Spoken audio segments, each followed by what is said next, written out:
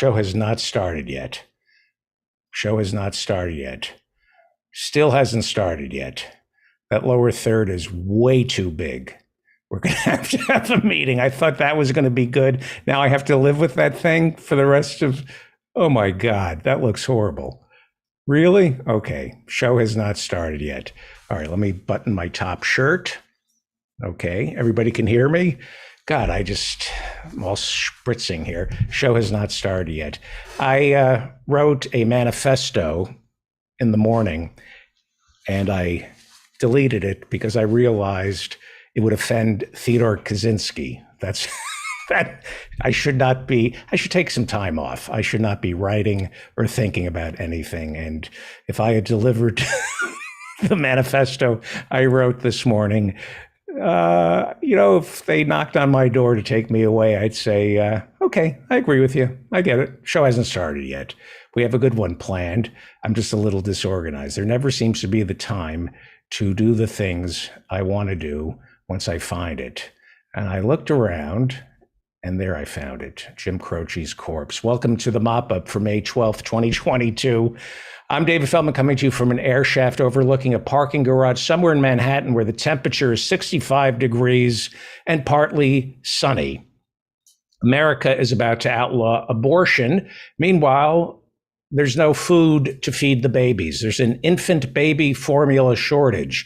The infant formula shortage is hitting poor women especially hard since poor women have multiple jobs and don't have the time like Gwyneth Paltrow to breastfeed their darlings. And that's sad because as everyone who follows Goop knows, breastfeeding is the fastest way to lose all that pregnancy weight.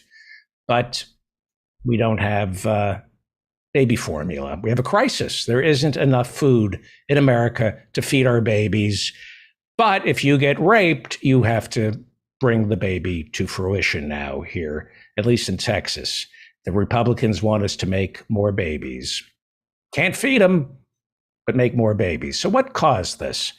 Abbott, not Greg Abbott, Abbott, the manufacturer of baby formula, they don't quite have a monopoly when it comes to manufacturing baby formula, but it's pretty close.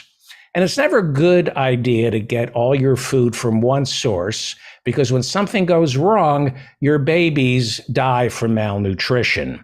That's why farmers early on learn to rotate crops. Don't get reliant on a single source of nutrition. And that's why we have antitrust laws. So babies all don't have to depend on Abbott for their nutrition. Something went horribly wrong earlier this year over at Abbott. The FDA, the Food and Drug Administration, discovered their formula was contaminated and it risked the lives of our babies here in America. So in order to protect the babies, the FDA shut down that big Abbott baby formula plant in Sturgis, Michigan, not to be confused with Sturgis, South Dakota, where motorcycle riding douchebags from all over the country gather each year to give each other COVID and share a single sample-sized bar of soap. Anyway, most of the baby formula here in America comes from Abbott. And because Abbott started killing babies, kind of like Texas Governor Greg Abbott, who also kills babies, but not fetuses, Abbott's infant formula was a danger to babies. FDA shut their factory down. So there has been what they call a supply chain problem, One company provides all the baby formula. The factory gets shut down because they're not following safety protocols. And they call that a supply chain problem. No, that's a company that's way too big. That's an example of why we need to break up big baby formula. They're too big. They've gotten too big. Big baby formula has gotten too big. They've captured the regulators. They play fast and loose. They don't have to follow the law because they are the law. And next thing you know, they're a threat to our babies. And the law does have to step in, shut them down temporarily. And now there's no baby formula. Now babies will suffer the long-term effects of malnutrition here in America because mothers are watering down their baby formula right at the time when babies need to be fed, right when they need all of the baby formula, not the watered down version. When you're a baby, you need to feed your important organs so they can grow. Your brain doesn't grow if you don't get the full strength of your baby formula. And when your brain doesn't grow, you end up with Republicans. But we're told it's all because of a supply chain issue. No, it's because Abbott got too big and now our children are not growing. Abbott grew and our children can't grow. But the Republicans don't complain about that. They're so obsessed with fetuses, but breaking up Abbott, can't do that. Now, I'm not saying there aren't real supply chain issues. I think there are some supply chain issues. Many of you might have forgotten the country got shut down because of COVID. So a lot of materials that go into making baby formula, cars, computers, they're sitting on loading docks. And so that creates shortages. Although the baby formula shortage is not supply chain, it's the FDA said, hey, you're breaking the law. You're going to kill some babies. Shut it down. But we're told that there are supply chain issues. And when there are shortages, that creates demand. And the more demand there is, the more corporations can charge. Go try to buy some baby formula right now. I think some boxes are going for like $100. That's price gouging. It's illegal, but this is America. They've convinced us that there are supply chain issues. And once we're convinced that supply chain issues are a real thing, corporations can get away with charging us whatever they want. They seem to think they're entitled to pass their supply chain costs on to the consumers. But corporations lie, and the supply chain issue is never as bad as they want us to believe. The real problem is no competition in America. There are pretty much 2 or 3 corporations that dominate each segment of our economy. So they collude and together raise prices, claiming there are supply chain issues. Well, that's exactly why we have antitrust laws. Competition is supposed to be good, unless you're rich and powerful. For decades, the Justice Department said it would only enforce antitrust regulations if a monopoly ended up punishing the consumers. So the Justice Department got away with not breaking up any of these big corporations because we've had decades of low inflation. Walmart, Amazon, they got to destroy Main Street. They pay shit wages. But since they kept prices low, the Justice Department didn't break them up. Amazon and Walmart were not monopolies because they weren't punishing consumers. The consumers weren't getting punished, so they weren't considered monopolies. They weren't punishing consumers unless, of course, those consumers needed to work for a living. Because there was no competition, all jobs with benefits disappeared because Amazon and Walmart stole them from us. But prices were low, so they weren't monopolies. This goes back to the Robert Bork memo. Yeah, that Bork. When he was in the Reagan Justice Department before he was nominated to the Supreme Court and they borked him, when he was in the Reagan Justice Department, Bork wrote the memo that said we should never prosecute a monopoly until it has an adverse effect on consumers. No inflation, no need to break up the monopolies. But now we have red hot inflation. Why? Mostly because corporations have monopolies or duopolies, and they can collude to charge pretty much whatever they want, and they lie and claim they have non-existent supply chain issues. And the right wing, they don't want to break up the monopolies. So they insist it's all about these non-existent supply chain issues. Well, what about inflation? We have inflation. Yes, these monopolies are charging too much. So the right wing says it's supply chain issues. Sometimes they say that, but mostly what the right wing insists is that inflation is caused by, you guessed it, government spending. They insist government spending is creating these enormous budget deficits.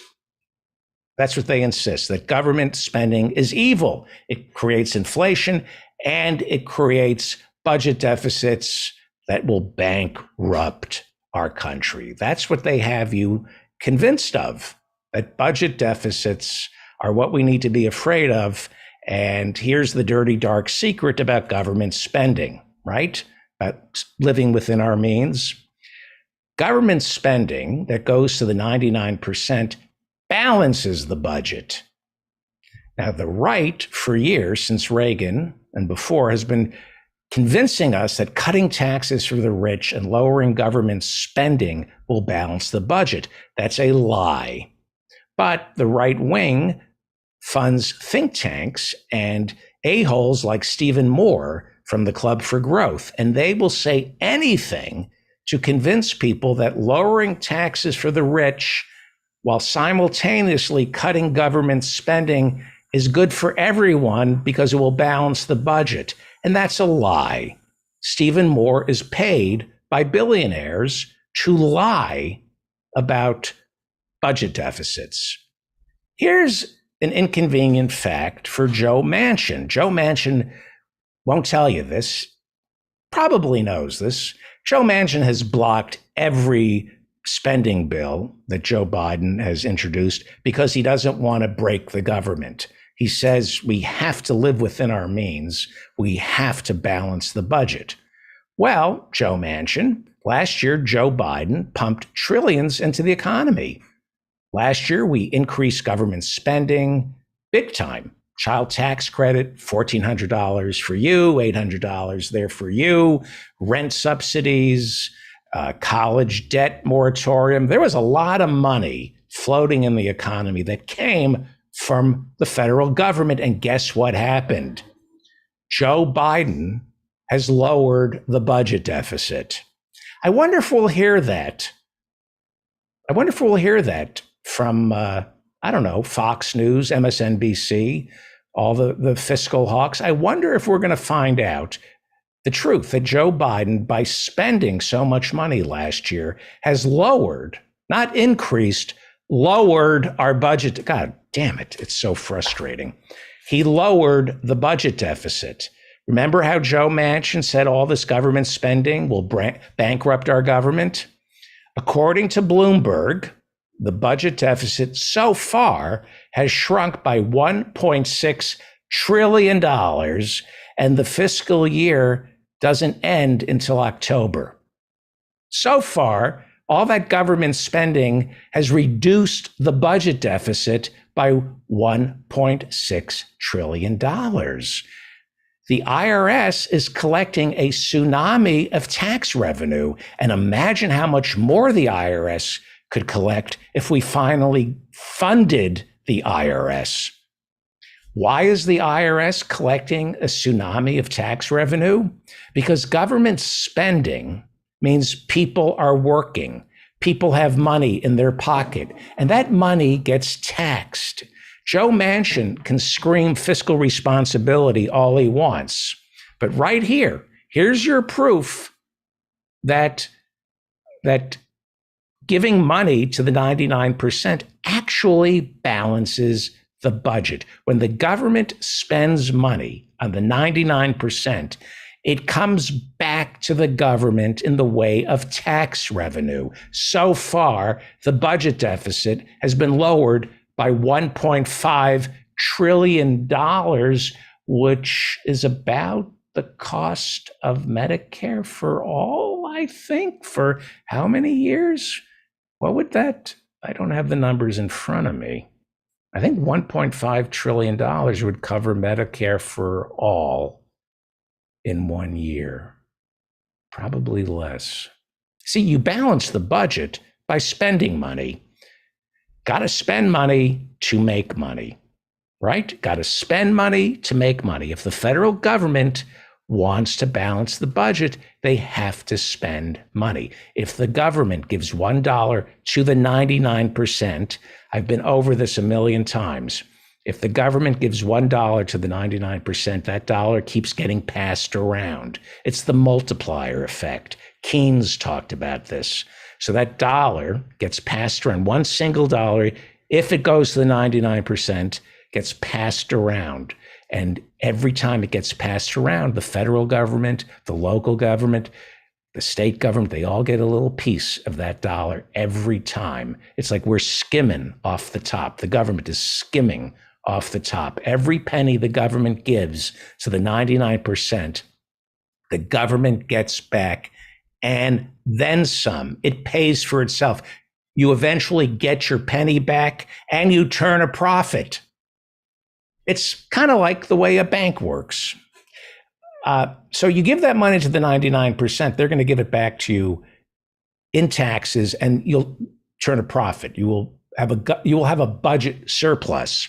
It's the wealthy who hoard their money. So, yes, government spending, is it inflationary? It can be a problem.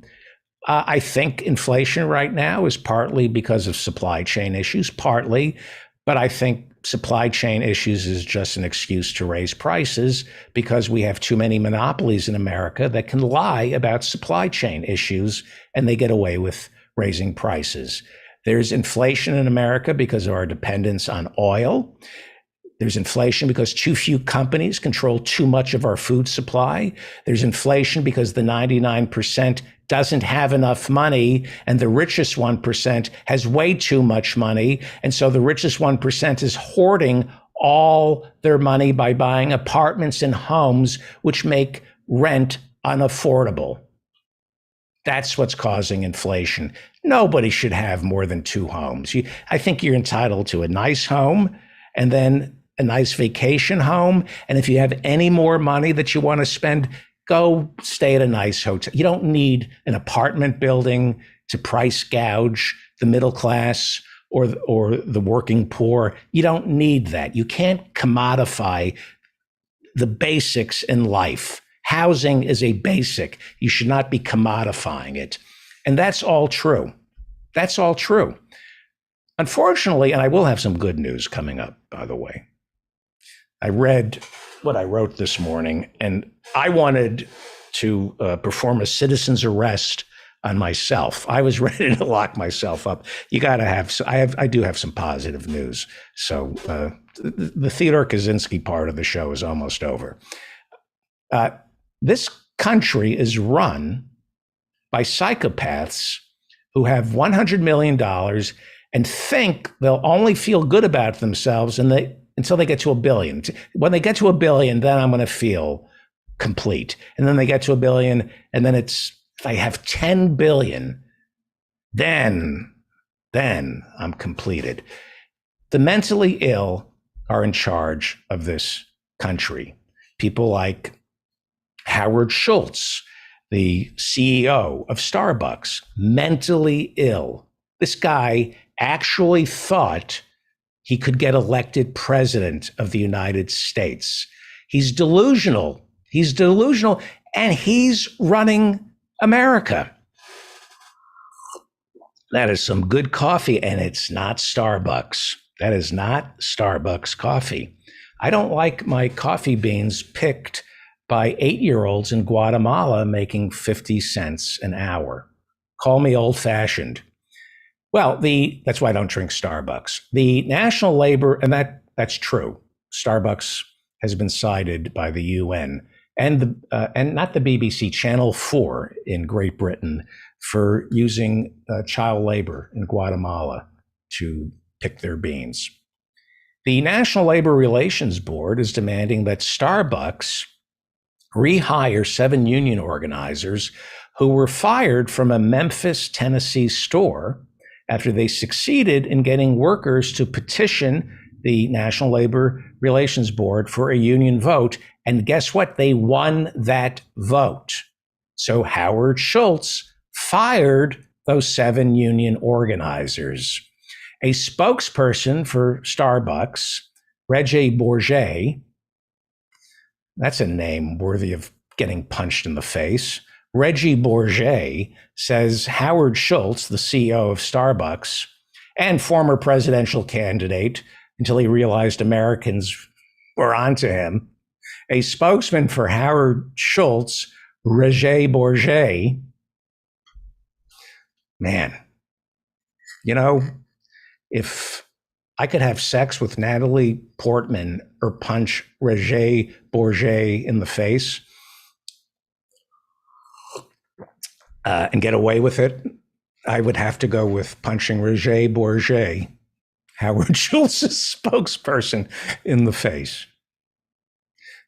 Yeah. Anyway, Reggie Bourget, Howard Schultz.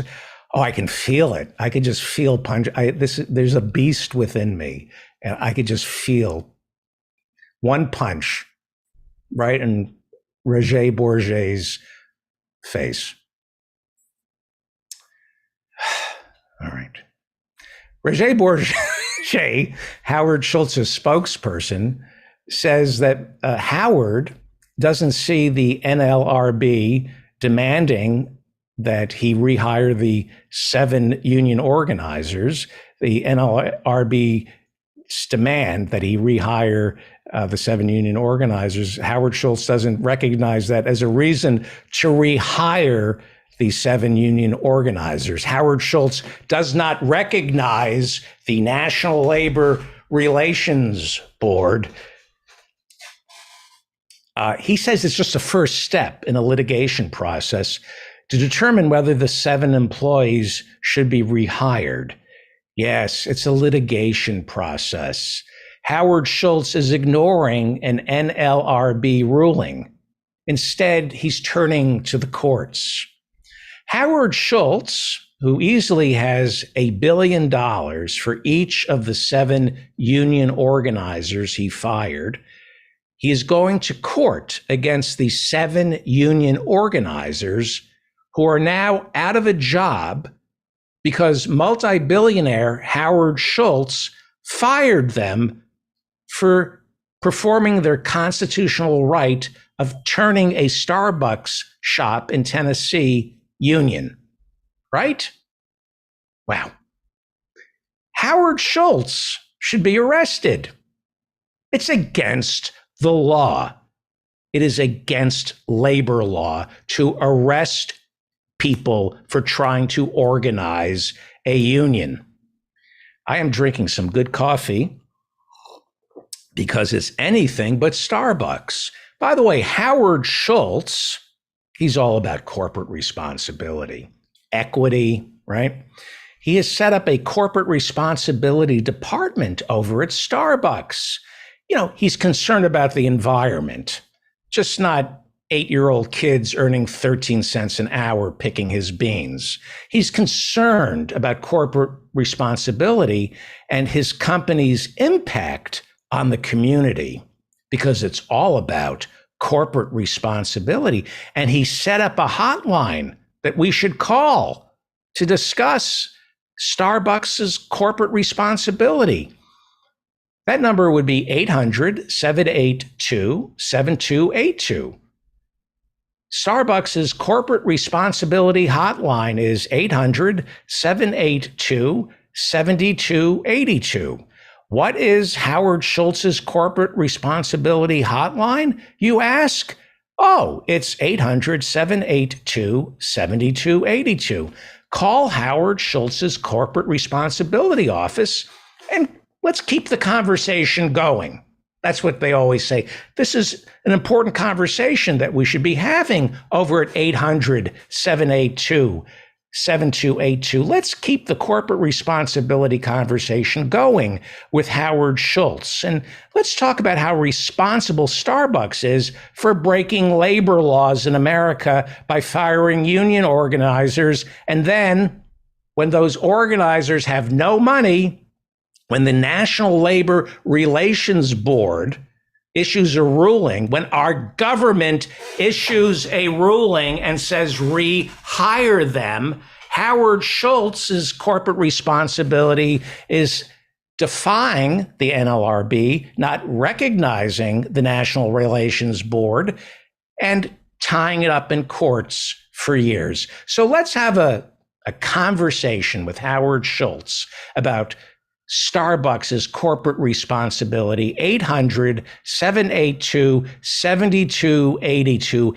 He does not recognize the legitimacy of the federal government. Howard Schultz does not recognize the National Labor Relations Board. Laws don't apply to Howard Schultz. He's a billionaire.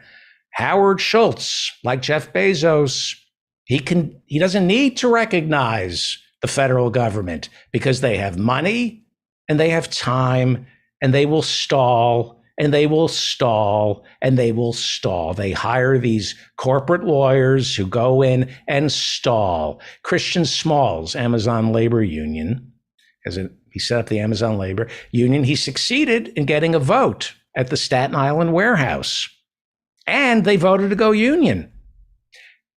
Amazon had him arrested twice when he was out there. Now Amazon has to recognize the union, but they won't. They will not come to the bargaining table. They are stalling, and they are stalling, and they are stalling. And meanwhile, Christian has been out of work for 2 years. How many years will Amazon tie this up in the courts? Who knows? Who knows? So which side are you on? Are you on the side of unions? I hope so. And if you're on the side of unions, then you're not on the side of Starbucks or Amazon. If you are on the side of working people, you are not on the side of Starbucks or Amazon until they recognize these unions. So my advice to you today is don't go to Starbucks. Save $7 and give it to Joe Thompson. Go to joeforassembly.org. He was on the show Monday. Donate to Joe. Donate to 19-year-old Joe. Go to joeforassembly.org. Go look at my interview with him from Monday's show, and it'll make you actually feel good about the world. Joe Thompson currently attends University of Santa Cruz, and they work at a Starbucks. And they are a representative for the Starbucks Workers United, a nationwide union for Starbucks workers.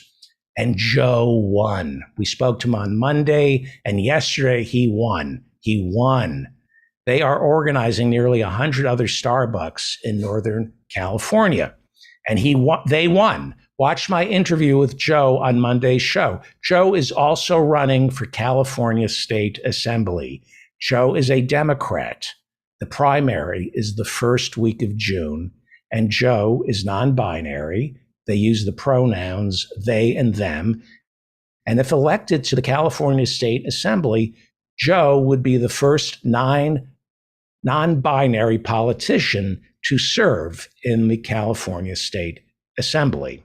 So instead of going to Starbucks today, save the money you were going to waste at Starbucks, and instead of filling Howard Schultz's pockets, send the money over to joeforassembly.org.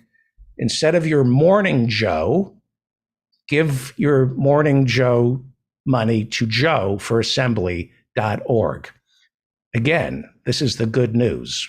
This is what will get you out of bed in the morning. You don't need caffeine to get out of bed in the morning. Just think about Joe Thompson. We had him on Monday's show.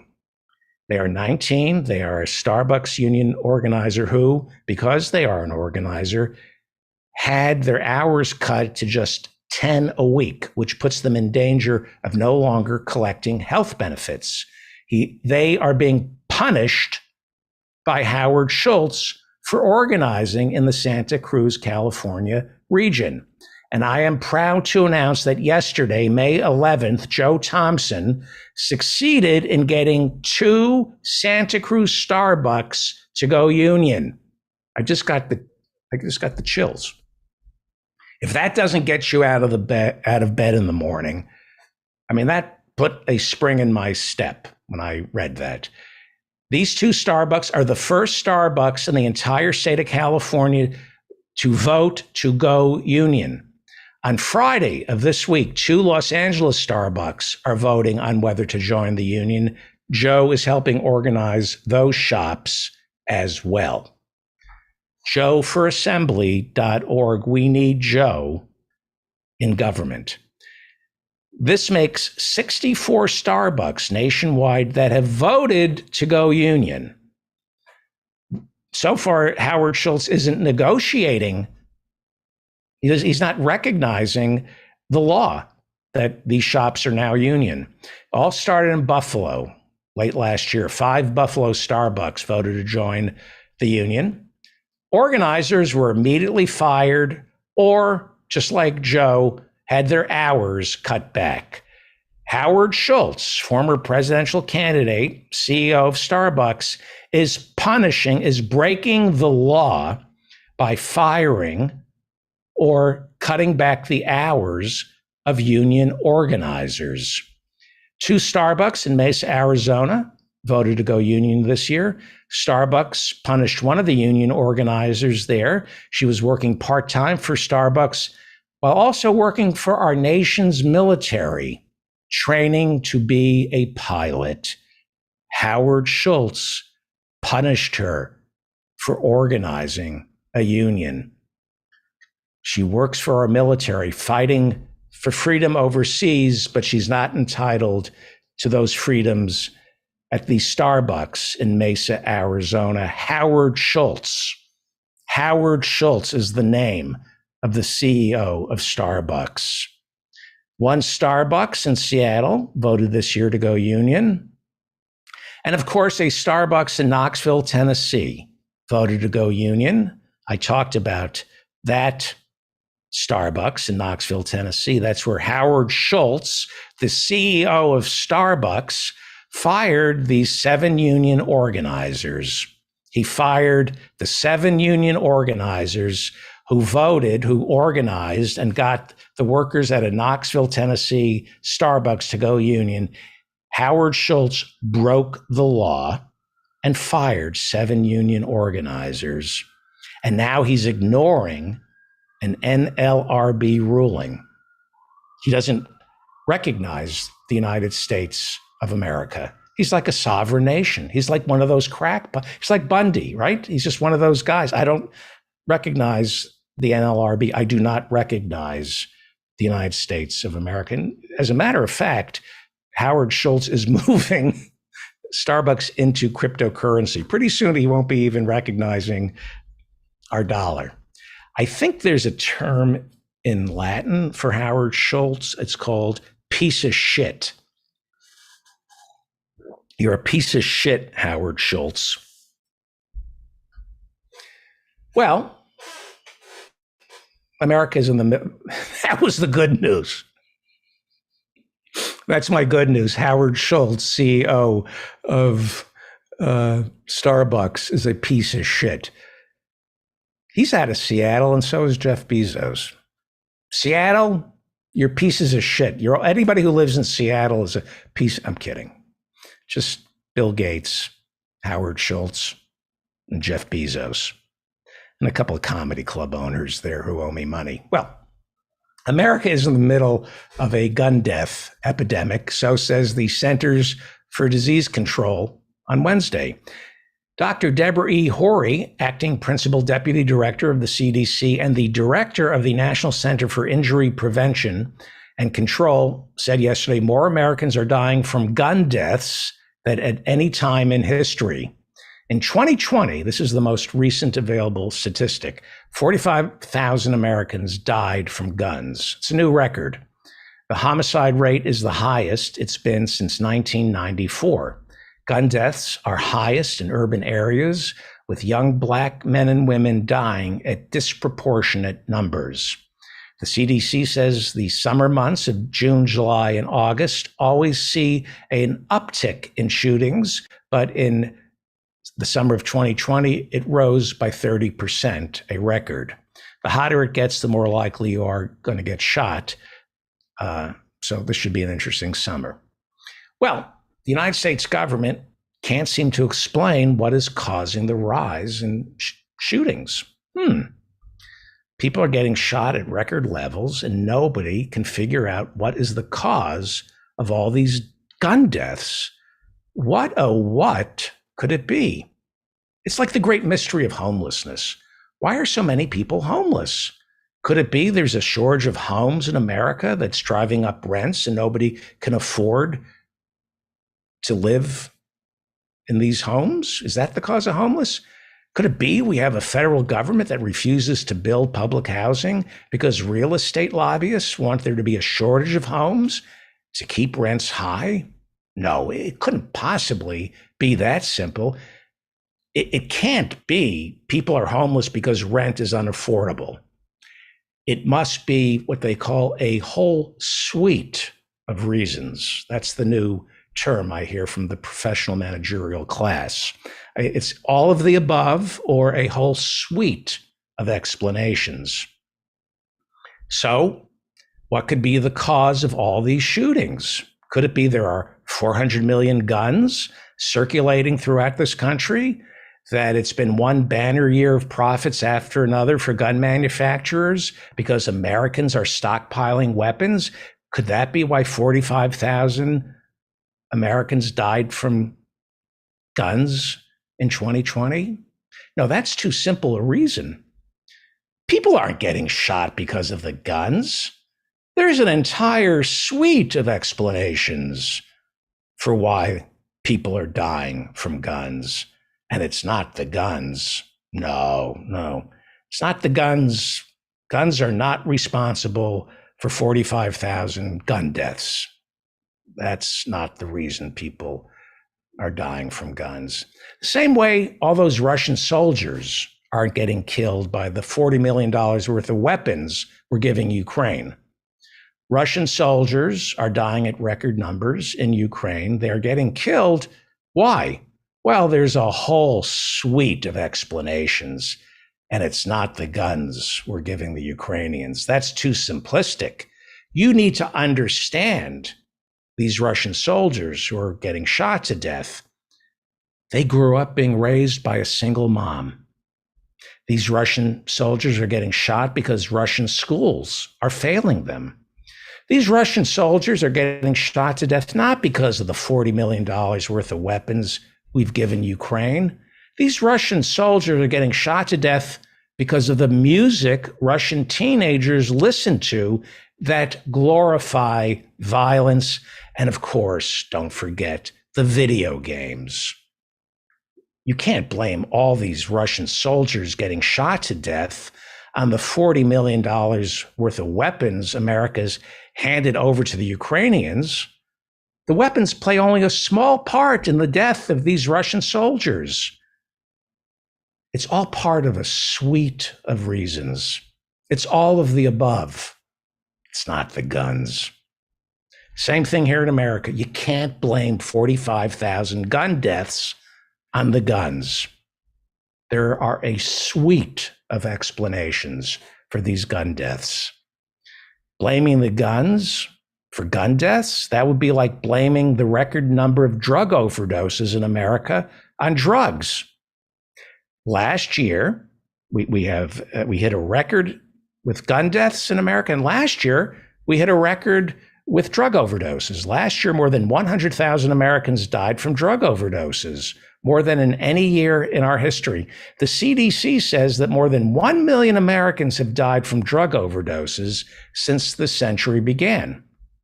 Now, we would never blame the drugs, right? Because we've learned from guns, blaming drugs is too simplistic, right? You can't blame gun deaths on guns, and you can't blame drug overdoses on drugs. Oh, wait, that's what we do. When it comes to drug overdoses, we just blame the drugs. Isn't that odd? When it comes to drug overdoses, we fight a war on drugs. We need to get the drugs off the streets because that's what's causing the drug overdoses, drugs. So if you just get rid of the drugs, there'll be no drug overdoses. But not with guns. Guns, it's complicated, right? The right will say, I get it. I get it. Americans suffer from depression. They don't have jobs. They are lonely. But forget that. That has nothing to do with drug overdoses. We just need to get rid of the drugs. Just lock up the drug dealers and the drug users. Well, what about free treatment on demand? No, it's the drugs. We don't need free treatment on demand. Just get rid of the drugs. What about free mental health care? No, just spend money on getting rid of the drugs. Well, shouldn't we spend some money on providing work and education so people can find meaning in their lives so they don't turn to drugs? Maybe affordable housing? No. It's not complicated. Just get rid of the drugs. But the guns, that's complicated. There are so many factors contributing to gun deaths. The guns are just a symptom of a much larger societal problem. But drugs, aren't they a symptom? Aren't they a symptom of a much larger societal problem? No. You just get rid of the drugs, then people won't be able to take them. Okay, then what about getting rid of the guns? If we got rid of the guns, then people won't be able to shoot each other. You're being too simplistic. Okay, but isn't spending all your money on getting rid of drugs, but not addressing the root cause of drug use, isn't that simplistic? You're really starting to annoy me. How would you like a .50 caliber slug between your eyes? That's pretty much the conversation in America, where the answer is guns and more police. That's the answer. Because the people who've taken over our government, the right wing, they insist we need guns to prevent America from becoming a police state. That's what the NRA says. We need guns to fight the totalitarian instincts that are found in every government. We need guns, they say, to prevent America from turning into a police state. But whenever there's a mass shooting, the first thing we hear from right-wing politicians and the NRA and the pro-gun lunatics, the first thing they insist is, we need to fund the police.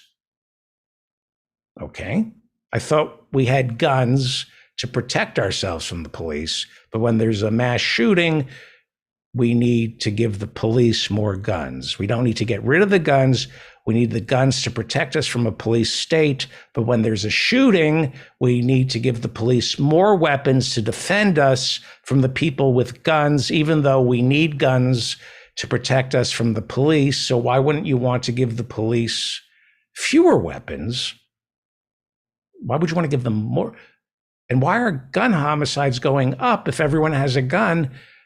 I thought guns were supposed to keep us safer and make us more free from the police. It's almost as if the argument for guns makes no sense, and this is just all about selling more and more guns. The people who want guns say we need to protect ourselves from a police state, yet these are the same people who want more funding for a police state, because the way to prevent a police state is to give more money and more weapons to the police. That's the conversation here in America, which brings me to ICE, Immigration Custom Enforcement. It's a brand new police force that came into being right after 9/11, because that's what America needs, a brand new police force, ICE. We don't need ICE because we don't have an immigration problem.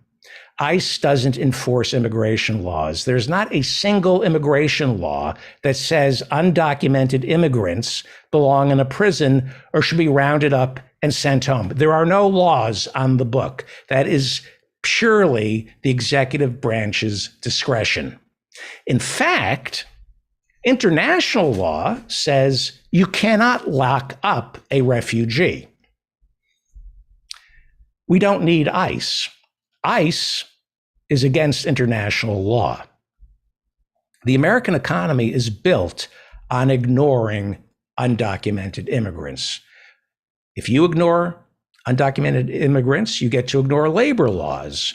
And that's why we want undocumented Americans. The same people who say we have to crack down on immigration are making billions off the people they demonize.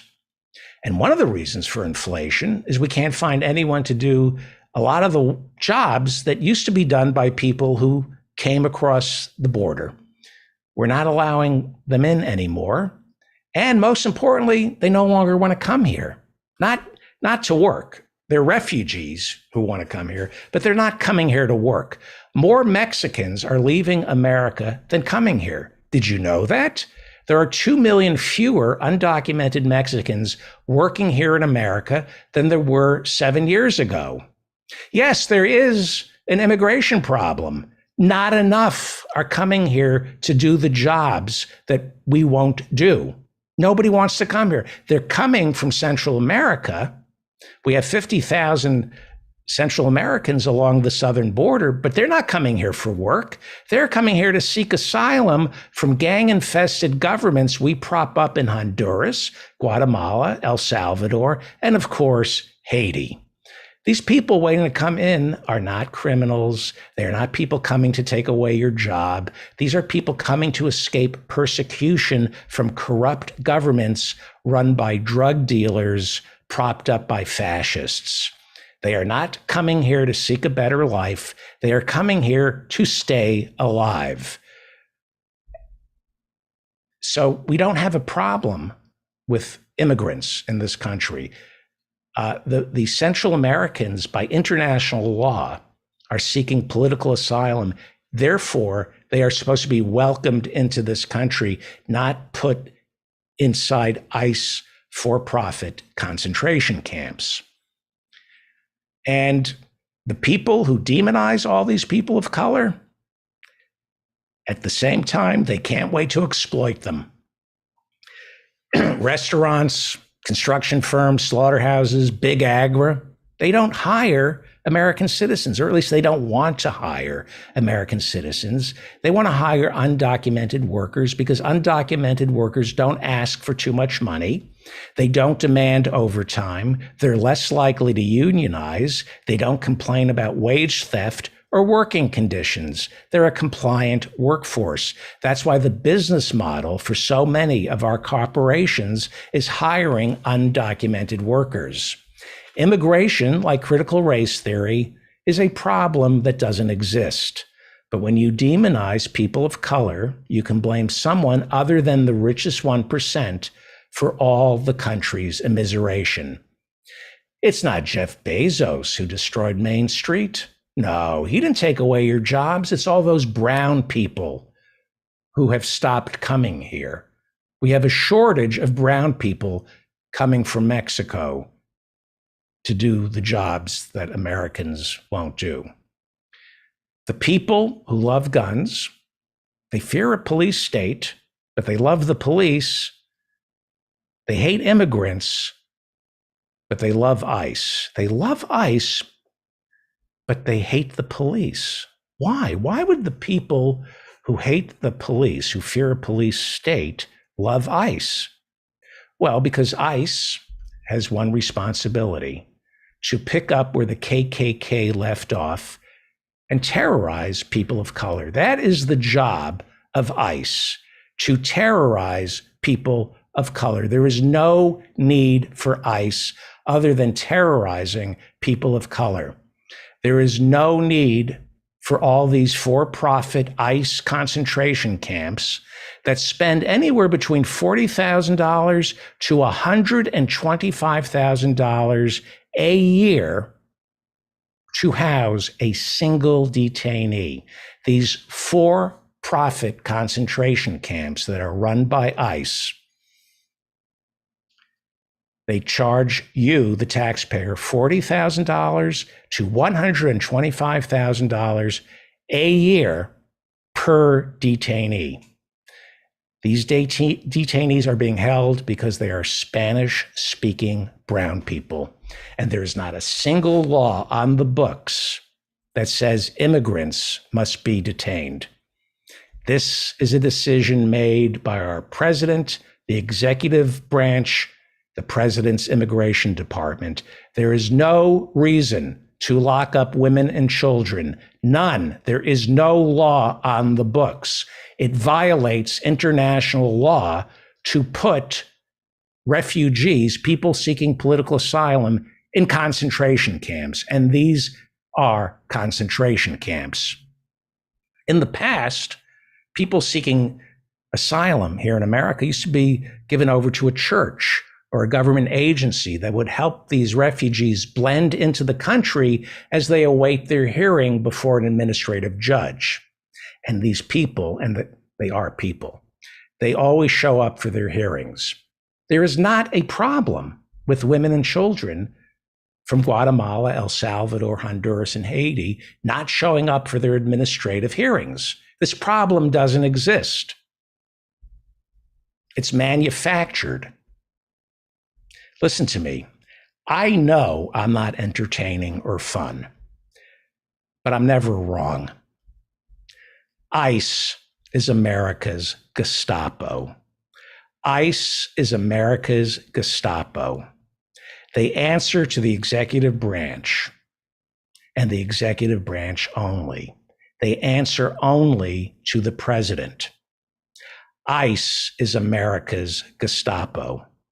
Joe Biden could order ICE to stop rounding up these women and children at concentration camps today with the stroke of a pen. There is no need for ICE or these concentration camps. There is no need to detain women and children seeking political asylum from Central America. It is against international law.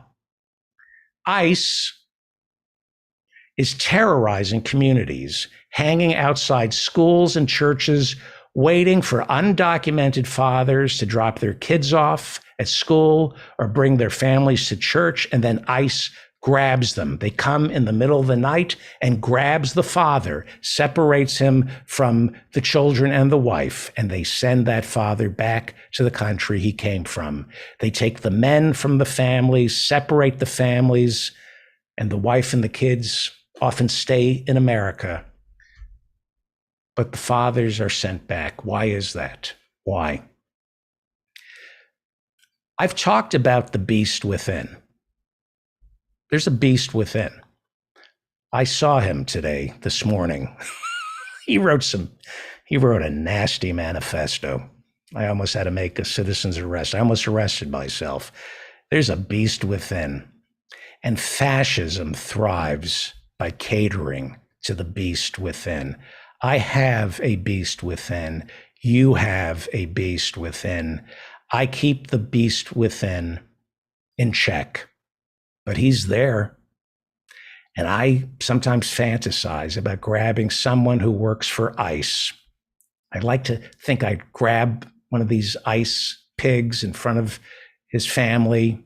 I fantasize about grabbing this pig from ICE and dragging him into my van with some of my friends, and then putting him on a private jet and taking him to Haiti with no money in his pockets. And I fantasize by dumping him in Haiti off to the side of the road. My friends hold him down, and then they open up his mouth so I can piss down his throat. As I say that, I can feel the beast within waking up. My body is tingling with excitement with that fantasy. The fantasy of just pissing down the throat of someone who works for ICE. But I wouldn't do that because I don't like peeing into men's mouths in public. And so I wouldn't do that. So I keep the beast in check.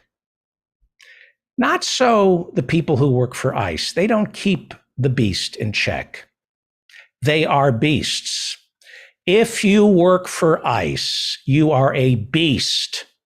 The same way anyone who worked for the Gestapo was a beast. If you work for ICE, you are a beast.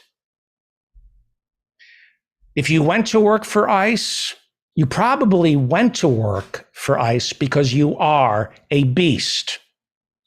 Some of you went to work for ICE, and ICE awakened the beast within. But I can assure you, anybody who works for ICE is a beast. I know who these men and women are who work for ICE. They're inside of me. They're inside of all of us. If Jesus died for our sins, ICE commits those sins for us. If Jesus died for our sins, ICE commits those sins for us. People who work for ICE rape, they torture and ruin lives, and they enjoy it. They are forcing women to get sterilized. There are stories of ICE, these ICE for-profit concentration camps, forcing women to be sterilized. There are stories of inmates at ICE concentration camps being forced to work for a bowl of soup. ICE is evil. ICE is America's Gestapo. Abolish ICE. They don't make us safer. They make us less safe. ICE destroys us because the people housed in those for-profit ICE concentration camps are us. They are not criminals. They are running from criminals. They are running from gangs who are identical to the beasts of ICE. The clock is ticking on our planet, and it's also ticking on what's left of whatever you want to call our republic. I voted for Joe Biden. So did Harriet Fraud, Dr. Harriet Fraud. So did a lot of people who share and shape my moral compass. Dr. Fraud said she voted for Joe Biden because he wouldn't shoot protesters in the street. I think that's probably true, maybe. We just found out from Mark Esper in his new book that when he was Secretary of Defense, Donald Trump asked him to shoot Black Lives Matter protesters. Donald Trump literally wanted our military to shoot protesters. Senator Tom Cotton, Republican, pretty much said the same thing in an article he wrote for the New York Times 2 years ago. Republicans do not believe in democracy. They've made that perfectly clear. They believe in guns, religion, money, and power. And they use people of color, the LGBTQ, as scapegoats. It's not corporate America's fault. It's not the right-wing authoritarians seizing power. None of those people are to blame. It's people of color. It's men marrying each other. It's the oldest trick in the book because it always works on the ignoramicizes. What's the plural of ignoramus? Ignorami? Ignoramicizes. So no, Biden won't shoot us all in the streets. But what he also won't do is shut down all the national security apparatuses. He won't remove all the tools at the right wing's disposal. I need a break. He won't remove all the tools at the right wing's disposal when they are back in charge. ICE has to be eliminated today while the Democrats are still in office, because we know the next Republican in office will be smarter than Trump.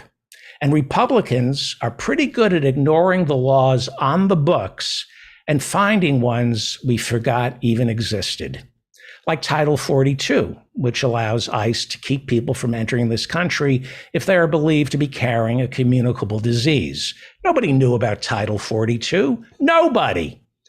But Trump's people found it. The virulent white nationalist Stephen Miller found Title 42. And this president, like the president before him, has been using Title 42 to keep hundreds of thousands of people from entering America. Now, Biden says he's going to reverse the usage of Title 42, but he's not getting rid of the law. The executive branch should not have the authority to decide unilaterally when and if immigrants from a specific country should be banned. Biden doesn't get credit for reversing Trump's use of Title 42. It needs to be removed from the United States Code of Law. There are hundreds of emergency powers given to a president by law. They need to be taken away from the president today. There are laws on the books right now that would allow a president to turn ICE into his own private Gestapo. A party like the Democrats, a president like Biden, doesn't deserve credit for not invoking these laws, for not taking advantage of them. A president deserves credit for getting rid of these laws so those laws are not sitting around for the next president to use. One of the reasons this country hasn't completely succumbed to the fascist elements in America is because during and right after Watergate, the Democrats were able to pass new laws that made it harder for presidents to do things like lead us into a protracted war without congressional approval. They set up inspector generals who keep an eye on the executive branch. To prevent the ruling class from controlling elections right after Watergate, the Democrats passed campaign finance laws that Citizens United and, more importantly, Barack Obama rendered useless. Remember, Barack Obama was so great at fundraising, he turned his back on public financing. All he had to do to keep campaign finance law alive was to say, I'm not taking private donations. Obama did that. Hitler didn't break the law. He changed the laws. The Enabling Act was passed right when he came to power so he could have more power. Fascism can only exist if there are laws on the books that make it easier for a country to become an authoritarian regime. The Republicans are going to be in charge sooner than you think. One of the reasons Trump couldn't shoot protesters, fire rockets into Mexico, seize ballot boxes, and overturn the election, all these things he tried to do, he did not succeed because there were still laws that prevent him from doing this. The issue now isn't whether Trump will be prosecuted. That ship has sailed. We know he's not going to get prosecuted. The issue is, how do we plug the holes today to make sure the next Trump doesn't have the legal authorization to turn this country into a full-on authoritarian regime? And the first law we need to get passed is getting rid of ICE. According to a new report by the Georgetown Center on Privacy and Technology, most Americans right now are being spied upon by ICE. Did you know that? The Los Angeles Times this Wednesday reported that ICE has created a vast network of surveillance equipment that allows ICE to keep track of all of us, bypassing every single law on the books. In other words, ICE is spying on us, and it's perfectly legal. The Los Angeles Times says of this new report coming out of Georgetown, Los Angeles Times says the report paints a picture of an agency, ICE, that has gone well beyond its immigration enforcement mandate, instead of evolving into something of a broader domestic surveillance agency. And ICE has no comment. Whenever I read a story about ICE, ICE is asked for a comment, and they have no comment because ICE doesn't believe in a free and open press. Who ever heard of a police department like ICE that doesn't have press briefings? The FBI has press briefings. The Justice Department has press briefings. Every local police chief does press briefings. Every other police force has to answer to the press, not ICE. The Pentagon has daily press briefings, not ICE. ICE purports to have an Office of Public Affairs, but they don't return calls. I called them today. They weren't even picking up their phones. ICE needs to be shut down. In order to save this republic, we need to make it easier to vote, but we also need to shut down ICE. ICE operates with no oversight. They answer to nobody. They are a separate arm of law enforcement working in tandem with for-profit prison companies. This has all the makings of a country in which you keep your mouth shut or they come for you in the middle of the night. And that's what ICE does. They come for you in the middle of the night.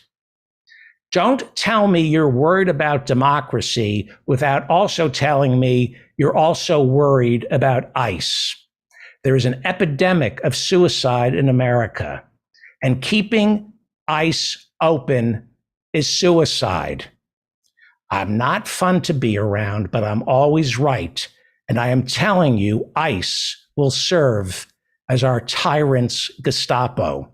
It is a brand new police force whose only institutional memory is one of thuggery.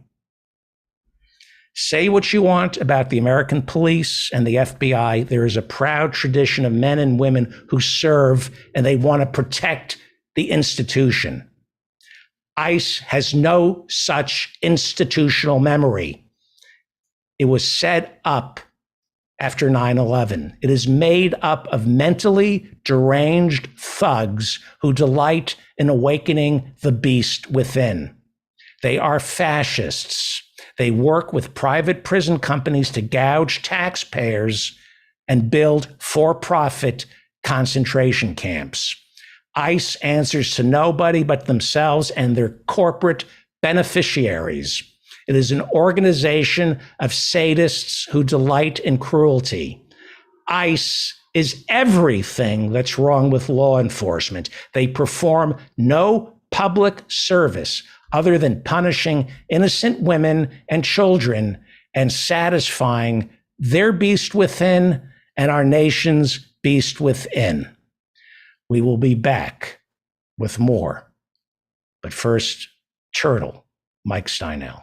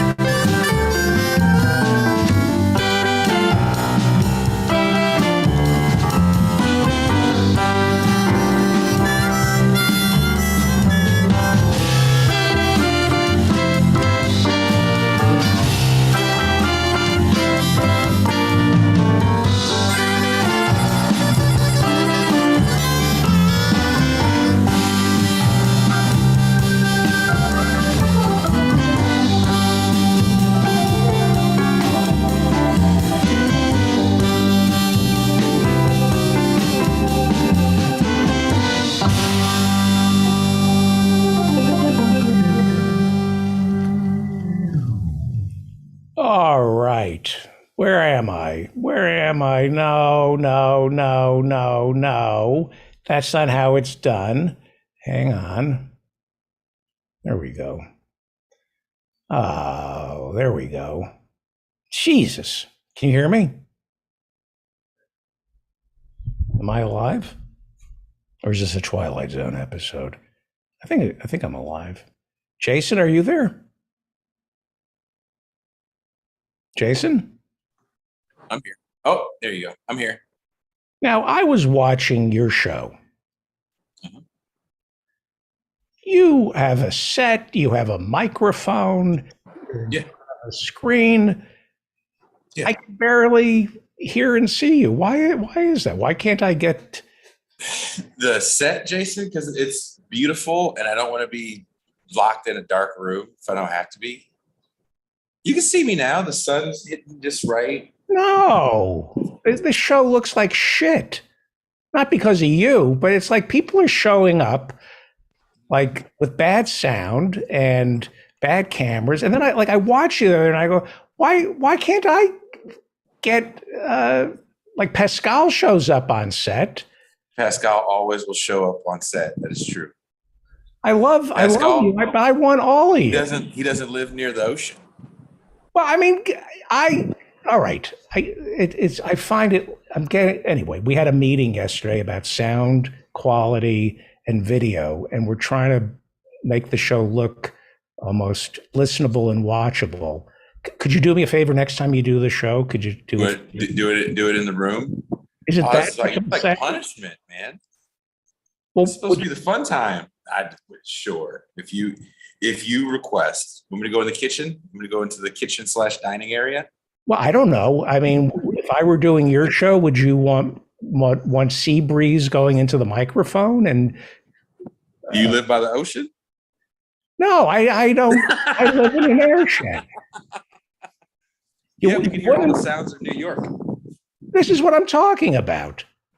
Well, I'm walking into the inside of the house. Yeah, I know, but like, Would you like to see the inside? You guys, can I flip the camera around? just wait till. You guys want to have a tour of the house? Look at that. Okay. See that? No one gets a tour of the house, Feldman. That's beautiful. Yeah. Can That's why I move? live in Mexico. All right, let's do me I a can't favor. afford this in California. Do me a favor, in all seriousness, and I'm going to be telling this to all the guests. Get your sound and your shot right, please. I'm telling this. You don't eat. Some people come on the show with food in their mouths. No, I don't I eat. watched This Is Revolution yesterday, and everybody treats you with respect, and you treat you like everybody shows up and looks great. They don't eat. They have their shots framed. They have microphones. My show is just, Well, I would never eat on anyone's show. That's rude. yeah. Someone did eat on my show, actually. I'll tell you about that off air. I feel like I'm being treated like, the guy who puts out in the back seat. I'm the guy who puts out in the back seat of a podcast. This used to be my background, actually, because I used to shoot here, and then I had a bit of a stalker for a while, so I didn't want to show too much of where, even though you can't even find where I live on a map. How come I don't have any stalkers? I mean, I know I'm not as good looking as. Hey, you got to unbutton the shirt to the navel every so often. Nobody stalks me. No, I get no phone calls in the middle of the night if you don't let me see. If you don't let me send pictures of myself naked to you, I'm going to jump off the Golden Gate. I don't get that. I was. Look, man, it really weirded me out because you know what? I don't know what any people know what I look like. I don't know what they look like. And if someone comes up to me talking crazy and wants to attack me, I don't know who these people are. So it kind of scared the bejesus out of me a little bit, to be honest with you. But enough about stalkers. This is a good shot. Look at this. You got this good lights. No, it's not. This is a good shot. No, I worked all night on lower thirds. Look how nice your lower third is, and you cheapened it, and you make me feel like the guy who puts out in the back seat of a podcast, and you don't have to buy me a drink or anything. I feel cheap and dirty. I already feel cheap and dirty. I've been doing all my interview shows in this area because I it's more comfortable and damn, well, now you made me feel bad. Well, this is better. The sound is better and the lighting is better than sorry to interrupt your You know, app so you could do like, it's like, hey man, I'm just trying to enjoy this all right, life before it gets let's, snatched let's, from me. let's get to work. I love Jason Miles and he's a gift. You are a gift to this show. I'm assuming this is I'm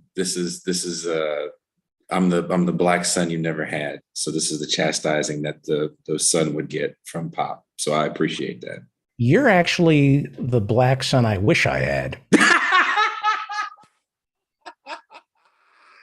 Because the one you got now won't move. I don't want to talk about him. So anyway, I love Jason Miles, and I didn't mean to, but God damn it, I was watching your show last night, and I'm thinking this is fantastic. Like, this is revolution. Not only is it interesting and smart and engaging, it looks and sounds good, and I'm thinking why can't my show look that good? Or at least why can't I have the people who have shows that look and sound that good Okay, sound that good on my show? I will Yes. say this. Look, Yeah. I will say this. A very nice young lady who will be on the show this evening came down to Mexico to help spruce up my set with old posters, and it gave me a nice backdrop, and we made a good shot and everything. So, You used to do the show, mhm. a nice backdrop. Jose Yeah. Canseco, the basic Yes. cards. Yes. And suddenly it's like, you know what? I had Feldman already. All right. I love you. I do. And I try to hurt the people I love. Jason Miles is the co-host of This is Revolution podcast with the brilliant Mr. Pascal. And Brilliant. he is brilliant. And let's talk what we were talking about on Monday. Now, I don't know if you had the unfortunate experience of hearing my opening where I talked about eliminating ICE. Yeah, I mean, remember, I live in Mexico, so there's one reality to where I live is that it's a lot of people that live down here, especially on this side, are not from here. And I think one thing people don't think about when they think about immigration and deportation, which was really ramped up in the Obama years, is the fact that a lot of people just got dropped off on the other end. So there's a decent amount of Haitian people here. It's not like other parts of the border, but we do have a bit of a Haitian population. And there's just people that aren't from here. And I don't think people take into consideration if you are a child 2, 3 years old and your parents go across the border, you didn't have a say-so in it. And if you then get deported for whatever reason, and you're not from around here, you didn't grow up around here, you didn't visit around here, maybe you speak the language, maybe you don't. That's kind of frightening. It's frightening for me in some aspects living out here, but imagine this is a move by choice. Imagine getting thrown over here and then having to figure out, okay, well, how do I navigate finding a job, finding housing? ICE is a pretty violent organization because, as you say, they kind of work without any sort of autonomy. And I tried to get a spokesman from ICE on my show. I can get you if you want to have a really interesting ICE conversation. I'm being totally serious, David. She'll be here tomorrow. She was an immigration lawyer she worked for immigration law for 20 some years and worked on some really big cases and actually was spied on by ICE. Their office was bugged. They did a case called the LA8. And she can get more into it. She's actually coming on tonight and going to talk. We're going to have Norm Finkelstein and her on. They're going to talk the Constitution and the Alito decision in Roe. Right. I'm literally going to move out of the way. But yeah, ICE is a problem. Immigration is a lot deeper than people think, especially when it comes to people being like serving their time and then getting deported. There is a very wonderful woman that helps me out with translating.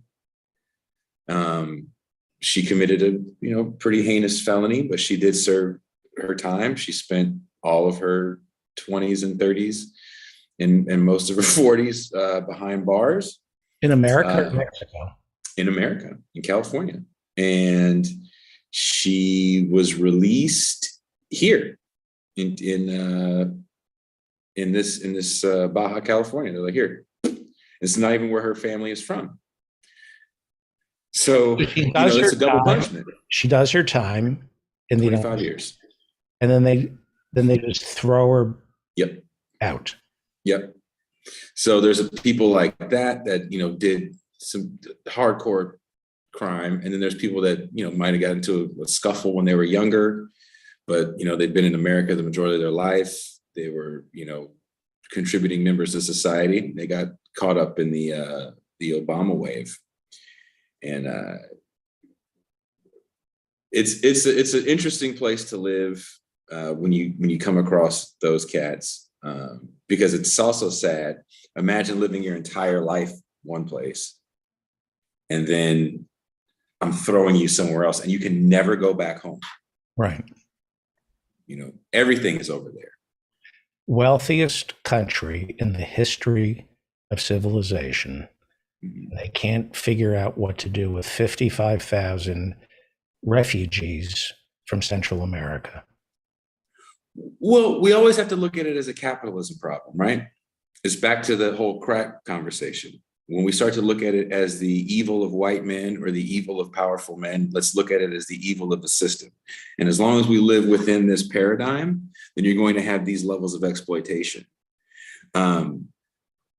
When you have farm workers starting to organize, because let's remember, during the post-World War II, that's still a section of society that isn't going to be granted these benefits like Social Security in the agricultural sector. So as these farm workers are starting to organize in Central California, Southern California, you start to get things like the Bracero program, where the government's going to come in, we're going to bust all your organization up with more cheap labor from across the border. And by the time that program is ended in 65, we start to really change the way we look at immigration and even what department is handling immigration. And so when you look at what happens to Los Angeles or Southern California post 65, you have an influx of what we call the reserve army of labor, competing with a reserve army of Black and white labor that migrated from the South as well. And now they have to work in what we call post-Fordist industries, because all these factories have finally left, or they're starting to leave. So you still need workers, but now you have a massive army of suppressed labor. So whenever people get kind of in a hissy about immigration and good people and who deserves and yada, yada, yada, it's like it's never about who deserves. It's never about who deserves. It's always about, can I push down wages? NAFTA decimated northern Mexico and a lot of the farm workers, and has just been a nightmare. And it's also helped change the paradigm of drug trafficking and that illegal economy. So how did it change the drug trafficking? Around the time NAFTA gets done is also around the same time that Pablo Escobar gets killed, and the head is cut off, that snake, if you will, in Colombia. And they were the main cartel. So cocaine was getting flown in. Now with NAFTA, you drive it in. It's a straight shot from Mexico to the top of hell to Canada, up to 25. So now you see a change in who controls where it's coming in, and that really you see a little bit of it in the 80s, But once NAFTA gives you the green light, it's like game on with all kinds of drugs to women. And there's a couple of cartels in Mexico that are fighting because now the people controlling the cultivation, there's, rebels in the jungles, right wing and left wing. It's just splintered. So even if you look at the price of how much kilos were going for in the Escobar days to what they go for now, I mean, it's cheaper now than it was in the Escobar days. But by the time you get it from Mexico, it's a hell of a lot more expensive because they're the ones literally controlling it. By the way, I have to be fair, I have to turn on Professor Ben Burgess. That son of a bitch. And why doesn't Where he? the hell is he? Where are your Where lower is he? thirds? How come you don't have lower thirds like Jason? Where's Dirty Ben Burgess? What's up? I'm turning on all the guests today. That's my new thing. Well, What up, you're Ben? coming to us from your set, right? That's your actual set, right?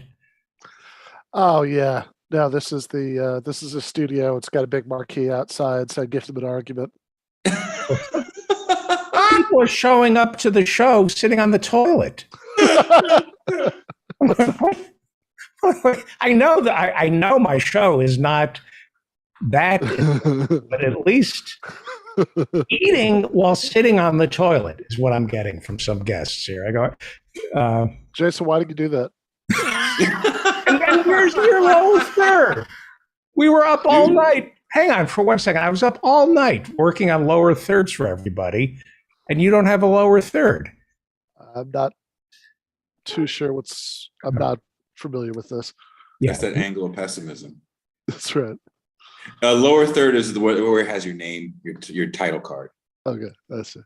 Yeah, why don't I get title card? He's not using one of our things that we use. He doesn't use an app strictly for this. He goes old school. Let me ask both of you. Professor Ben Burgess joins us. He's a columnist for Jacobin, among other things. Among other things, he's an author. And host of Give Them an Argument. He's my friend. And a friend. There you go. Jason's friend. That should be the top line. One of the most brilliant people, two of the most brilliant people I've ever met in my life. And all I keep thinking about is, where's his lower third? I want him to have a lower third. I'm not doing too well. I'm in a bad mood. It's Jose Arroyo is going to be on later, and he taught me about the snapped shoelace theory. Have you ever heard this? Jose talked about it. It's, you're maintaining, and then you go to tie your shoes and the lace snaps, and that's it. It's just white heat, and you commit acts of violence. Well, let me say this before you go talk to my good friend Ben Burgess. I was going to ask both of you a question that I wanted both of you. Go for it. Go for it. Wait, you go ahead.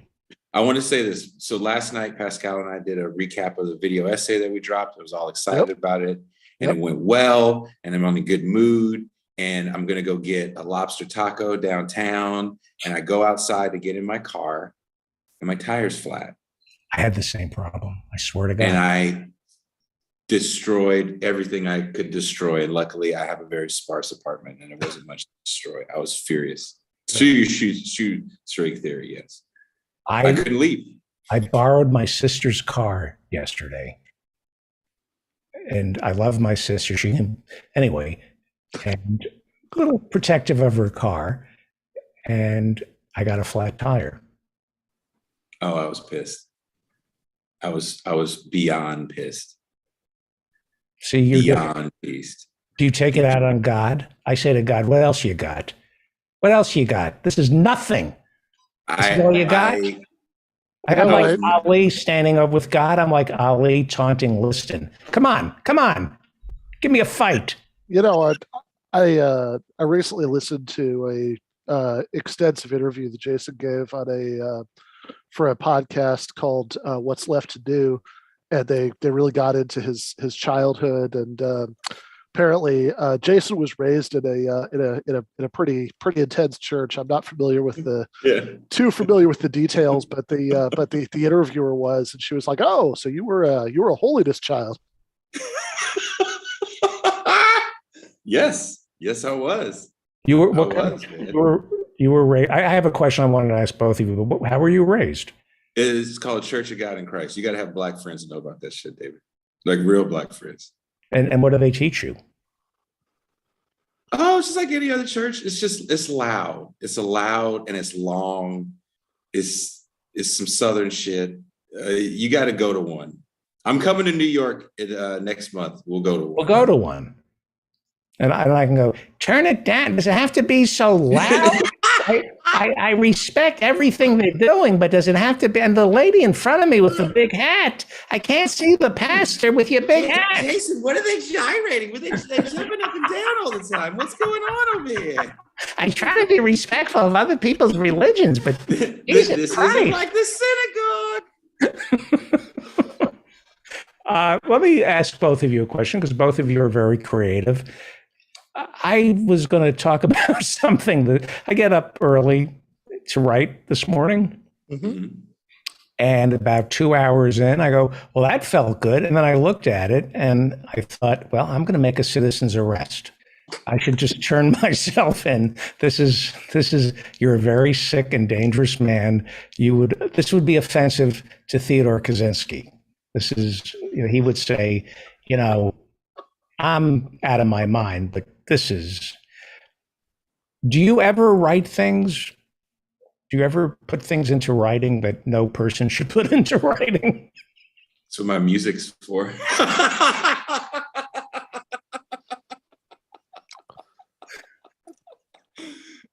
That's a good question for Ben. For both of you. Yeah. Well, I mean, sometimes a bunch of shit's pissing me off, and I have a series of complaints about it, and I get it all down, and before you know, before I have time to reconsider, it's been called Canceling Comedians While the World Burns. And it's been published.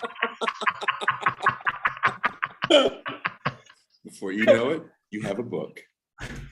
But it must be great having an editor, though, because you write for the Daily Beast and you write for for Jacobin, so somebody can set you straight, right? Yeah. I mean, there are good things and bad things about it, depending. But yeah, I mean, I've been, I think, pretty lucky with the editors I've had, and I think it's I think it's useful. I mean, like there are I think some pretty decent writers who are on Substack now, so they could like just write whatever they want and nobody could veto it. And sometimes I'll read that stuff and I'll be like, yeah, editors are good. You're the author of Christopher Hitchens, What He Got Right, How He Went Wrong, and Why He Still Matters. Did he get to a point where he no longer needed an editor, you think? Well, I mean, people say that he required his work required very little editing, and I think there's certainly people who are, I think there are certainly people who, are pros and who like, especially I think after you've worked with an editor or a magazine for long enough. I mean, at this point, I have like a pretty good sense of what I can and can't get away with at Jacobin, and what they're probably gonna say no to and all of that. So but I still think it's like probably good. I mean, like I do tend to think that there's something to be said for just like having to run things by somebody else and like, just get another take on it. I mean, right. I mean, like that's it's like, like by, like I like Stephen King, but like by like the sometime in the 80s, you could definitely tell that like nobody was in a position anymore where they could say, Steve, Right. I don't know if, maybe you should cut those last 200 pages, like, and I think his work suffered for it. And Jason, you are a video editor. How has that taught you to edit what you say? Considering what I just talked to Ben about on a private issue, when I'm very upset, I'll be totally transparent, as my partner always says. I do shows about it, and you will never know who I'm pissed at. Mm-hmm. You will never know what I'm pissed at or who I'm pissed at, but the whole show will have a purpose to crush somebody's kind of annoying argument that they might have had against us or against something that we are vehemently against. And yeah, more often than not, a lot of the shows we do are motivated by fuck that guy. Well, let's talk about it's Christopher Hitchens, says the energy of hatred, it's a junk energy, but it could get you up and get you to right. That's how I live.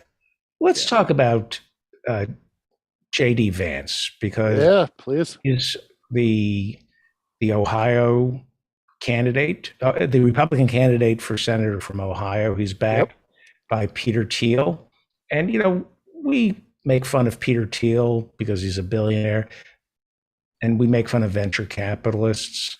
There's an opiate problem, and J.D. Vance, who wrote Hillbilly Elegy, has done something about that. He set up a nonprofit.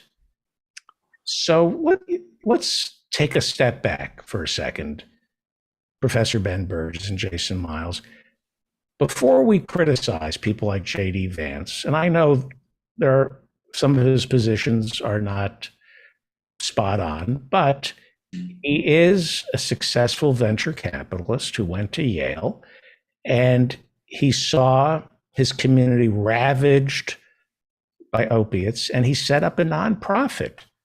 Dope. Doesn't he deserve some credit for that? So this is kind of funny. So you mentioned that Peter Thiel's funded him. This is going to seem a little bit like off topic or convoluted, but give me like 90 seconds because that's going to be worth it.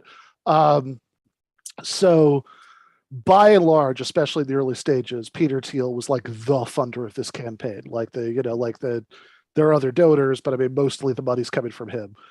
Peter Thiel ended up spending $15 million on this primary campaign, which is like unprecedented for like a state primary, that I'd spent $15 million. But campaign finance laws, you can't just write a $15 million check to the campaign, right? That's their caps. That's too much. So what you have to do is you have to spend on the super PAC. But in this, the one thing is that officially the reason that under the Citizens United ruling, it says you can do, there are no funding limits to the super PAC because that's not the campaign. That's just free speech on behalf of the campaign. So, and part of the fine print there is that you're not supposed to coordinate between the super PAC and the campaign. So in this case, though, because the Thiel money was most of what they were going on for a while, they did all the stuff that would normally be done internally within the campaign, like polling and analysis and stuff like that. They actually did that within the super PAC instead of the campaign. But even though this whole node coordinated thing is kind of a bad joke, like in terms of how this works in practice, there are certain lines you can't cross. So they couldn't be like, having the super PAC email the campaign every day. Hey, we did, here's our new polling data. Here's how you should adjust your strategy, because that would be coordination. So here's what they did. They set up a website, a super minimalistic website. It's designed so that if you weren't looking for it, you wouldn't find it. But technically they could say we weren't giving this information to the campaign. We were just putting it on the public internet for everybody to see. And all it was a link to a Dropbox full of documents, which are polling, like basically internal polls, et cetera, et cetera. One of these documents, and since the secret, came out before I was working at this article, so I looked over it. This is my main source for this article, is a 175-page analysis of J.D. Vance's potential vulnerabilities. As prepared by the campaign, or the super PAC, which is essentially the campaign, and it's very nicely organized. This table of contents say, what does he say about this? What does he say? And one of the potential vulnerabilities pointed out in this document is that opioid epidemic nonprofit that he set up is now seems to be defunct. But when it was active, something like 90% of the money went to staff salaries, and $0 for the last year that they seem to have been active, $0 went to charitable activities. So, I don't know that he deserves that much credit for that. Okay, so but it also in terms of more substance stuff, I think if you actually look at his campaign website, he's tried very hard to give off this rhetorical impression of populism. He talks about deindustrialization, he talks about China, whatever. And he talks a lot about the opioid epidemic. But I've looked through the whole section of this website about this. I have no idea what he wants to actually do about it. Right. Like he says, well, I'll fight the drugs coming in. It's like, okay, how? Like, what are you going to do that's not happening? Like, spell it out for me. You know, I want to peel back everything you just said because I was taunting you about his nonprofit. I knew that none of the money went to where. no, I thought that was a good. But I didn't deadpan long. You know, but yeah. The finding of these documents, that's incredible, Jason, isn't it? That they would put that up for everybody to see. Yeah, I also think it's kind of arrogant and hilarious because of how much people don't try to find out what goes on with their candidates. I think it goes a lot into something that I talked about or we talked about on the show, which is there's a lot of hero worship.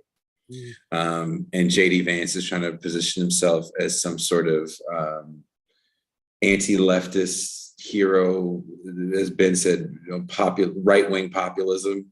I come from the ghetto like you, ergo I know your pain. But I think he's kind of full of crap. And I spent a considerable amount of time in more of the opioid ravaged areas of the Appalachians. So yeah, and I should say, I mean, by trying to figure out how much. Okay, so some of this is not mine to tell, so I'm not going to say it. But they have but like, you know, I've spent time in Ohio. I know people in Ohio. I all of the problems that he's pointed to are ones I'm pretty familiar with from those connections, and he's tapping into some very real human suffering that he's describing. But like, but then like you really start looking at the details, you know, which is what I tried to do more than anything in this Daily Beast article, and I say, okay, so does he support Medicare for all? Does he? Does he even want to raise people's wages? You know, like, does he even want to raise the minimum wage, which I think is something like $7.22? You know, that's in the Ohio, the Ohio state minimum wage. No, he don't want to do any of that stuff. I mean, he's a Republican. I mean, like, this is the thing that always like kills me about these guys, that it's such a paper thin branding exercise that you have like Republicans who just think regular Republican stuff. But if you find enough ways to say on your campaign website, that I really care about the ordinary people getting screwed over by the elites, I guess that's enough for some people. It's you know what, Ben, it's easy to talk about pharmaceutical companies, right? It's easy to say that big pharma is the problem, big government is the problem, and I'll fix it with clinics. Mm-hmm. We'll have more clinics. We'll give more money to private clinics. Those aren't the real problems, and we're always having the wrong conversation. And the opioid crisis problem situation is the same situation that happened that we were talking about, David, the other day with crack in LA. Mm-hmm. When you have areas that once had a sector where you could get a decent job and have a job that supplied you with healthcare, now you no longer have healthcare. Luckily, if you get Medicaid, there's now a larger segment of the population that is living on government assistance. That means municipal tax bases are shot to crap. There will be an industry to fill that hole, and that industry will probably be illegal. Yeah. No, I think that's exactly right. And the big element here, he talks a lot about deindustrialization, and there it's pretty thin too. He says some nice things about Trump renegotiated some trade treaties, but it's like, okay, now specifically, what do you want to do when you're in the Senate? I don't know. But like the bigger issue is, it's like, why were the steel jobs in Ohio such a big deal? Like, why was that such a devastating outcome for people who lived in those parts of Ohio when the steel jobs went away? And, I mean, look, my mom grew up in Youngstown at the, when there were steel mills everywhere, belching shit into the sky. And so like you had to like my maternal grandmother was a nurse who was like shocked when there was this like biker from out of town who was in the hospital, and like he had like completely pink lungs because like nobody in Youngstown had lungs that looked like that because it was so polluted all the time. Working at the steel mills is like incredibly like medically dangerous. It's awful, you know, dirty, repetitive work. People don't miss those jobs because it was so awesome to work at a steel mill, right? People miss those jobs because of the effect, you know, because the United Steelworkers, right? Because they actually paid decent wages. I mean, it'd be fine, like, you know, that it. I mean, the reason it's worse to work at a Walmart than work at a steel mill is not the work, right? You know, in fact, many people actually like the work better. It's that it's the wages, it's the benefits, it's the, you know, it's like everything that comes with, you know, labor organization. And I guess the just big thing is like, I mean, it ties into what Jason talks about in his essay, you know, the essay in Sublation and the linked video essay, you know, on the LA riots, you know, which is, I mean, it just sounds simplistic, but it's like, you know, it's like that Ernest Hemingway, Scott Fitzgerald thing, you know, where Fitzgerald says the rich are different, and Hemingway says, yeah, they are. They have more money. Like they, like, you know, all of these things, like people just overthink the shit out of them. But it's like, no, it's just poverty, right? I mean, like that's the Yeah. yeah. But it's not a sexy conversation, right? We have to talk about the white working class. We always have to, you know, talk about this, you know, there's a problem with the white working class. And then you get the JD Vances, and then you have to get Trump into the conversation because no one's going to click on your link if you're not bringing Trump and the white working class and this racist element. Like all this stuff gets brought into there. And then you really want to say, well, this is about poverty. And now you just obfuscated the poverty problem and made it a white racist dope fiend problem.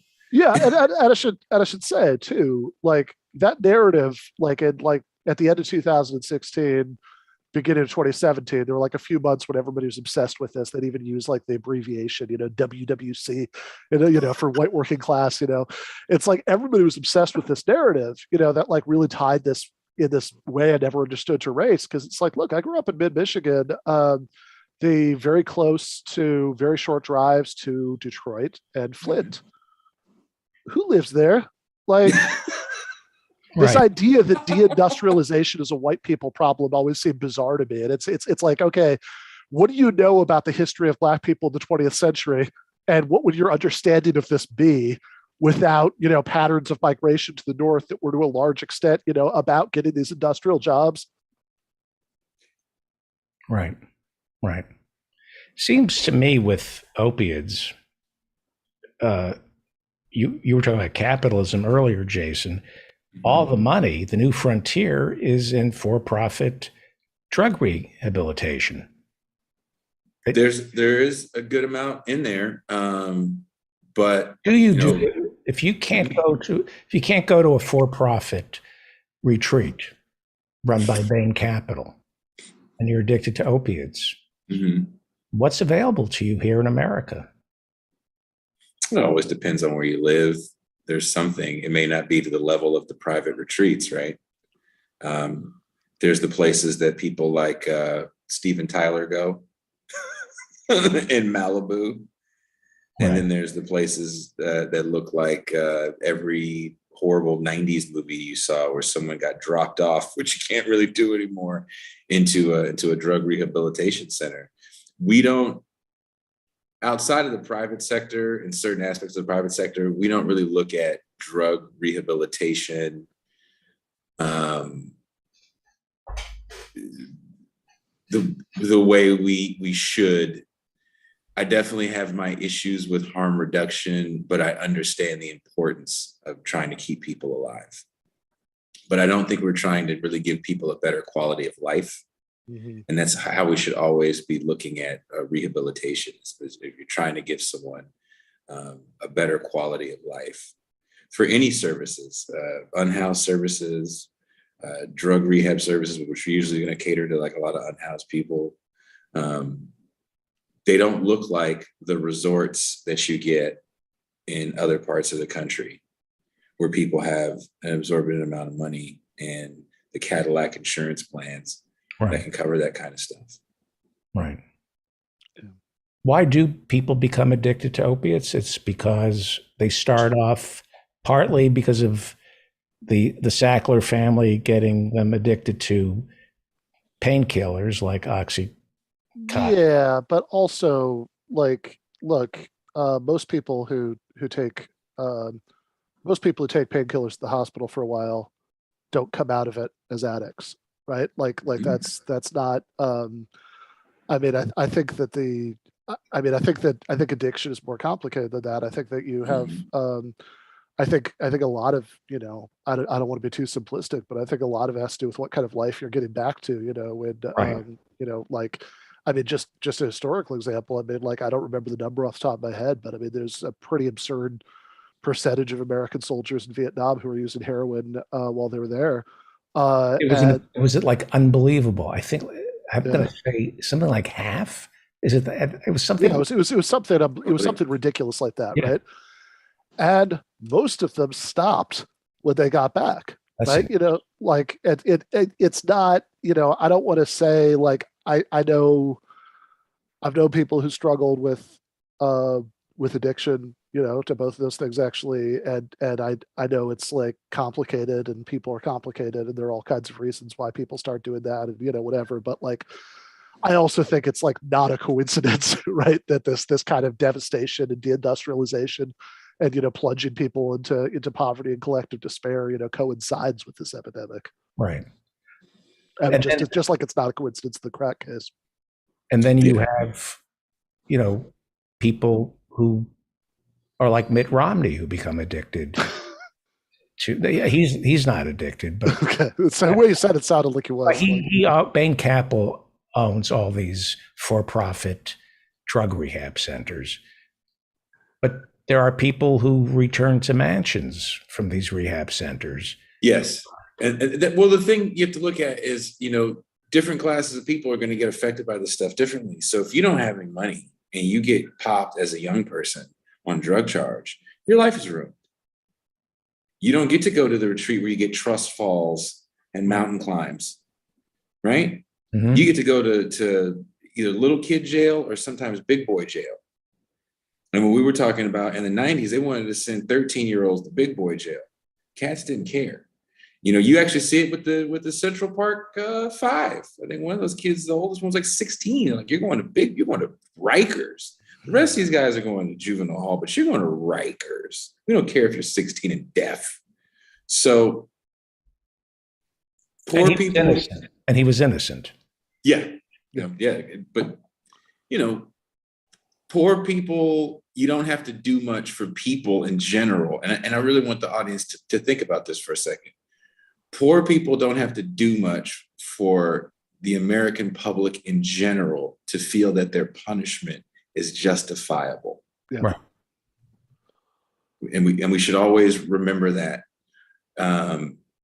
We don't all have to be, Angela Davis style prison abolitionists to have some sort of heart when it comes to feeling that everybody can be reformed, if you will. I don't know if that's the right terminology to use, but No, I mean, look, go ahead. you don't have to like look ahead to some utopia of like we figured out how to have a society without prisons at all, or we're in the whatever fully automated luxury communism in the 23rd century or whatever. Like you could just say, look at other countries that exist in the world right now. Norway doesn't do life in prison or the death penalty. I mean, they but like Anders Breivik, unless they change the law, is going to get out of prison someday. Everybody gets out eventually.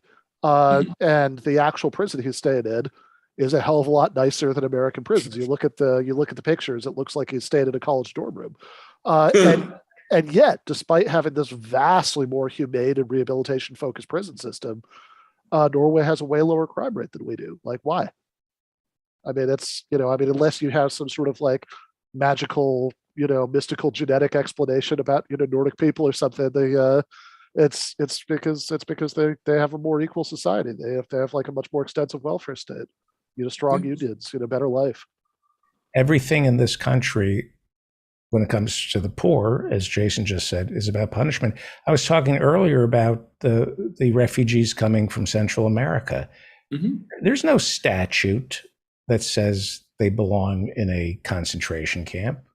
Mhm. And yet, that's what we've decided to put them in for-profit concentration camps. We demonize them. They're not criminals. There's no reason you can't just let them in, give them an administrative court hearing.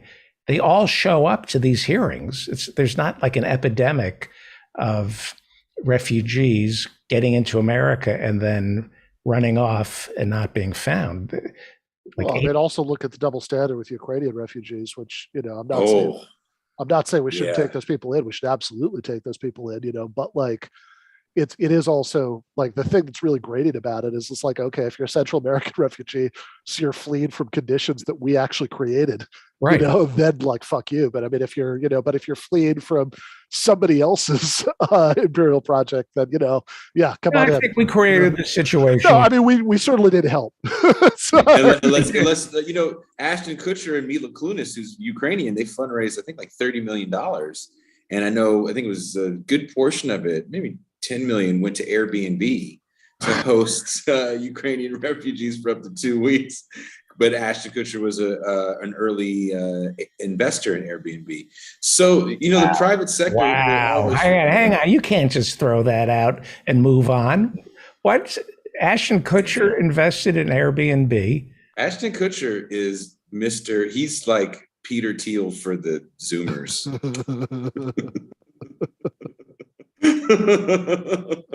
Wow. Awesome. Am I lying? He's getting rich. No, I think that's probably right. That's he's getting rich off the refugee crisis. He figured it. Wow. Look, man. Yeah. This country, you ever go to Vegas and lose your ass and a dealer looks at you and says, this place wasn't built off winners. Hey, next time you want to shake your head and get mad at the world, just see that dealer looking at you going, this place wasn't built off winners. Well, so there is, at some point, you're down in Mexico.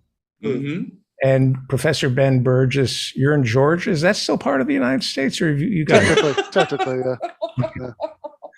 At some point, do we have to come to terms with who we are as a people? And if we don't like it, now how come Ethan doesn't have a lower third? I was so happy that Dr. Hirschenfeld had a lower third. What's a lower third? Well, I don't know. It doesn't matter. It doesn't matter what I want. David, you were over here using show business terms with these guys. Yeah. Can I give myself a subtitle like you guys have? Well, he was supposed to do that, sir, and there's been a mess up somewhere. And hey, Jason. Now he's going to fire the producer. Well, it actually wouldn't be appropriate for me to have a subtitle because I don't even have a title. So. Right.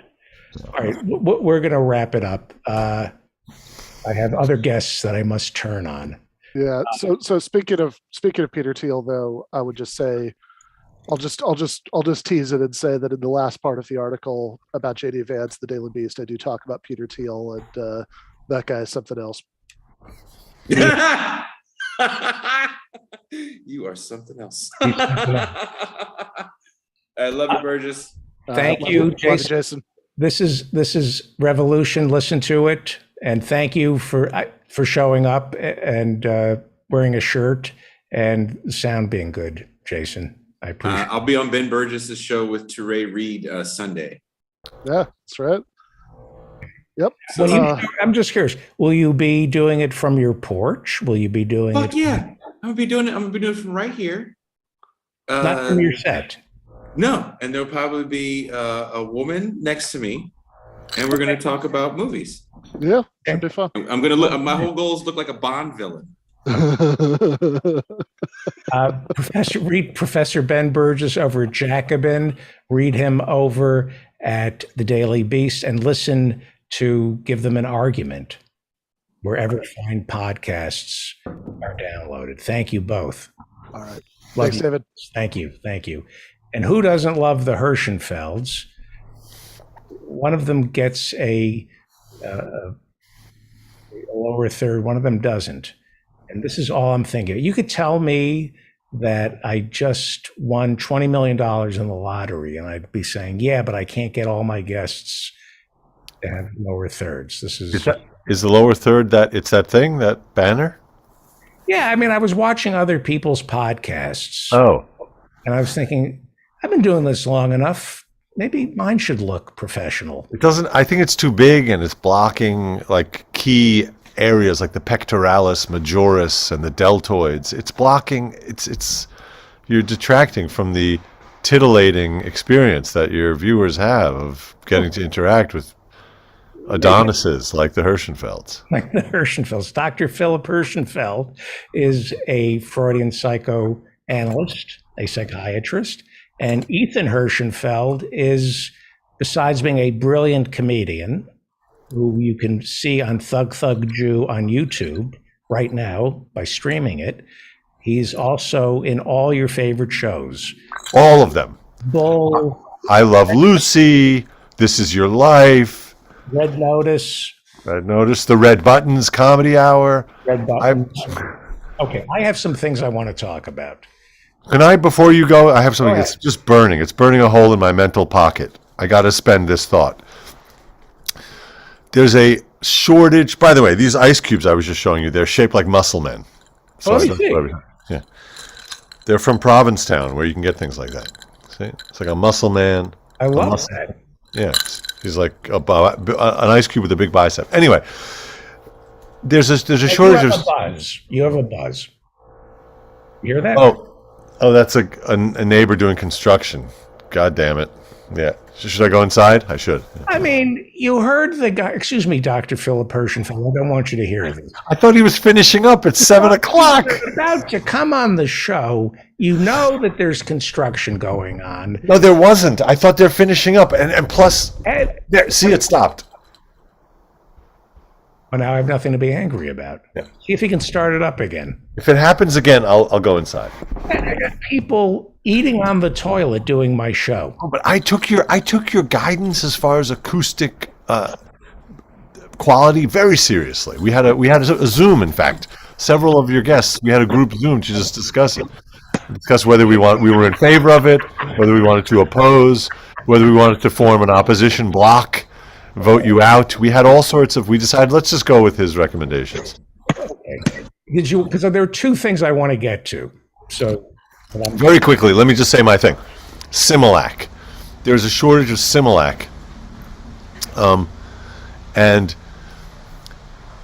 other fake milks. right. Yeah. And the solution is very clear as far as I'm concerned. It's the breast brigade. We have to get there needs to be a brigade of women lactating. Women have to band together, and it's like Tesla charging stations. They have to just get out there at strategic locations along I-95, 80 West, all the major thoroughfares.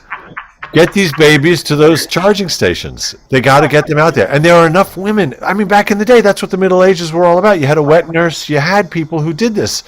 And the more a woman never stops lactating. And a baby never stops sucking. That's what they do. They're just thirsty. It's a match made in heaven. Dr. Hirschenfeld, Yes. do you mind leaning forward just so we can?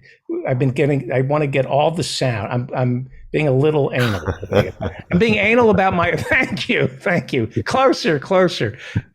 I'm being anal about my oral. That's what it sounds. Dr. Hirschenfeld. Yeah. The mammary. If a woman is breastfeeding and the baby never stops, she will continue to produce milk, right? I think so. I think that's the idea. Yeah. So theoretically, Theoretically. a Yes. woman this could be an opportunity to put people to work. Listen, I feel like there could be some blowback from this suggestion. It sounds a little bit like Handmaid's Tale. It sounds a little bit 19th century, but I feel like that's where the country's going. I mean, as far as our sexual politics, what's going on with Roe. Suppose we called it artisanal breast milk. And also, you got to carbonate it. You want to carbonate it and make it sort of an egg cream experience for the child. A little U-Bet syrup. And we're in business. Okay, more importantly, what were you going to talk Well, no, I like it. Wait a second. Today is my father's birthday. Oh, wow. 112 years old. The reason I bring him up, But he's not with us. You can't say 112 years old. He would have been, you have to say. he had a story. He had many stories about himself. And one of the stories was that he was nursing until around 4 years old, and he wouldn't stop. So his mother got advice from a neighbor, which was very primitive advice, that she should get some paint and paint her breast some color. And then when she uncovered, it would scare him to death. So cruel. And it worked. And I think it was responsible for many of my father's psychological issues. Yeah, for the entire 90 years of his life, whenever he saw the color green, he got extremely thirsty. You know what? How is it? Because I believe in psychiatry. I believe that you doctors know what causes trauma and neuroses. How did people survive before Freud? The amount of trauma this must have been a world that was just completely traumatized before Freud, right? And it's totally unchanged. What, you think Freud all of a sudden made everybody behave better? I don't think so. A little better. Maybe a little, maybe some people a little more thoughtful, which makes a big difference. A little more thoughtful, yeah. And I like your idea, the breastfeeding stations. Yeah, Tesla. I think Elon Musk he'd get on board with that. Good idea. Yeah. Instead of Twitter, it's called Titter.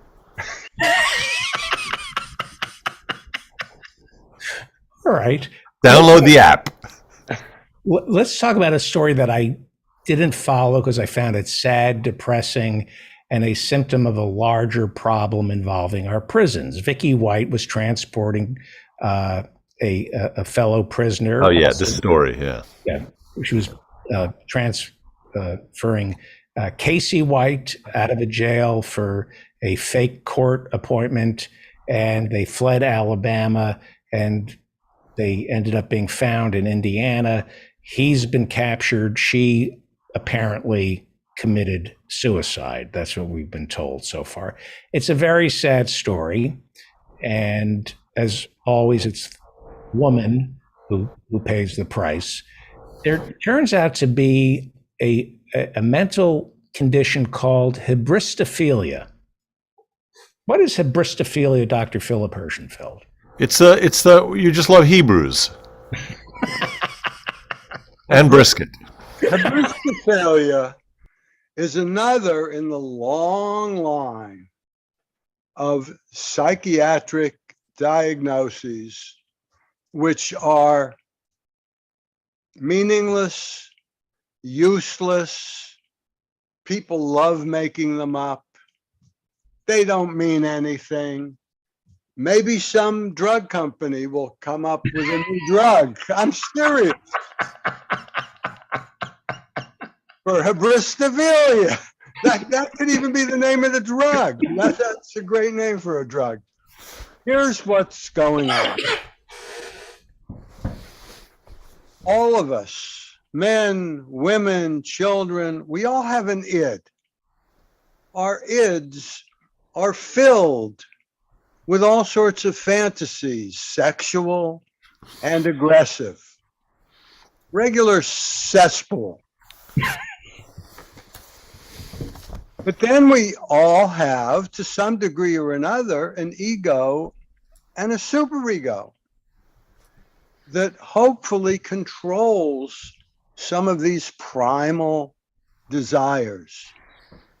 But that ego and superego is distributed unequally throughout the population. So, for example, show me a woman who Careful, careful. Because I happen to have one.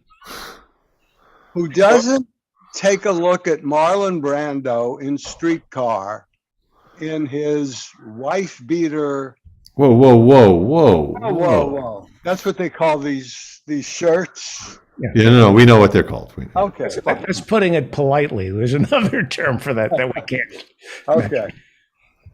Show me a woman who isn't slightly turned on, excited by that He-Man masculine image. Well, there's millions of them there. Let the man finish. Okay. I was going to say, I held my tongue. You say, show me a woman who isn't turned on by Marlon Brando and a wife beater, and I'll show you Mrs. Marlon Brando. But I held my tongue. Exactly, yes. Or show me a man who isn't turned on by some character played by Marilyn Monroe.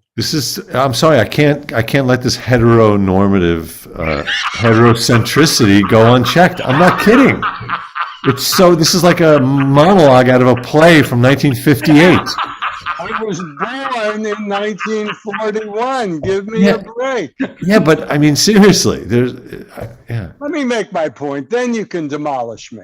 I'm not demolishing you. You need to include. There's many types of people on the planet. I'm including all the other types of people. So let's say there's a woman who's turned on by Marlon Brando. Land the plane, Dad. Land the plane. You let the man. See, my whole childhood was like this. He was bringing me up. His whole childhood was like that too. I couldn't get a word in edgewise. Now, some women will say, that's a really interesting, exciting guy. However, they will say, do I really want to be married to a guy like that? Potentially violent, doesn't have a job. So she'll say, he's exciting, but I'm going to pass. Same thing with the Marilyn Monroe character in Some Like It Hot. A lot of guys would say, boy, wow. But if they think it over, or if they met somebody like that in a bar, they would think it over and say, let me ask Ethan a question, if you don't mind. Yes. I don't mind anything. By the way, I'm just Googling these celebrities you're mentioning from a bygone era. Like It Hot. No, I know. If you had to choose between Jack Lemmon, Tony Curtis. would you go with Tony Curtis? You don't even have to finish the sentence. Tony Curtis. Great calves. Yeah, I would have gone with Jack Lemmon. I'm Like It Hot. I found him hot in the apartment. Somebody to talk to afterwards. Okay, I'm going to land the plane. The land the plane is a lot of people, a lot of women, for example, love a bad boy, but only a very few of them suspend their judgment to the degree that they throw over their life, throw over their marriage, and run off with this bad boy on his motorcycle. Some will, a very few. And that's what this thing is. That bad boy in jail, that criminal, for some people, maybe for most people, there's an aura of excitement and power about him, but only a very few people will have the insufficient ego or super ego to turn over their lives, suspend their judgment, and end up getting killed. I'd like to respond to that. So hybristophilia is a sexual interest or attraction to men who commit crimes. And there's a phenomenon of women writing to Richard Ramirez, the Night Stalker. I wrote to him, but I want to know if he took requests.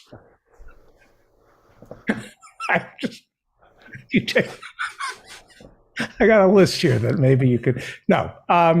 When I was a virgin Last week?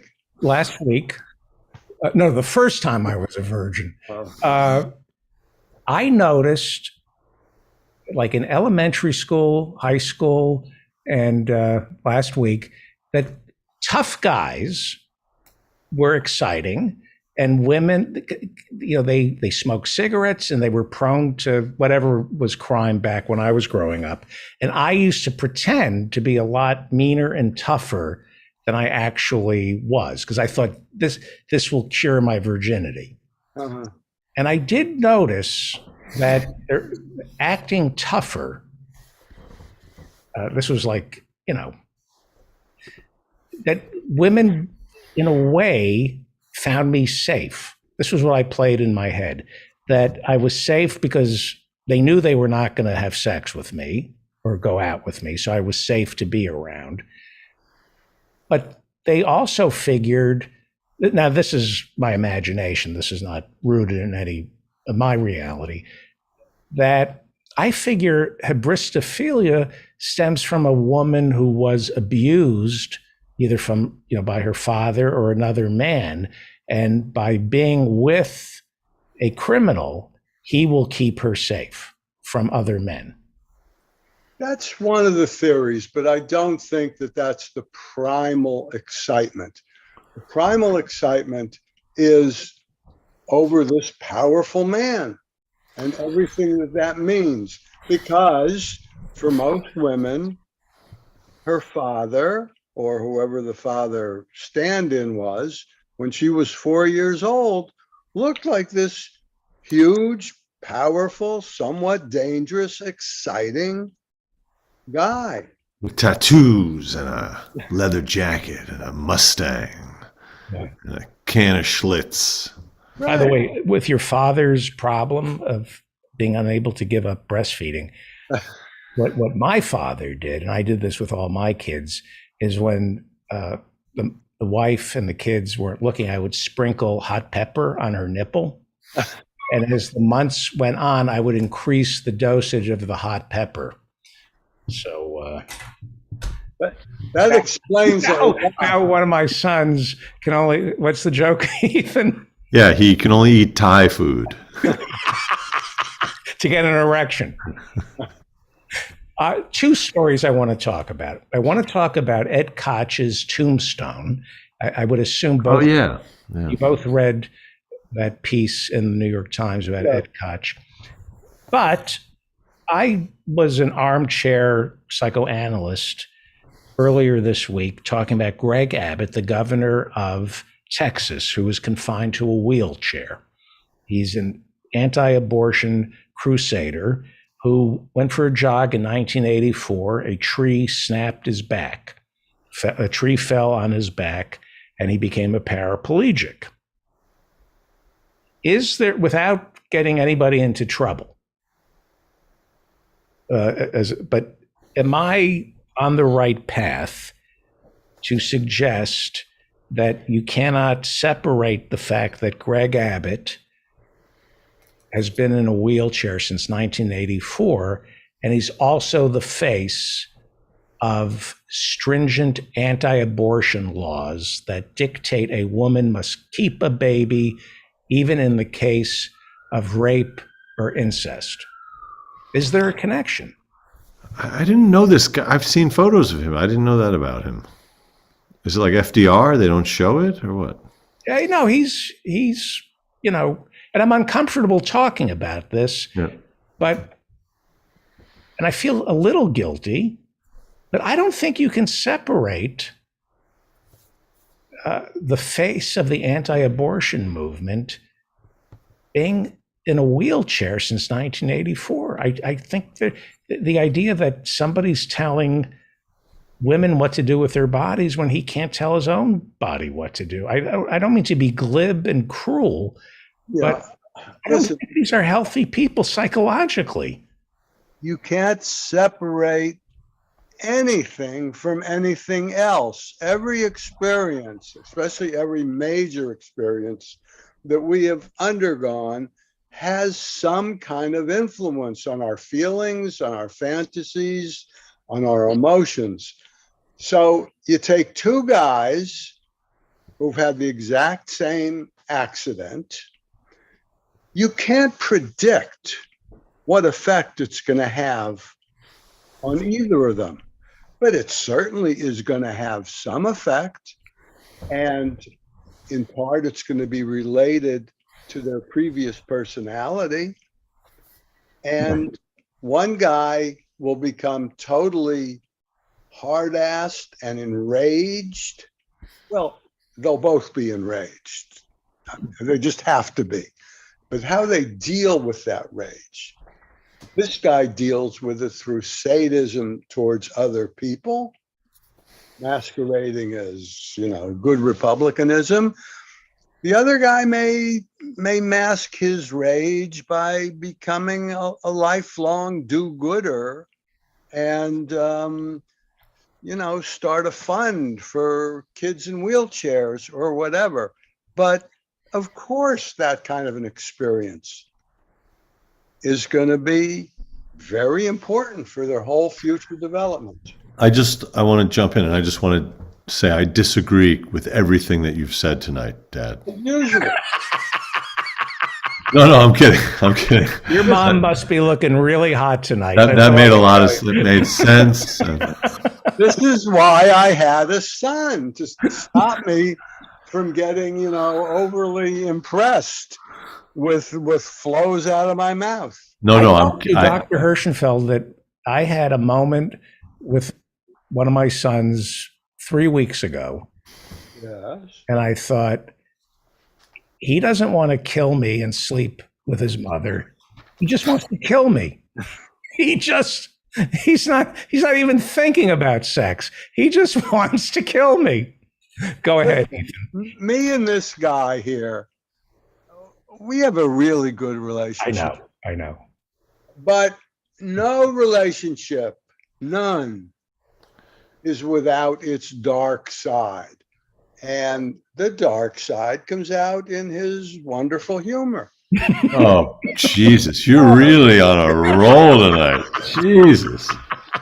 I mean, that is a giant soapbox you're sitting on tonight. Oh my God. He pays me a lot of money to come out here and spout psychoanalysis, so I've got to do it. What can I say? All right. No, I think you the two of knock you yourself model- out. In all seriousness, I think you two model a perfect relationship between a father and a son.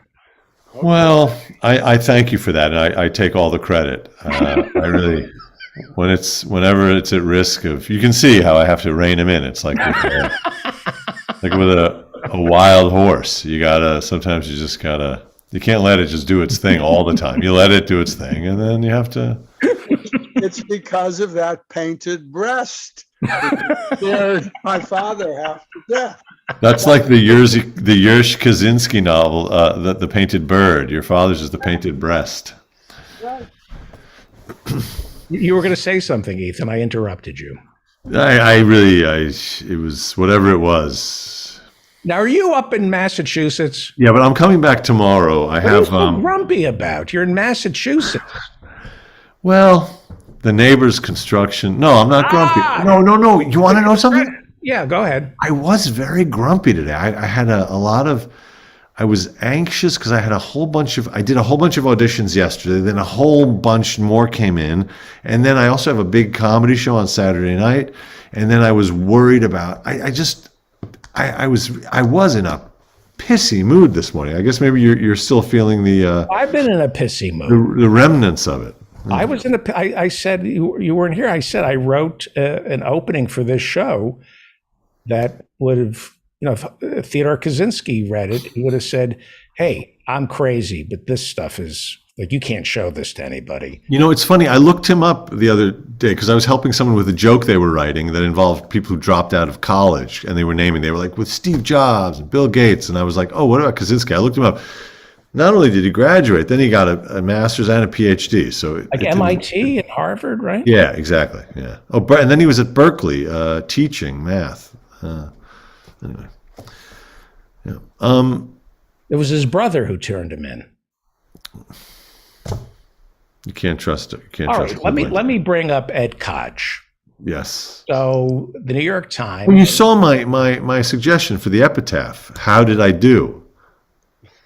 Right, but I wanted your father. Well, let me Okay. bring this because All right. So Ed Koch was the mayor of New York City, elected 3 times, very successful politician. I'm not a big fan of his because I think he turned Manhattan over to Wall Street. And he was a silk stocking liberal. He was right on all the big causes, but wasn't particularly interested in class struggle. But he said all the right things. There were always rumors that he was gay. There was a rumor about his involvement with a firefighter. And then you began to realize, well, he's asexual. He must be asexual. New York Times did a big expose because what's all the stuff that's going on with climate change, Ukraine, democracy under threat.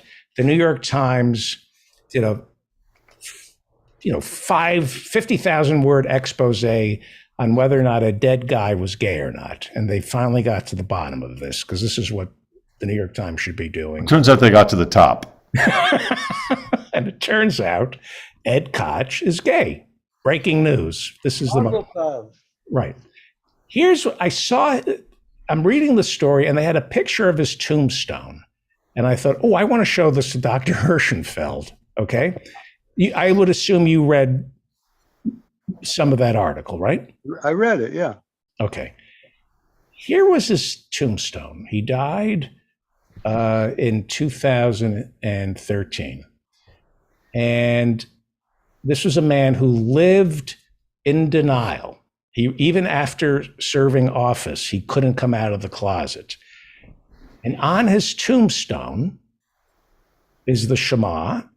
But above that, above the Shema is, a quote from Daniel Pearl in 2002, just before he was beheaded by a Muslim terrorist. I've never seen a tombstone like this. This is a quote. My father is Jewish. My mother is Jewish. I am Jewish. Daniel Pearl, 2002, just before he was beheaded by a Muslim terrorist.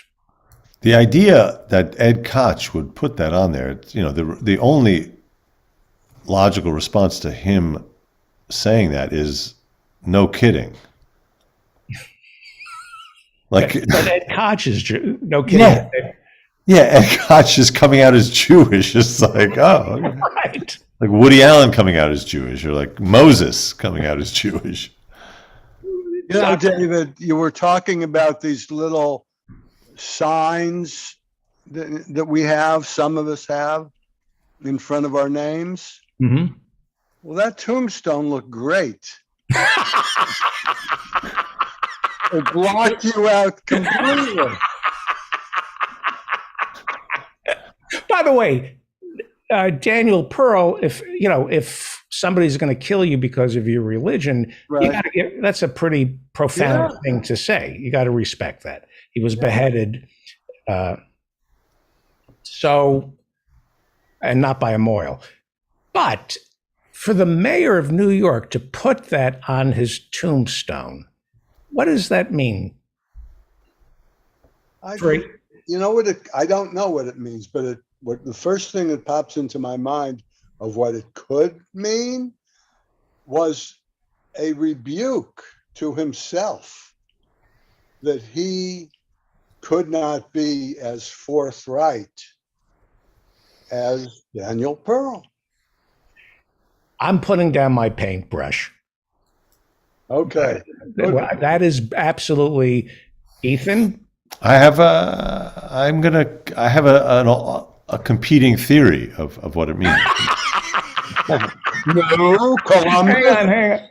Hang on for 1 second. Hang on 1 second. Let's do this right. God darn it. Oh, here we go.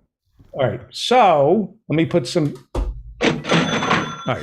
We're putting money in the kitty there. All right. Yeah, the competing theory is that Dr. Hirschenfeld, you say that Ed Koch's tombstone was a rebuke against himself for not being brave enough as Mr. Pearl was to state his truth. Okay. Right. It's sort of an And now your competitor, your colleague, Ethan Hirschenfeld. but unconscious. It was unconscious on Koch's part. My theory is that he was attracted to Daniel Pearl, and he was clearly, by listening to Shema, he was a believer, and he was trying to essentially curry favor and court Daniel Pearl, like kind of a little sycophantic epitaph, so that in the afterlife he had a chance of getting laid.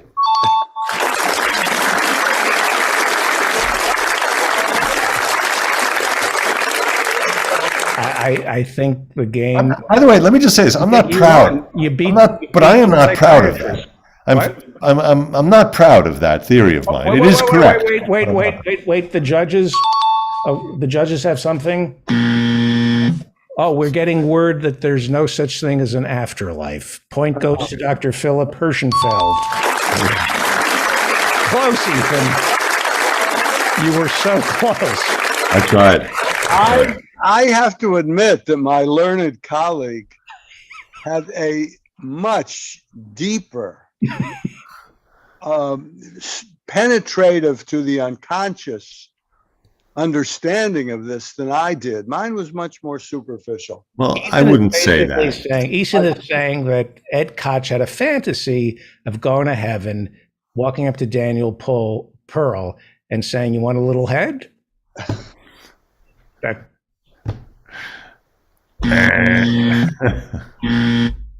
Say it like it is. That was a shit show.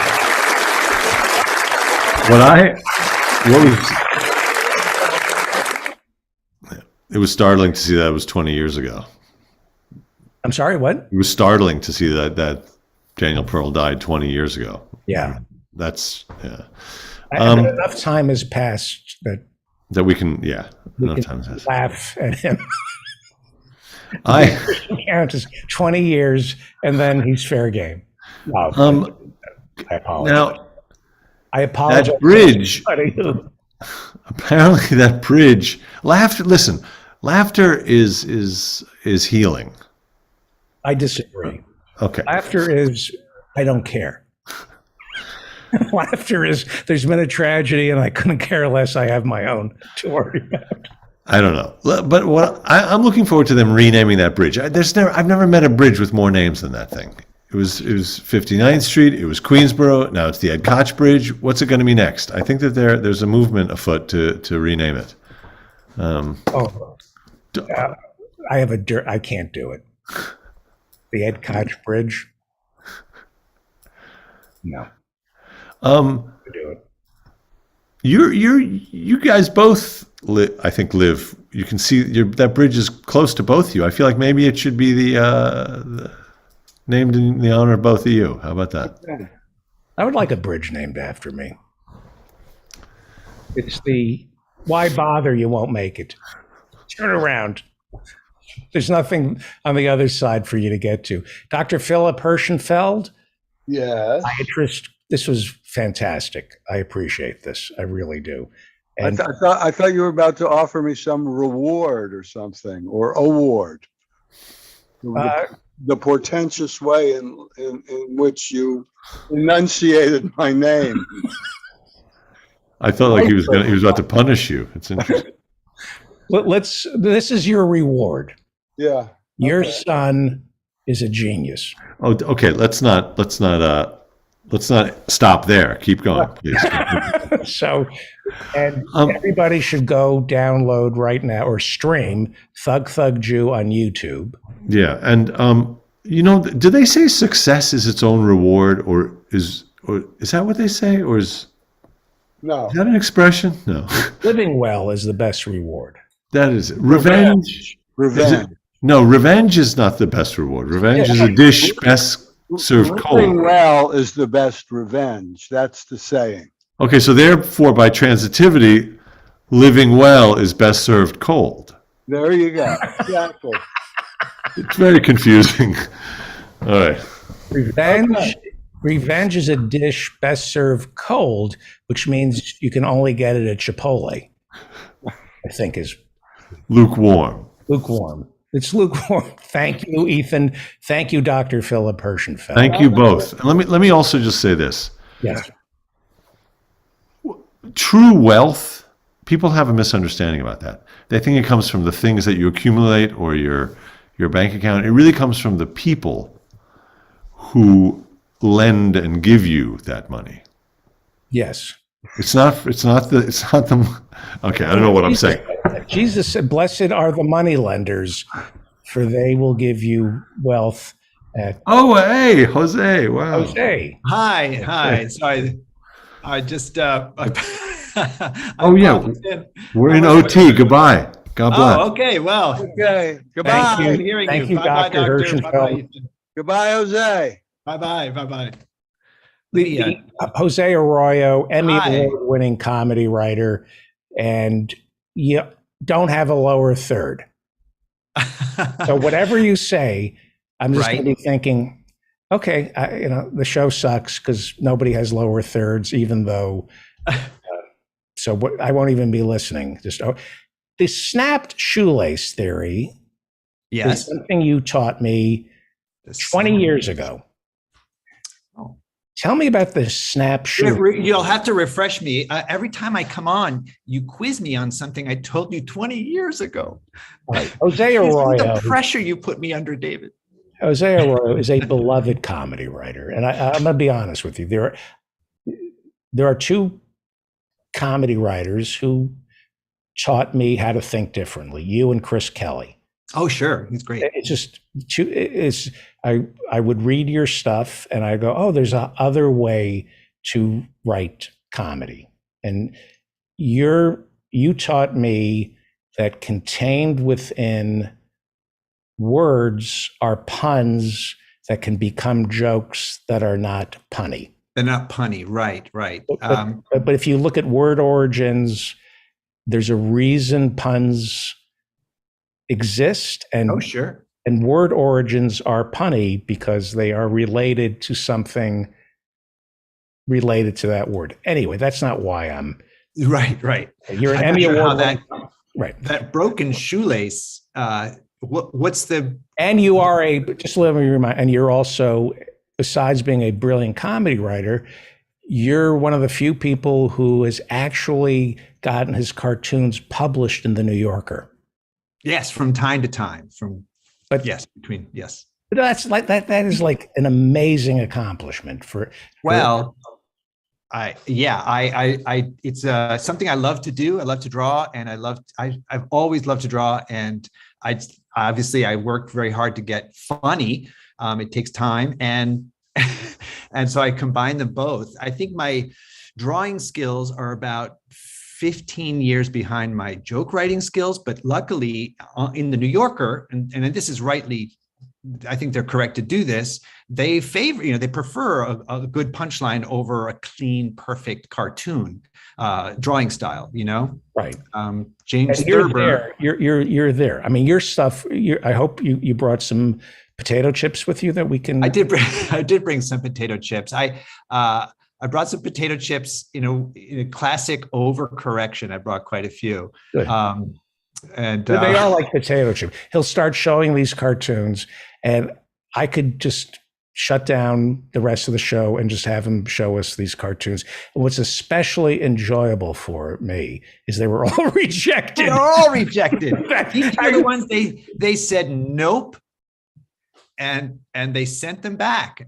So yes, what we're getting It's perfect for me. is a It's cavalcade of failure. You've built an empire on failure. This is perfect. It's perfect for me because I get to enjoy the cartoon. Then Yes. I get to enjoy that it was rejected. So I'm not Exactly. threatened. I'm not threatened by your success. I get to enjoy your pain.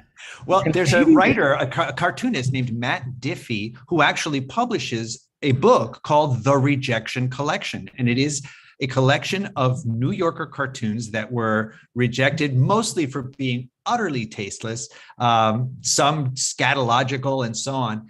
And he's got a second book of that coming out very soon. So look for the Rejection Collection. I am not featured. I was rejected from. How does that make you feel? Great. I listen. Okay. I'm dead inside. I like to be. I'd rather be protective of you than looking up to you. That's my. I understand. Exactly. It's better to be condescendingly comforting than it is to be admiring someone. I totally believe that. It's like, we worked on the Dennis Miller show together back when the Dennis Miller show was, respected. I would say he was at the time an equal opportunity offender. Right.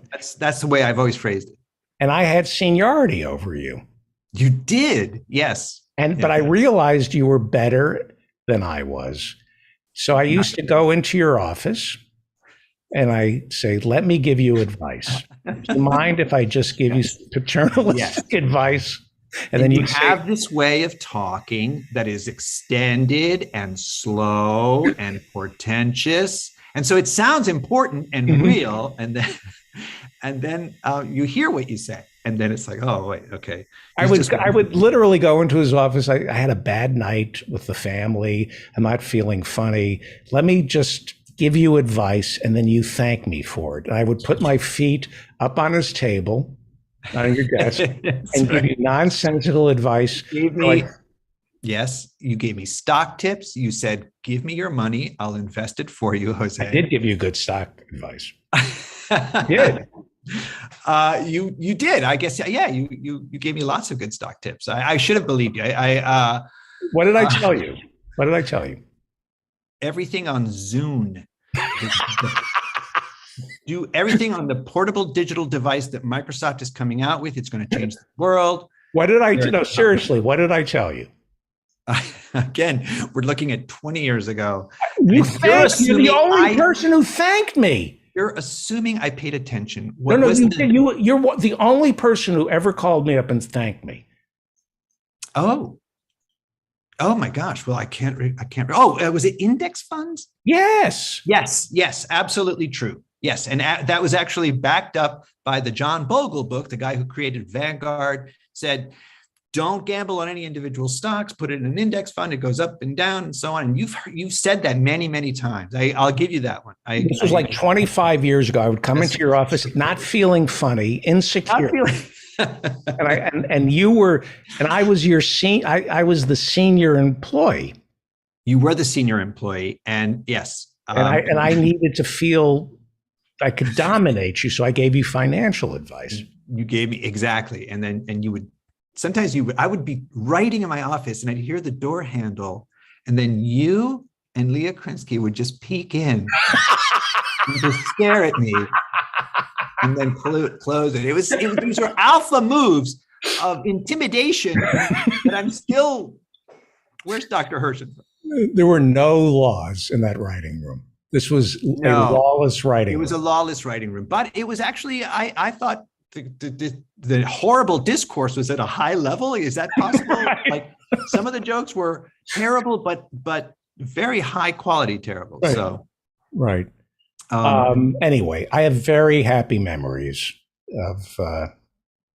So let's look at your failure. Let's look my at failure. Okay. Failure. You know, it's funny. I wrote a song about you. Have you heard the song I wrote about your show? No. Okay, I wrote a song, and I actually sent you a copy, but you never played it or heard it and I think it's because you're afraid of being brought down low. Yes, I can't. Yes, that I'm the alpha in this relationship. I have to be. You have to be the alpha. The alpha. Right. Well, when you get the confidence to hear me sing a song about your show, I'm ready. Okay. In the meantime, let's go to the comments. You know my personality. I can dish it out, but yes, exactly, like the classic bully. Yes. Who, when confronted, freaks out and overcome. Yeah, exactly, right. Exactly. And if you know something I don't know, that I feel less than.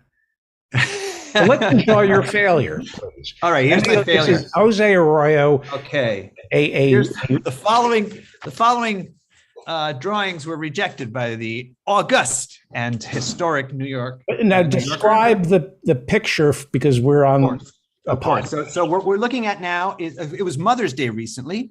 So this is one that I actually posted on Instagram. It was related to Mother's Day. It's two Vikings in a long ship. They're heading toward an unsuspecting village. They're rowing toward it. And one Viking is turning to the other and saying, "What are you pillaging for mom?"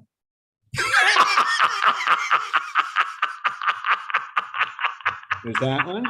Hang on. I to do the reveal for our virtual studio audience here in Zoom. Yes. Why don't you start just lift it up, Like this, and then bring it up like this, so that by the time you're done describing it, we can see the caption. So start. Oh, I see. Okay, so bring it up like this, and Yeah. then So start. Hang on for 1 second. So lower the whole thing. Lower it, all right, and now start bringing it up. okay. And as you're describing it, then I see. Then that will be get a to good that. reveal. Sounds good. All right, let's. I love alpha dogging you. That was good. I loved alpha dogging. That was Thank you. That was a classic example of that. Yes. Okay. More So failure. I don't know why. More but, failure. More of your more failure. These are two slugs, garden slugs. They're just sad and they're ugly and they're looking at each other. And one says, "I looked it up. We're not considered a delicacy anywhere." Okay. You don't have to laugh. I love that. I looked it up. We're not considered a delicacy anywhere. You would think Okay. the French would. Your words, not mine. Yes, but somebody would have batter fried these by now. Right. And it's just I looked, I couldn't find anybody who eats slugs. If Right. your audience can correct me, that's the one behind that. Well, a couple of Russian soldiers in Ukraine are eating some slugs. Oh, there we go. Now it's 50 political. caliber slugs. USA. More Jose failure. This is great. I love these are okay. These are all failures. on Failed. his part. The New Yorker looked at them, turned up its snooty nose, and said, "Pass." This is Okay, so here's Jose's one. pain. Let's enjoy Jose's pain. Go ahead.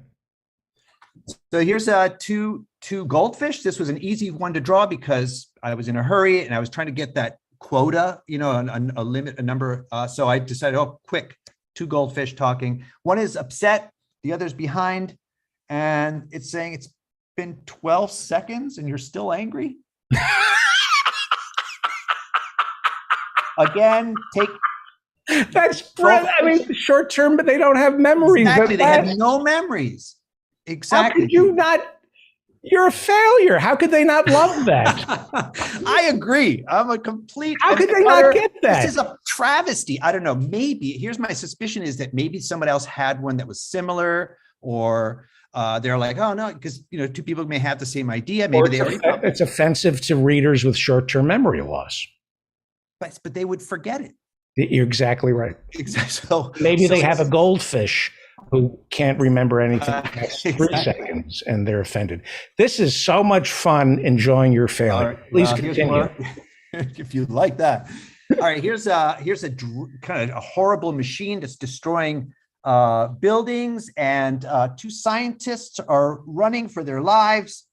And the caption is, "We got so caught up in can we make an unstoppable killing machine? We never asked, should we make us an unstoppable killing machine?"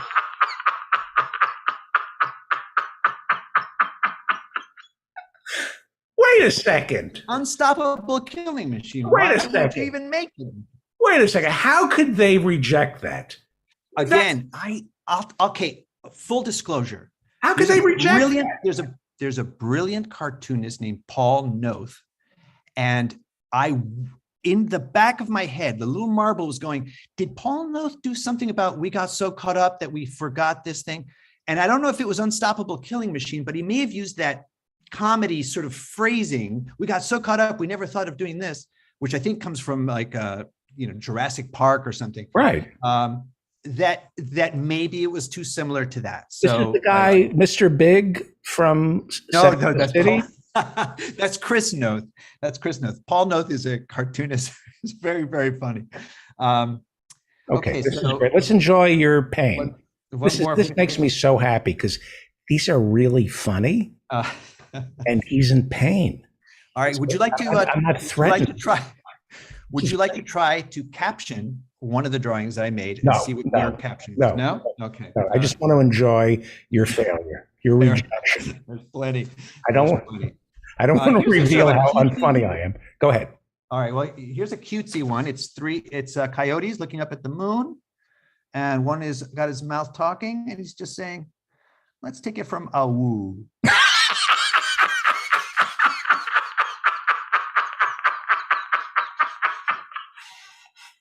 I am so happy they rejected that. I No thought it was justice. whimsical. I thought it was silly and There's I don't know. this explains this. Hang on for 1 second. This explains so much. There's no justice in the world that they would. Well, this- isn't that what got us into comedy? Like, didn't you told me years ago on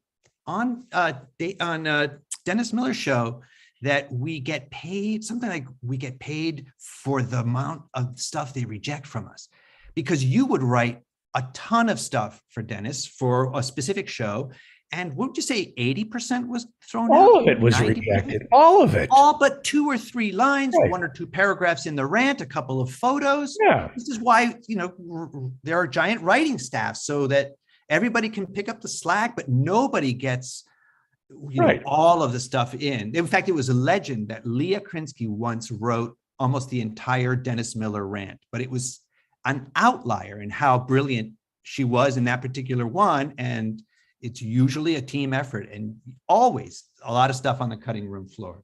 Right. I don't write for the show. I write for the rejection. I write. I write to go home and go. Well, yeah, I hope so. Well, you better. Given your record.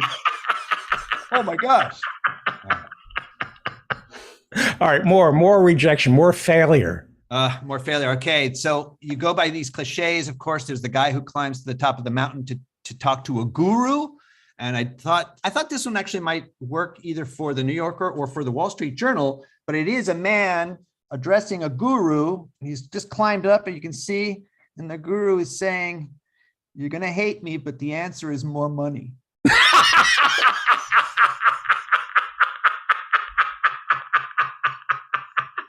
You know what? You should send that to Dennis. I'm serious. I hope he's doing well. He did a trip, I think, to Nepal, and his wife made him climb. They did. He of all people did that journey and Amazing. spoke to some guy in a. He sought enlightenment. Oh my gosh. You would. You should send him that. I would be happy to. I'd be happy to. This one, I think maybe a lot of women in your audience would enjoy. It's a woman looking through a microscope, and she's saying, "You lied about your height."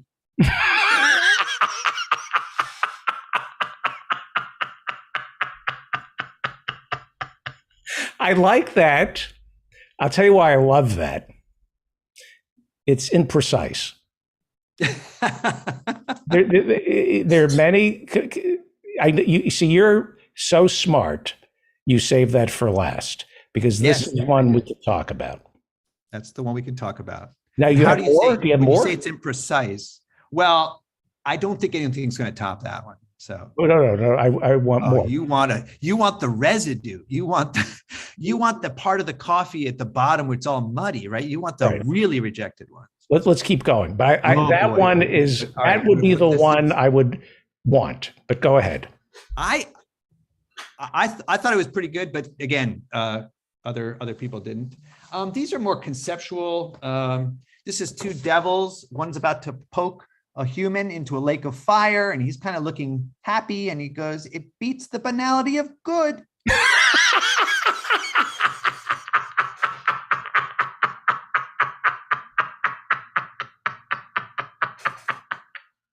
Wow. You have to know that Hannah Arendt philosophy, the banality of evil. You should send that to Mark Breslin. Would love that.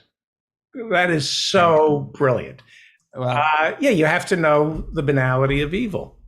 But Yes, exactly. Exactly. But have you tried sending that to like the New Yorker they should love that. It's again, we you know, they're the cartoons they pick. They You pick are for so their own good. reasons. You are so great at this. Oh, You really, you really are. And what again, the fact that this stuff has been rejected, it just reminds me that the universe, David, it's it the way of bends the world. towards injustice. The universe bends towards injustice. It's no, I would say any writer or any comedian or any person listening to this, please know that it's a numbers game, that you have to write, 90, and then maybe they accept one or two. It's just the way it is.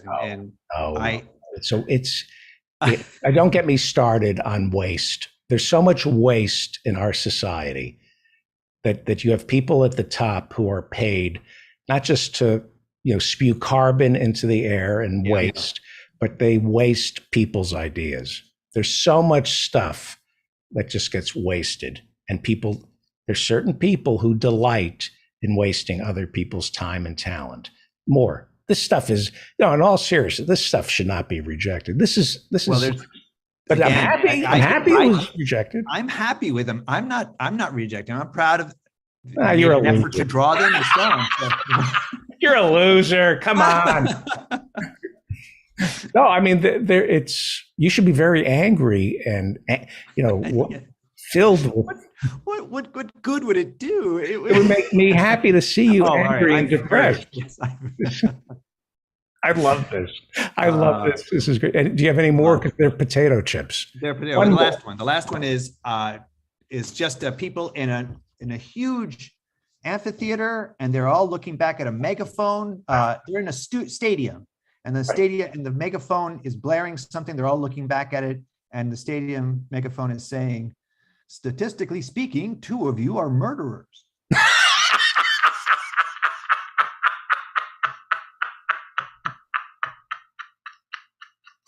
Again, we're just the numbers game, but wow, that is again the numbers game.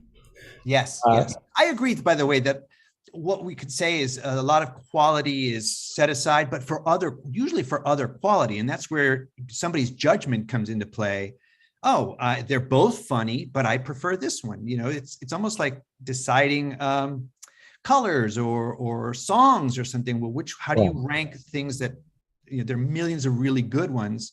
Why is this one necessarily better than another one? Right. So anyway, you have to sort of. How long does it take you to churn out that many? Or do you do a cartoon? That compilation there was over months. I took out a bunch of the ones that weren't topical or would resonate maybe with your listeners a little more. It takes me a long time. I'm a very, very slow drawer. The fact that it took me years to do that comic book that somewhere in LA. Where is it? Oh, here it is. This Treating the Oedipal Complex by Jose Arroyo. It's a brilliantly fun cartoon. It's a little late for Mother's Day. But where is your book? I have it somewhere. It's fine. It's fine. Where is it? Yeah. What is the name of your book? Oh, One Day in LA, right? Somewhere in LA. Somewhere in LA. And you left the shot. Oh, there you are. Somewhere in LA. A book of a day in the life of Los Angeles. A day in the life of Los Angeles. So every day is something like 3:29 in the morning. I think we've talked about this one already. Somewhere in LA, a waitress inches out of the bed of one of the stars of The Expendables. just sneaking out.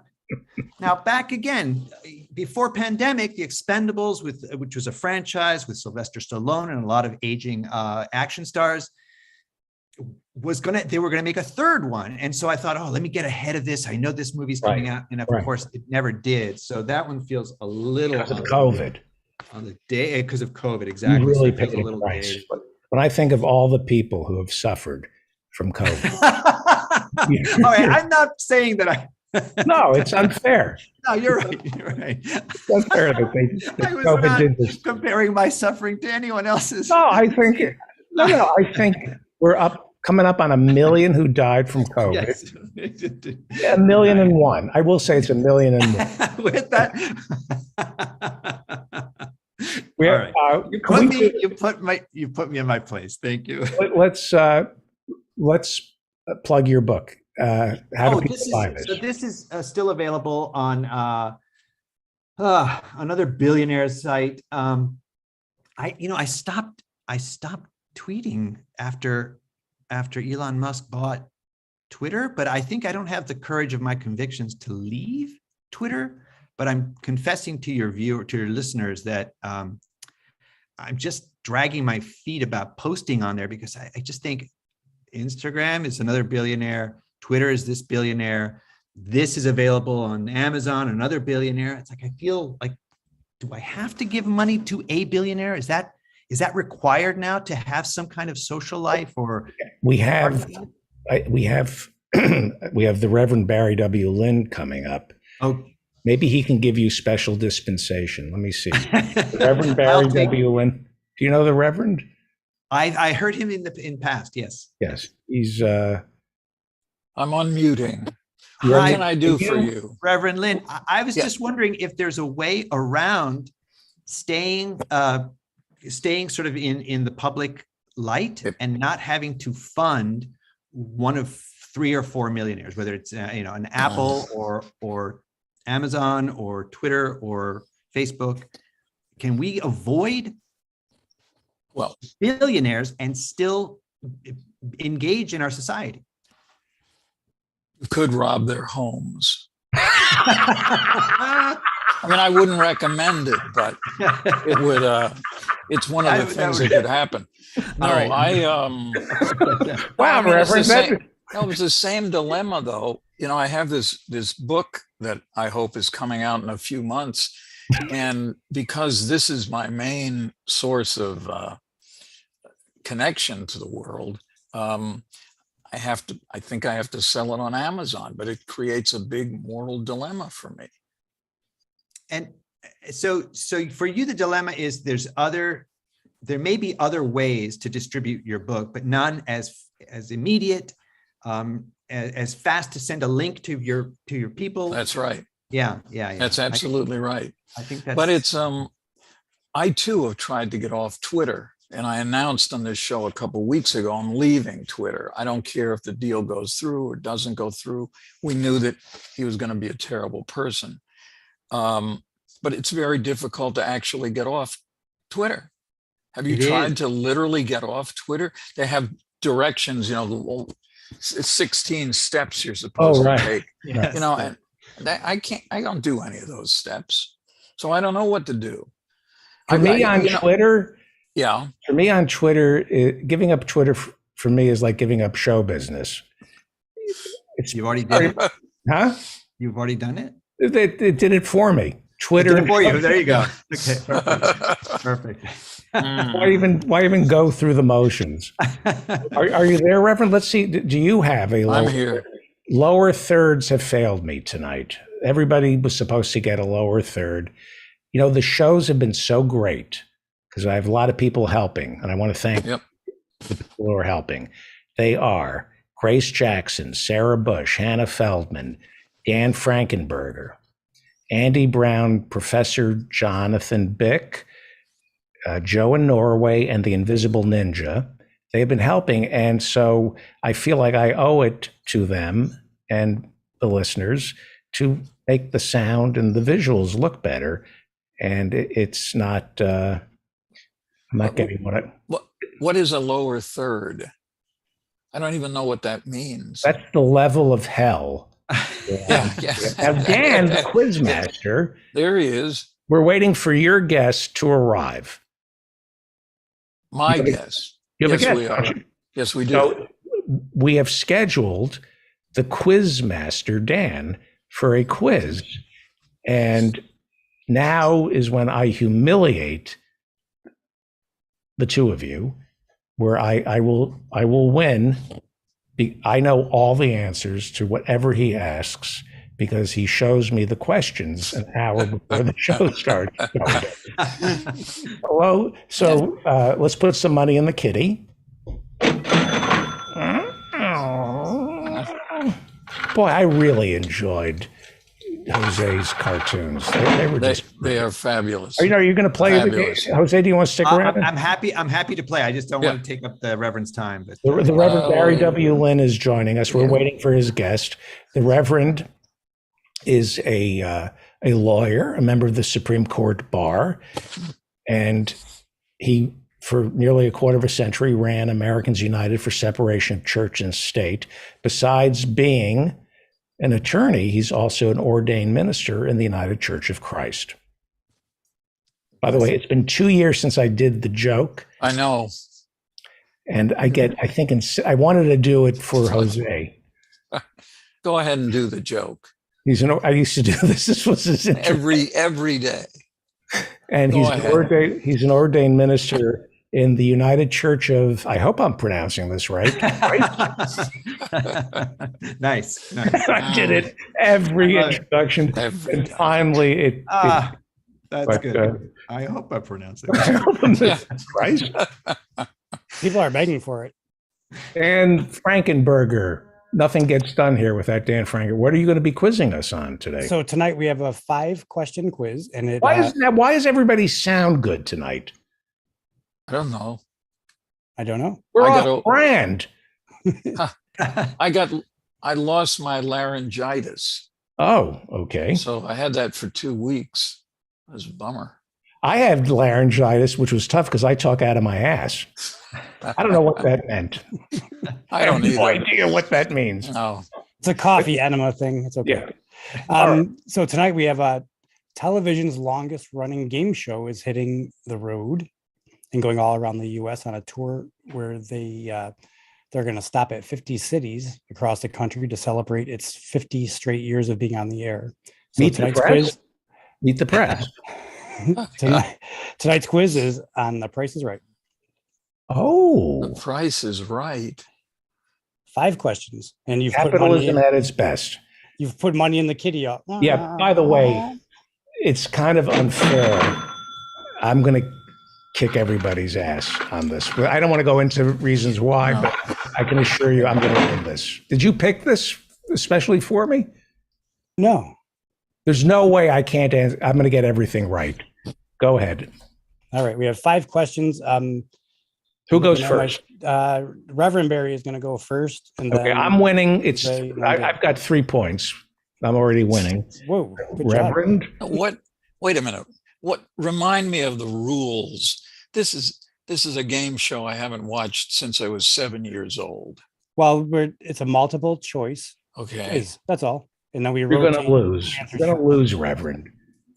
You lost Roe v. Wade. Yeah. You've lost a lot of things as a lawyer and as a minister, and But once none as important as this. Right? Is that what you were going to say? yeah, because tonight it's your dignity. This is it. Right. Right. You lose what's left of your dignity. Okay. Question number 1. Immediately before Drew Carey took his job, who was the host of The Price is Right? Was it Pat Sajak, Bob Barker, Alex Trebek, or Plink Cohen? Reverend Barry, you're first. Bob Barker. Jose, Alex Trebek. You don't know the answer to that question? I don't know the answer to that question. You I don't don't know watch that the- it's Bob Barker? I did not. I figured that Bob Barker retired and then they threw someone in there before they gave it to Drew. That You was my worked in the Bob Barker studio at CBS for Absolutely. We would pass the wheel and the Plinko when we went up to the studio. Yes. But I didn't realize that I thought there may have been a gap between. Okay. Well, Dan, help us out. Well, there. What did David's clearly saying Bob Barker. David, are It's- you saying Bob it's Barker? Bob Barker, of The course. answer is Bob Barker.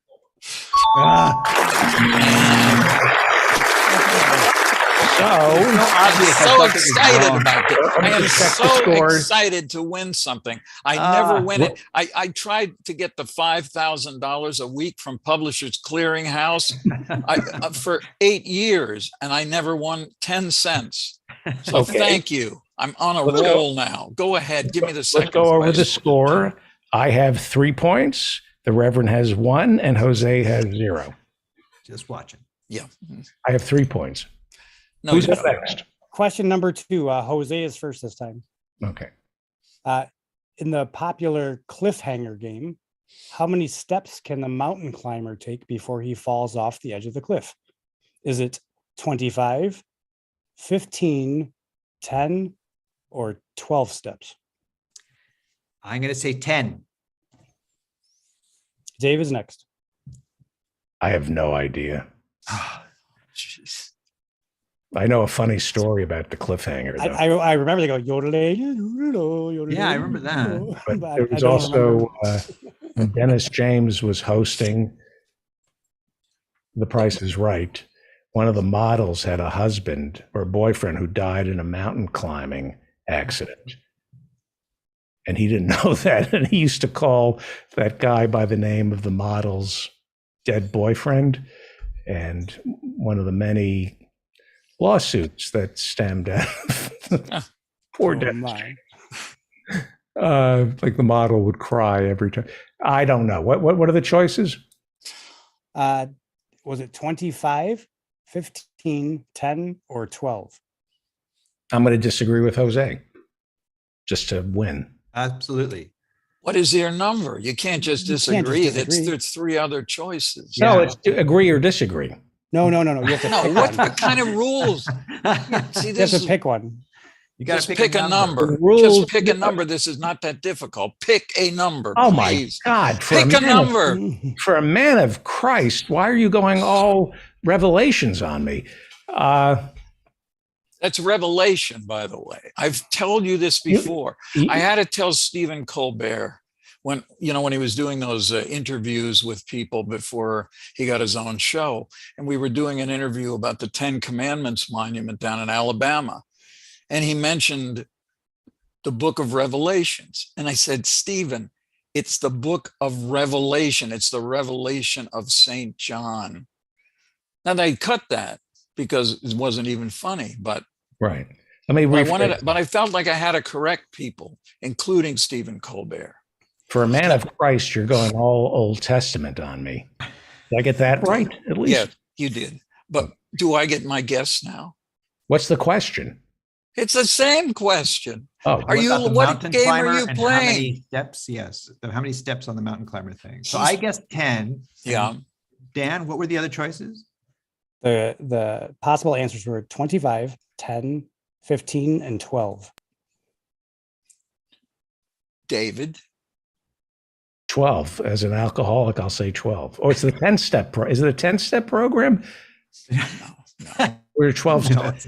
No. 2 of the steps I never did. So Just how many commandments are there? There are 12 commandments. I'll go with 12. yeah. 25 steps. The answer is 25. Reverend Oh my Barry. God. Well done. So So the the mountain climber Reverend- takes 1 step for each dollar the contestant misses the price of an item. So if there's a blender that was $25 and the item is 30, the mountain climber takes 5 steps. So you have to keep that to a minimum. So And that's he yodels on the way. That's 2 points for the Reverend, 0 for Jose, and 100 points for me. If I'm adding it up, properly. I have 1 point. That is correct. Question number 3, and I'm David lo- is first this time. Okay. Who There's was no the, way I can get this wrong.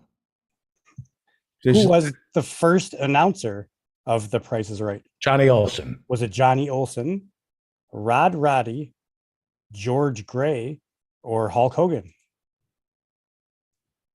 Johnny Olson. Reverend Barry. It's Johnny Olson. It's Rod Roddy. You don't want to win. Well, you guys said Johnny Olson, and so I have to Look like. how quickly I No. answered it. If I was that confident. You're absolutely right. Okay. Okay. Jesus, no wonder you got all those cartoons rejected. Mm, The correct answer is Johnny Olson. It was Johnny. okay. So everybody gets a point. Google Rod. By the way, Wait, read wait a about minute. Rod. Wait. Jose didn't say 25. I said Rod Roddy. Not everybody. No, gets Rod it. Roddy. This is yeah. Yeah. I'm still So at he doesn't zero. get a point. Oh, He's at I'm still zero. at zero, and you Now guys we are, have the utmost respect for people who no, are this zeros. is my field. Yeah. Yeah. okay. Okay. What's I the have next a one? little background on it. Read about Rod Rowdy in the National Enquirer. David Weiss was obsessed with Rod Rowdy. Oh, okay. All I right. have a Rod little, Rowdy. little background on Johnny Olson. I have Johnny Olson was the first announcer on The Price is Right. He was the announcer from the show's premiere on September 4th, 1972 until his passing in 1985. He never missed an episode. Incredible. After his Oh. death, auditions were held to replace him, and it was eventually decided that the replacement would be Rod Roddy. Right.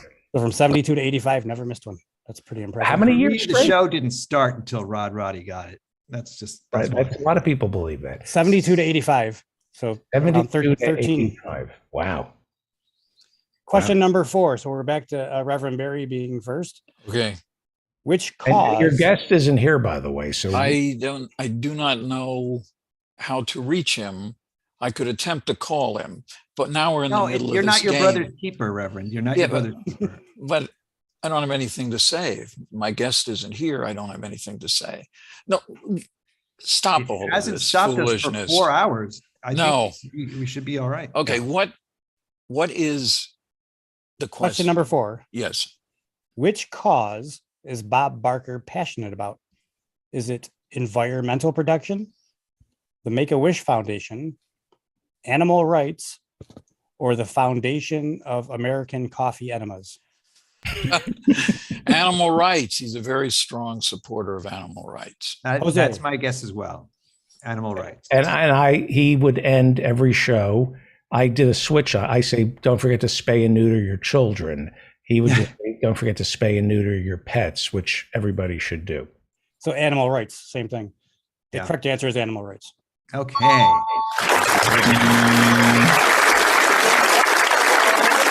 4 points for the Reverend, 1 point for Jose, and 3 for David. And you should spay and neuter your animals, including your kids. Last question, question number 5. Jose is going first this time. The catchphrase on The Price is Right when an audience member is chosen to play is "Come on, blank." Is it "Come on up," "Come on down," "Come on, let's go," or "Come on these"? Come on. What was the last one? Just as the other Reverend Reverend. is showing up. Yep. Exactly. We're trying to okay. We have 2 Reverends. Someone on the commentary was saying, "Come on, D's nuts," All which right. I don't think is correct. I believe it's "Come on down."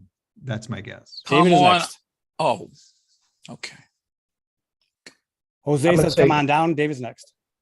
Come on, Eileen. Come The on song. down. Sexy Midnight Run. It's come on up. Come on up. No, it's come on down. I don't know. But it should be come on up. You're absolutely right. They do climb stairs, right? Yeah. Come on down. Dan, what is the answer? No, it's come on down, but it should be come on up. We should write a letter to Drew Carey. The correct answer is "Come on down." All right. Yeah. That's great. That's great. Okay, so the Reverend. Oh, you got that wrong, Reverend. Yeah, I did. I And didn't want to Jose, be. did you get it right or wrong? I think I got that one right. So you have okay, and I got. I think we I have. don't want to Okay, get everything right. I don't want to be prideful. That Exactly. is not a good Christian virtue. And I think Reverend Schenk and I would agree on that. okay. Yeah. I choose to be prideful. I have no choice. I have an embarrassment of things to be proud of. I wish I could be as humble as you, Reverend Barry W. Lynn, but I mean, look at Yep. my CV. I mean, it's just, well, here are the final score. We have a tie. Yeah. The Reverend has 4 points. I have 4 points. Jose only has 2 points. So you lost again, Jose Arroyo. I can take my New Yorker cartoons and my quiz. I think you might enjoy this next segment if you want to. If you I want. will. I'm going to take the video off and enjoy it. I will. Right. That was my other request, that you turn your video off. Okay. Jose Arroyo, let's It was a plug your pleasure. book. It was a pleasure being on the Show show. your Thank book. you, David. Show your book. Show your book. Oh, the book is somewhere in LA, a book of hours, 24 images, one for each hour of a day in Los Angeles. Enjoy it. Bye-bye, everyone. Here's Thank you. The Feldman guarantee. Buy the book right now. We got special dispensation from the Reverend. You go to Amazon, buy the book, and if you don't love this book, I will reimburse you. Tell me you didn't like it, I'll reimburse you. Buy 10 copies of that book and give it to a library or people you love. The book is so much fun to read. Dan Frankenberger, thank you so much. Thanks, Jose. Thanks, Reverend. And Thank you and you. Dan and I need to talk. Well, Reverend Bob Schenk has a lower third. Rob Schenk. Yes, he Rob, is. as I'm otherwise known. Yes, and Reverend Barry W. Lynn doesn't have a lower third. I'm going to stick around for a few minutes, and then the Reverend Barry W. Lynn will take it from there. All right. Sounds Let good. me tell you a story about Rob. Rob and I used to disagree about almost everything. And when you go to Washington and you try to promote a cause or yourself or your institution, it's really good to have a public relations department. And when I worked for the United Church of Christ, they had somebody up in New York who never really understood anything about what I was doing. Even the ACLU, pretty much do your own Washington-based press. Don't depend on the people in New York. When I went to Americans United for separation of church and state and stayed there for 25 years, I had an excellent communications team. And every time I would go to the United States Supreme Court for some big case involving women's rights or the LGBTQ community or separation of church and state, I was always highly impressed with what Rob Schenk was doing, because he would wear a collar on behalf of, I believe it was called the National Clergy Council. And he would always have a prop, a cross, a podium that you might see at in a church. And he would always get enormous attention. People would come to him, the press would flock to him, and they would show his picture and they would get his really wonderful, although at the time, 100% wrong statements about whatever the court was deciding. So Rob, am I misstating this, or what would have happened, say 20 years ago, if there was an LGBT case before the United States Supreme Court and you went to the court to explain your position? Am I wrong? Or were you just you were really good at this? Well, thank you for the sort of backhanded compliment. I really appreciate it. Barry, you know, you were my nemesis, and frankly, I was a secret admirer of yours. A secret admirer. I thought you were always reasonable. You were sober. At least every time I saw you, you were sober in mind and blood chemistry, and always very well spoken on your opinion. And I've got some confessions to make tonight. Maybe I'll Okay, before you do that, so as I understand this, the Reverend Bob Schenk, author of Costly Grace, you have a book. You and the Reverend Barry W. Lynn were on opposing sides completely of the social issues facing the Supreme Court. Diametric opposites. Diametrically. So if the Reverend Barry W. Lynn was in favor of abortion, you would be completely contrary to that. I was for Right. If the Reverend Barry W. Lynn was for same-sex marriage, you would be opposed to Yes, say. not necessarily because he was for, but I'd be against, but I didn't mind kind of playing that role to its max. Okay. And so you would argue and appear on Crossfire, and you were okay. Yep. Great. Did a lot of those. Okay. You know what? This is fast. I'm going to disappear because I want to hear this. This is fascinating. Yeah, Wow. Rob. Well, So, no, he's waiting in the wings, but the big changes started to come, as I understood the trajectory of your life, not over abortion, gay rights, separation of church and state, but over guns. When you met Abigail Disney, a philanthropist, and what did she ask you? Yeah, she asked me point blank, pun intended, how can you be pro-life and pro-gun? And she was referring to my evangelical community. I'm an evangelical minister, and white evangelicals in the United States are one of the subgroups in the American population to embrace gun rights as unfettered, Second Amendment without any restrictions, any limitations, and they are also immediate access to them. So that was a surprise to me when she announced that. Of course, I saw guns in a lot of places, including churches in those days, but it surprised me, and she dared me to take on the question why that was true. It took me a while to say yes, because as I tested the question in my own community, I learned that I was putting my career, my calling as a minister at risk, because I was, I would be ostracized if I took an opposite position to the communities. I would be banned and banished, and eventually I was. But that was the question that started pulling at the thread. And she made a documentary about you and the gun rights claims, and people can still get that, see that. Yes, it's an Emmy Award-winning feature-length documentary called The Armor of Light. It's really not entirely my story. It's also Lucy McBath's story, who is in Congress now. But when I met her, she was a flight attendant who had lost her son to an obscene act of gun violence.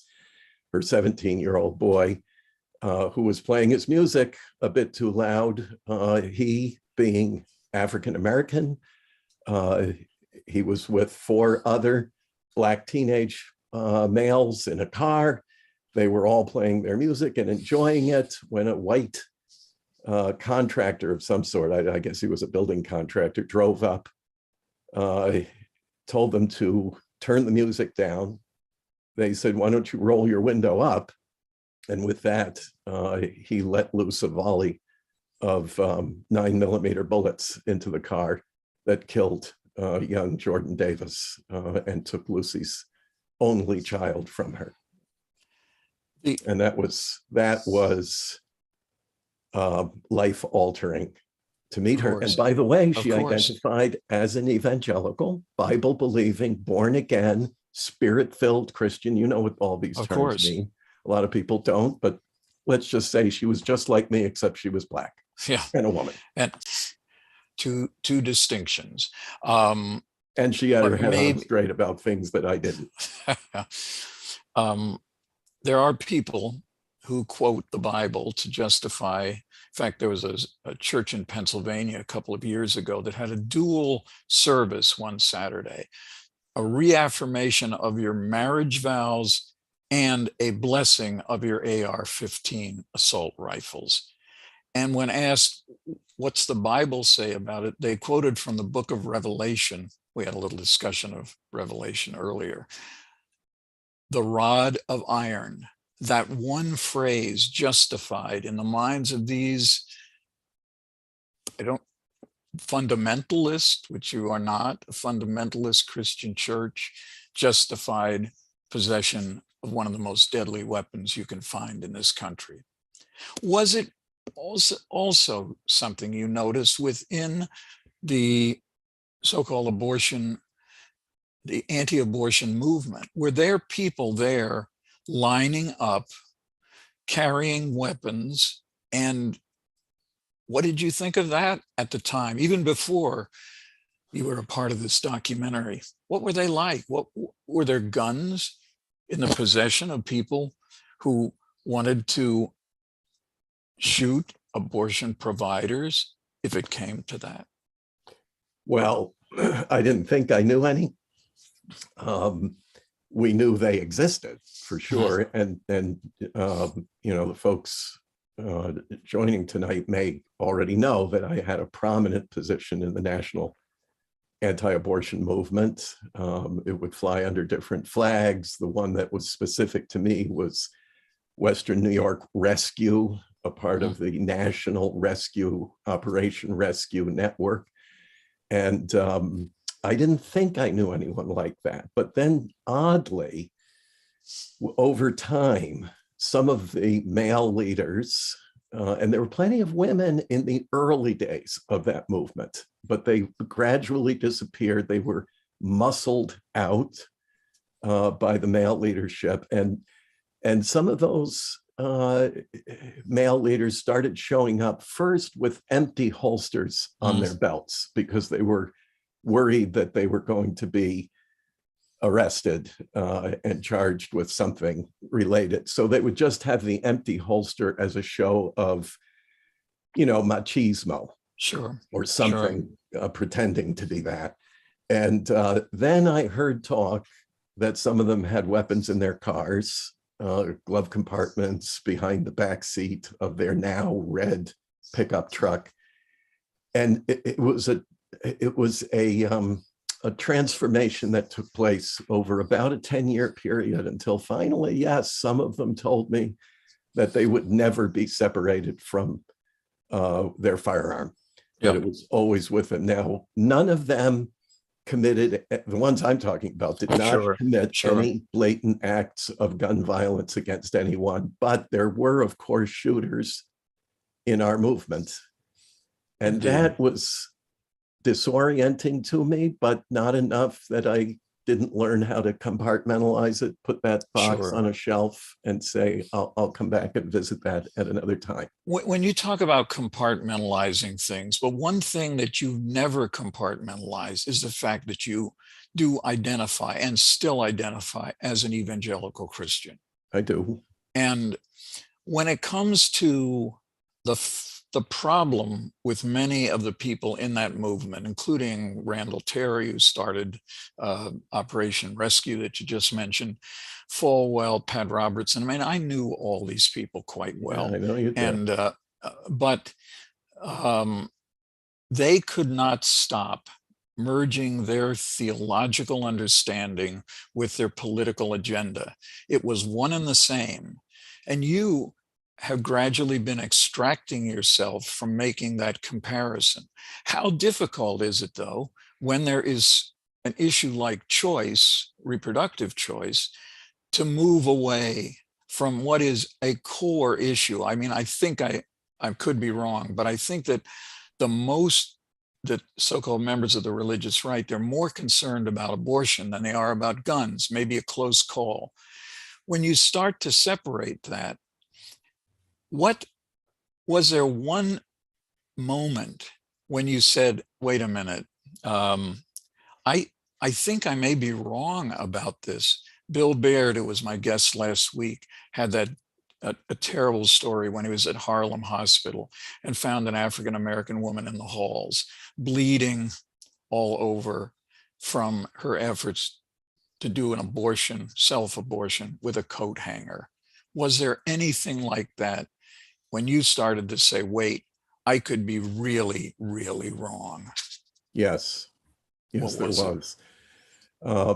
Now I'm going to say that the ground, you know, the hardened ground of my mind was softened already by reading the work of a young, brilliant, dead German pastor named Dietrich Bonhoeffer, who was one of the first Protestant leaders in Germany to stand up against Hitler's racialized dictatorship, would pay for that with his life when he was hanged by the Nazis at age 39. But he left behind a wonderful body of literature. I know you're very familiar with Bonhoeffer, Barry, and many people are, because they encountered him in college reading or whatever. Sure. And he dealt with ethics. He was really an ethicist more than he was anything else. He was many things, but he was in his writings an ethicist. And so I had started reading him, and that was kind of shaking things up. And I was realizing that I had separated myself from the reality of people's lives and their suffering. I had, my cohorts and I had created a fictional world. We had developed a highly complex fantasy. And in that fantasy, every pregnancy involved a child whom someone wanted desperately, that a mother, any mother, should want. And there was plenty of support for anyone in crisis pregnancy. There were people ready to pay their medical bills, ready to offer them free childcare, ready to give them a job, ready to pay their kids' college tuition, whatever it was there. Why would anyone want to have an abortion when you have all those support systems? But what we had in our heads was a fantasy about, first of all, a young white woman living in a middle to upper middle class community, likely part of a church family where everybody was ready to just marshal whatever was required, including adoption, to ensure that that child had everything, well, the mother and child had everything they needed. That was not reality. Of course not. And it took a really jarring experience when I was in Alabama. And you know, I was jailed many times for my protest work, pro-life, anti-abortion, and otherwise. I was in jail. I was in the Montgomery County Jail, and they threw me in the psychiatric wing, which many people found appropriate. I didn't, but they did. And it was co-ed. There were men and women on that wing of this really miserable jail. And there was a woman about 3 doors from my cell who was suffering some form of mental illness. Black woman, very poorly clad, very unkempt. Her skin, I remember, had lesions and infection, and she was just screaming and saying, I have 3 babies. I have 3 babies. Who has my babies? Who's taking care of my babies? Who's looking? And suddenly, Barry, that was like an intervention that shattered these defensive walls of fantasy that I had built up over years. And suddenly I saw this woman was not white. She was not middle class or upper. She didn't have support systems. Nobody cared about her. And nobody in the jail cared whether she had childcare or not. Nobody cared about her. And that was a real reality check for me. Unfortunately, it would take years more for that to take effect in my heart and mind, but it would never leave me. When was it that you actually started publicly to say, I was wrong to be a part of this anti-reproductive choice movement? I was wrong. I got it wrong. I didn't see things. When's the first time you ever said that publicly? Well, I guess it was somewhere around 2012 when we were shooting the film, The Armor of Light. And Abby Disney, who, by the way, I must say, is not, the heiress people think, okay. She is a very smart, very engaged, successful businesswoman. She is a philanthropist, world-class philanthropist. Anyone in the women's rights movement, anyone in reproductive rights movement, anyone in the arts knows how much she does with her wealth for all those causes and a lot more. And she's an award-winning filmmaker. So we were doing something somewhere and she just said, I need to ask you a question. And then she told me her own abortion story, which went to her years when she was in college. I think she was 21, 22, something like that. And she said, had you been in exactly my frame of mind, in my circumstances, in the situation I was in my relationship with the man who was, was my intimate partner, what would you have done? And she said, don't you give me one of your movement slogans. Don't you give me one of your bumper sticker sayings. You tell me what you would have done. And until you can tell me that, I don't want to hear anything else. You tell me what you would have done. Now, okay, I'm bearing all with you, Barry, because I trust you. You are my confessor. You are a pastoral figure to me now. And so I will just say, I was in therapy by then. Yeah. And I had a therapist who was really helping me face the truth about myself. And so it was the right time to ask me that question. And I sat on it a little bit. And finally, I told Abby, I would have done the same thing you did. I would have had an abortion. Yeah. Well, to some, that may seem like, duh, stupid guy. But for me, it was a tectonic shift in the way I saw the universe, the way I saw God, the way I saw me and everyone around me. When you have these seismic changes in personality, when anybody goes through this, you still maintain a core that never leaves you.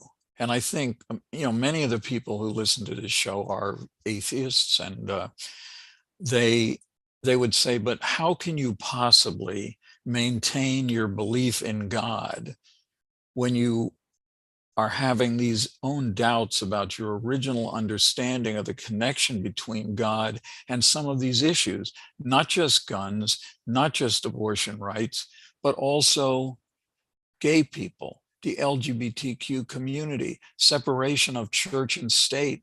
How can you change so dramatically in so many? We're going to get into some of these other changes, but how can you do that and still maintain the core belief that you learned in part from Dietrich Bonhoeffer, whose Dietrich Bonhoeffer Institute you've created here in Washington, D.C.?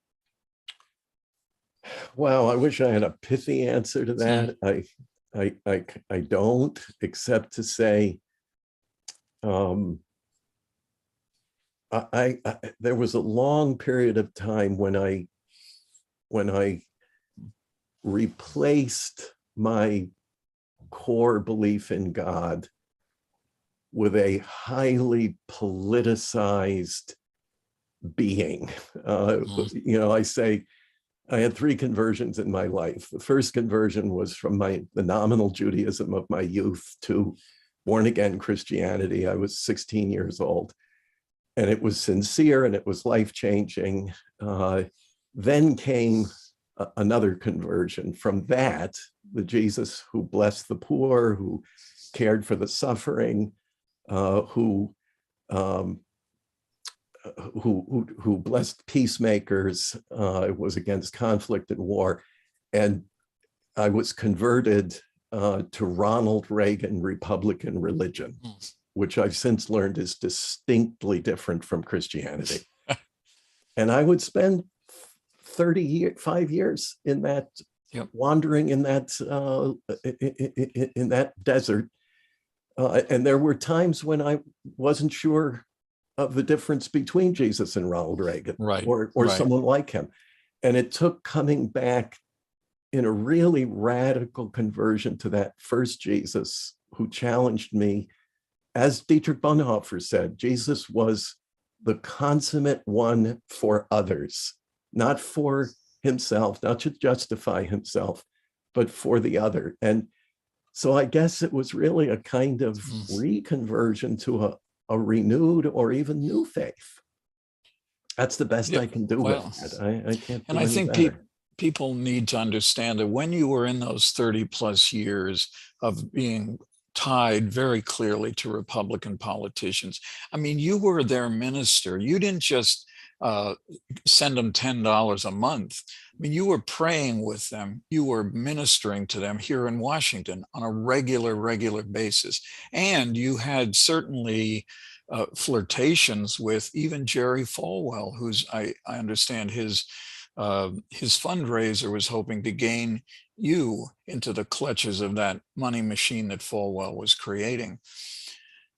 When you change these issues, do you ever go back to some of these senators, for example, many of whom are still around, and explain this shift to them, because they could actually do something about correcting the error of their ways, which I guarantee you in almost every case is attributed to their claimed profession for the love of Jesus?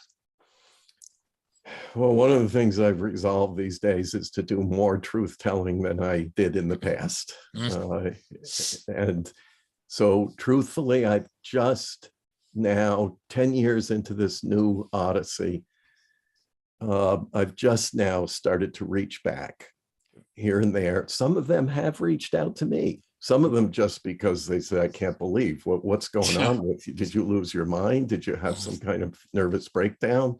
What happened to you, Shank? And so I give an answer the best way that I can. And I would hope that could be salutary. I've also given up on blithe optimism, and I've tried to be a little more realistic about hopefulness.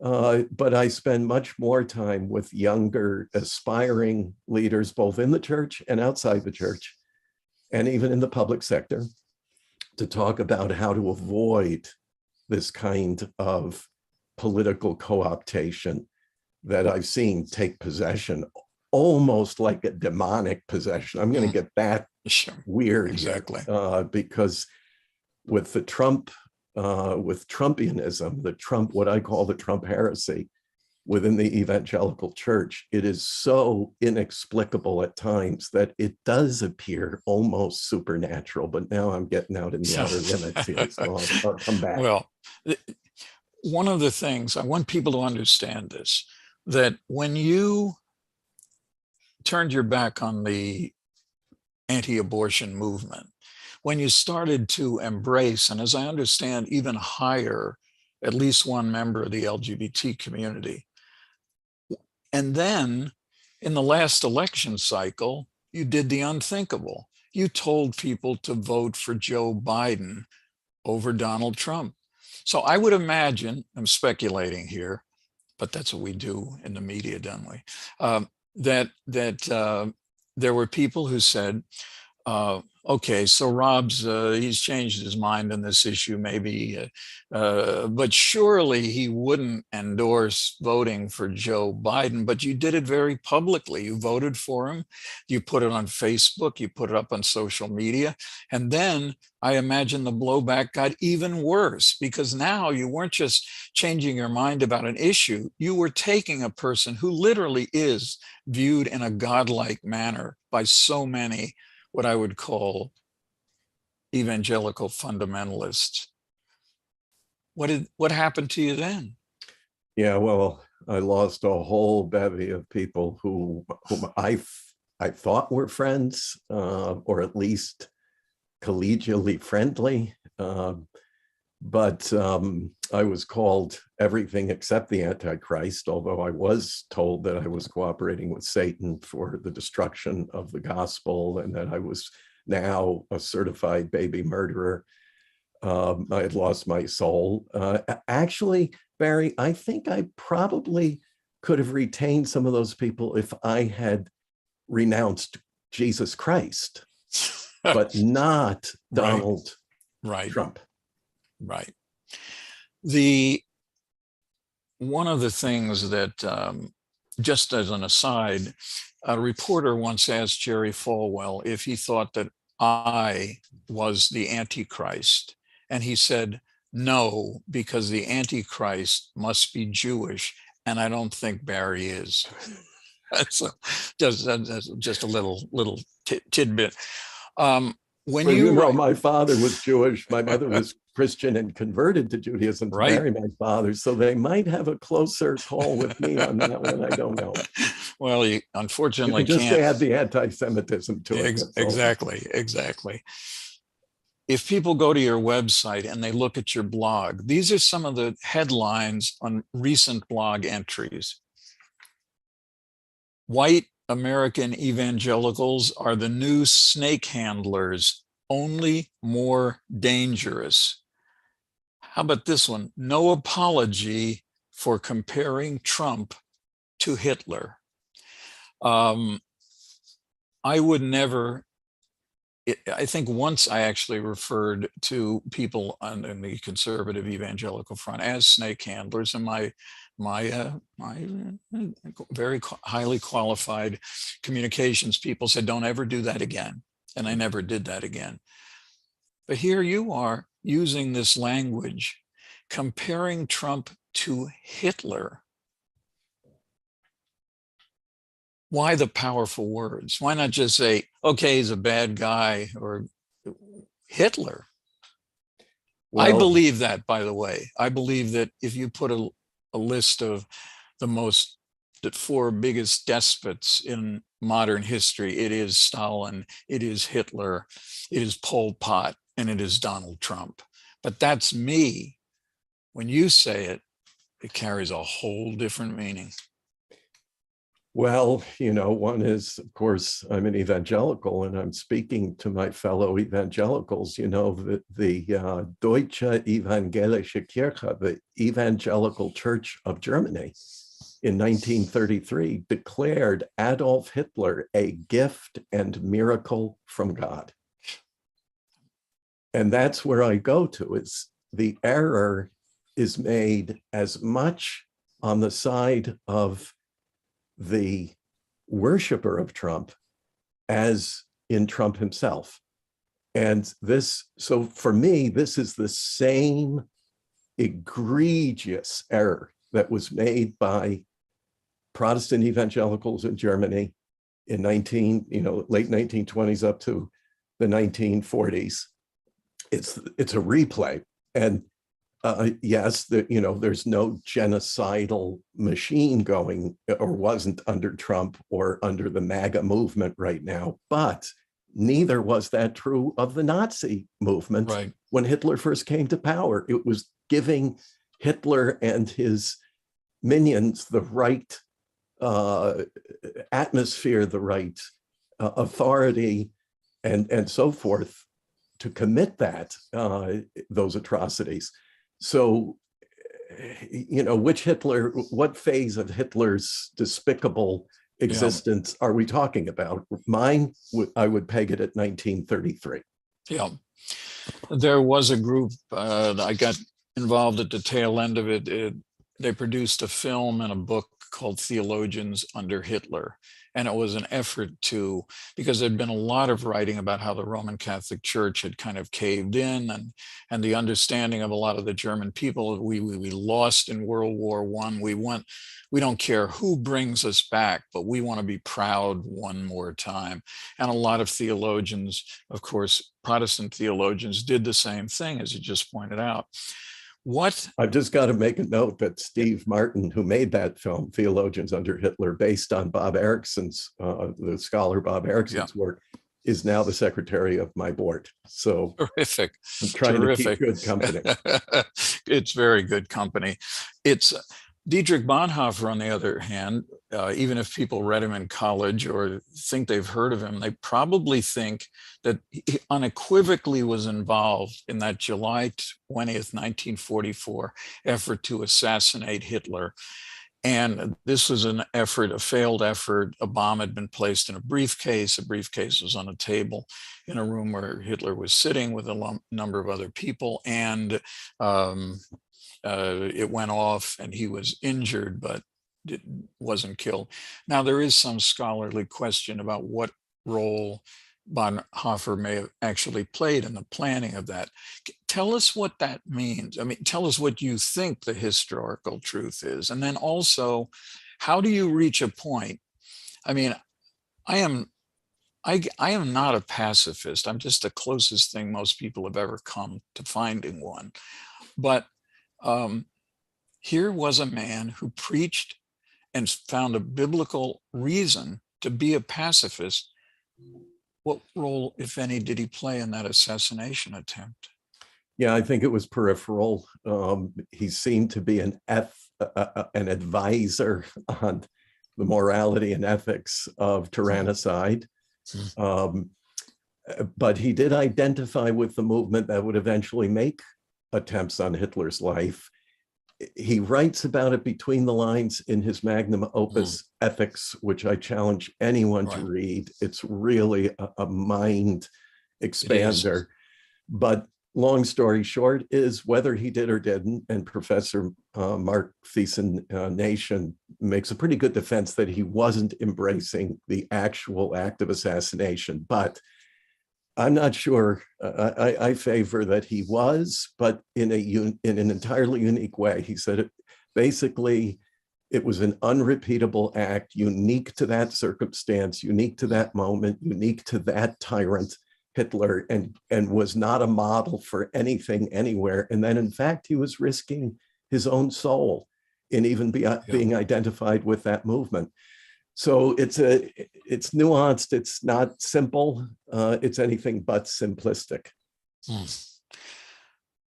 When you come through this journey and you look at what could be done now, obviously, and I frequently blame Democrats for lots of things, and including on this program. But you enticed me into doing something when we were still on the opposite sides of things. When the Monica Lewinsky story broke,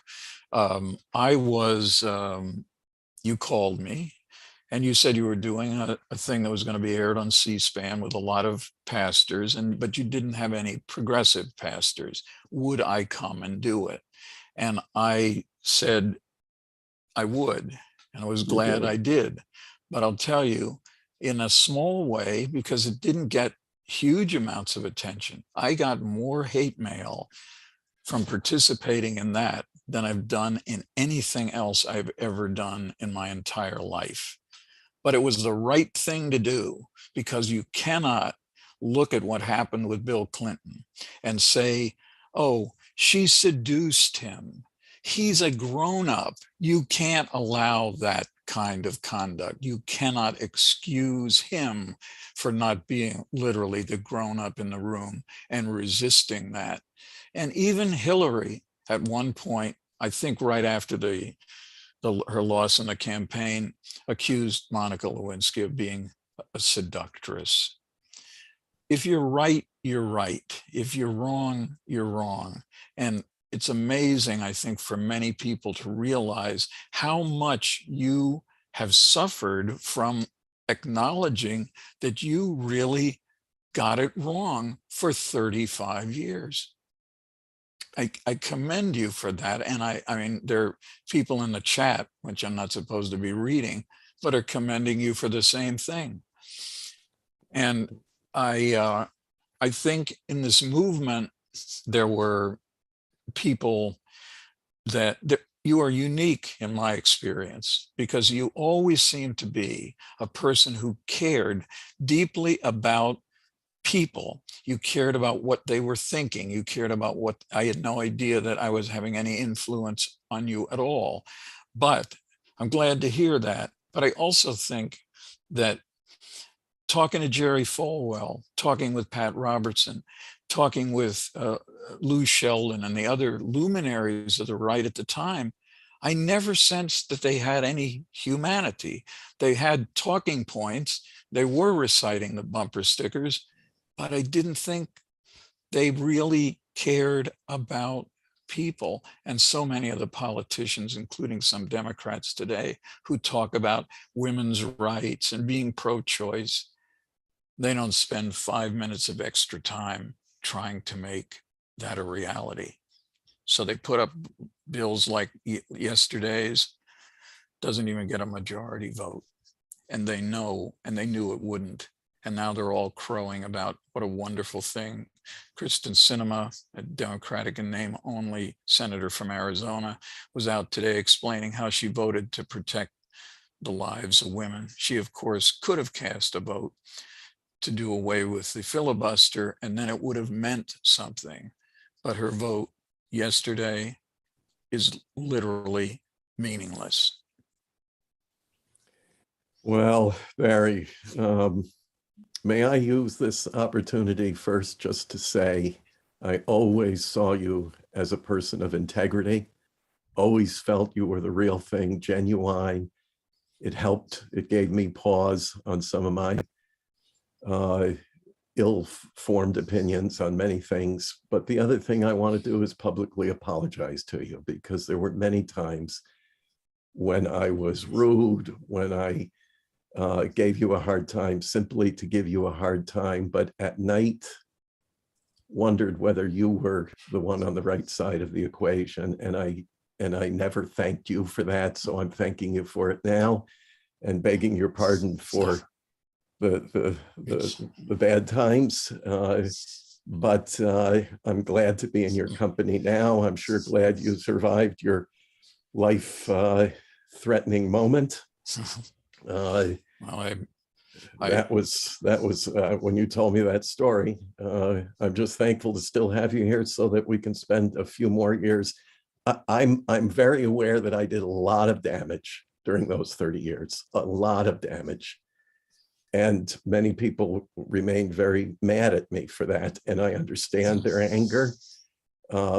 So maybe I can collaborate with you in doing a little more of that repair work. Well, I really appreciate that. And of course, I accept your apologies and wasn't even looking for them, but I know. I understand that.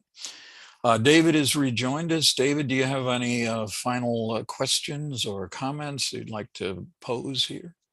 Yes. This was an amazing interview. I'm kind of speechless. This has been a beautiful, beautiful conversation, just perfectly beautiful. I don't know if I can even come close to doing justice to it. Let me revisit your third conversion. That would be turning your back on Trump and the Right to Life movement. Changing people's minds. What changed your mind most? Conversations with Reverend Barry W. Lynn, arguing the world, or experiencing the world? Experiencing it, Yeah. David, experiencing it. Again, taking down the walls, those artificial sceneries that I had built, the fantastical landscape that I had built, and facing the real world, real people, their real lives, the real reasons they made their decisions, not the reasons I imagined them, to have, but that they really had. And that was not an easy thing. And it took a lot of work, but it was really facing the reality of people's lives. What I say now is that I spent an awful lot of time demanding that other people join me and live in my non-reality. And now I understand that the challenge in front of me is to live with them in their reality. And that was it was a seismic change in the way I structured my life and the way I related to other people. So that's really the short answer. What advice could you give to to our side, and unfortunately there are two sides, what advice is there to win over more people like you? Or do we just have to depend on life itself, experience? Is there anything we can do to bring people to our side? I think first we have to be careful not to immediately go to contempt in our That's my default engagement with position. others. What's that? My default position is contempt. Contempt for the other side, and even more contempt for my side. So it's But you have developed it into a beautiful art form, which allows you to get away with that. Some people are just so ham-handed and clumsy and ugly about it, right. but you do it exquisitely. I've watched you. Yeah, I think that's part of it. You know, one of the stories I love to tell is about the most Trumpian financial benefactor that I had in my old world, who had a gun collection. I don't even know how many guns he owned. I want to put it in several hundred. And he always said, I have one at easy reach wherever I am. He was that kind of guy. He was more Republican than any Republican you've ever met. And yet I met Don on the southern border when he and his wife were sweating in the kitchen of a ramshackle little church filled with immigrant pastors, many of whom we all knew were undocumented, who, you know, were, we used to call them illegal in that church. And yet Don and his wife were cooking 3 meals a day. They were very wealthy, lived in Jackson Hole, Wyoming, Siesta Key, Florida, and Dayton, Ohio, depending upon the season of the year. And yet they were there serving these folks for a whole week, didn't have to, were giving themselves. They were people of very mixed motive. And when COVID came around, he wasn't going to let anybody tell him what to do, and he didn't wear a mask, and he died. And that still chokes me up because I loved this man. And as complicated and problematic as he was, and when I turned on Donald Trump, I'm sure he thought I was the Antichrist. And yet, you know, human beings are complex. They're a mix of everything, sometimes a mix of a lot more bad than good. And maybe Don got that way, and maybe I did too. But I think we have to, you know, show people the same honor we want to be shown, and yet challenge them, because that's part of doing good, is to help somebody like me reassess my opinions. So I'm not talking about, you know, being mealy-mouthed and silent. You let them have it. You do that masterfully, Mr. Feldman. So does Barry. Please call masterfully. Call me Reverend Feldman, please. There you go. Mr. Feldman's my father. Thank you. That's the best I can do. Listen, I please, I would like to repeat this as much as possible. This is between you and Reverend Barry W. Lynn. I have so many questions that I wanted to ask you. The people who don't agree with us, I've got it in my head that most of the people who don't agree with me don't believe what they're saying. They're just trying to irritate me, own me. You know, owning a lib is the new expression. Try to get a rise out of me. And if they do believe what they're saying, there's something deeply, deeply wrong with them psychologically. But when you describe your friend Don serving undocumented Americans in the heat, he believes, you're saying he believed that he was on the right side. There was nothing fraudulent about it. No, no, but there were moments that we had. Let me give you an example. We were talking about LGBTQ folk, and he would slip into the ugly use of the F word for male, for gay men. And I'd say, hey, too far, Don, too far. And then he'd say, don't get me wrong. Let me tell you something. I die for my cook. The guy who cooks for me, we lavish him. We take care of him. We love him. He's as gay as you get. I love him. I knew national evangelical leaders. Barry, you would know every one of them. Yeah.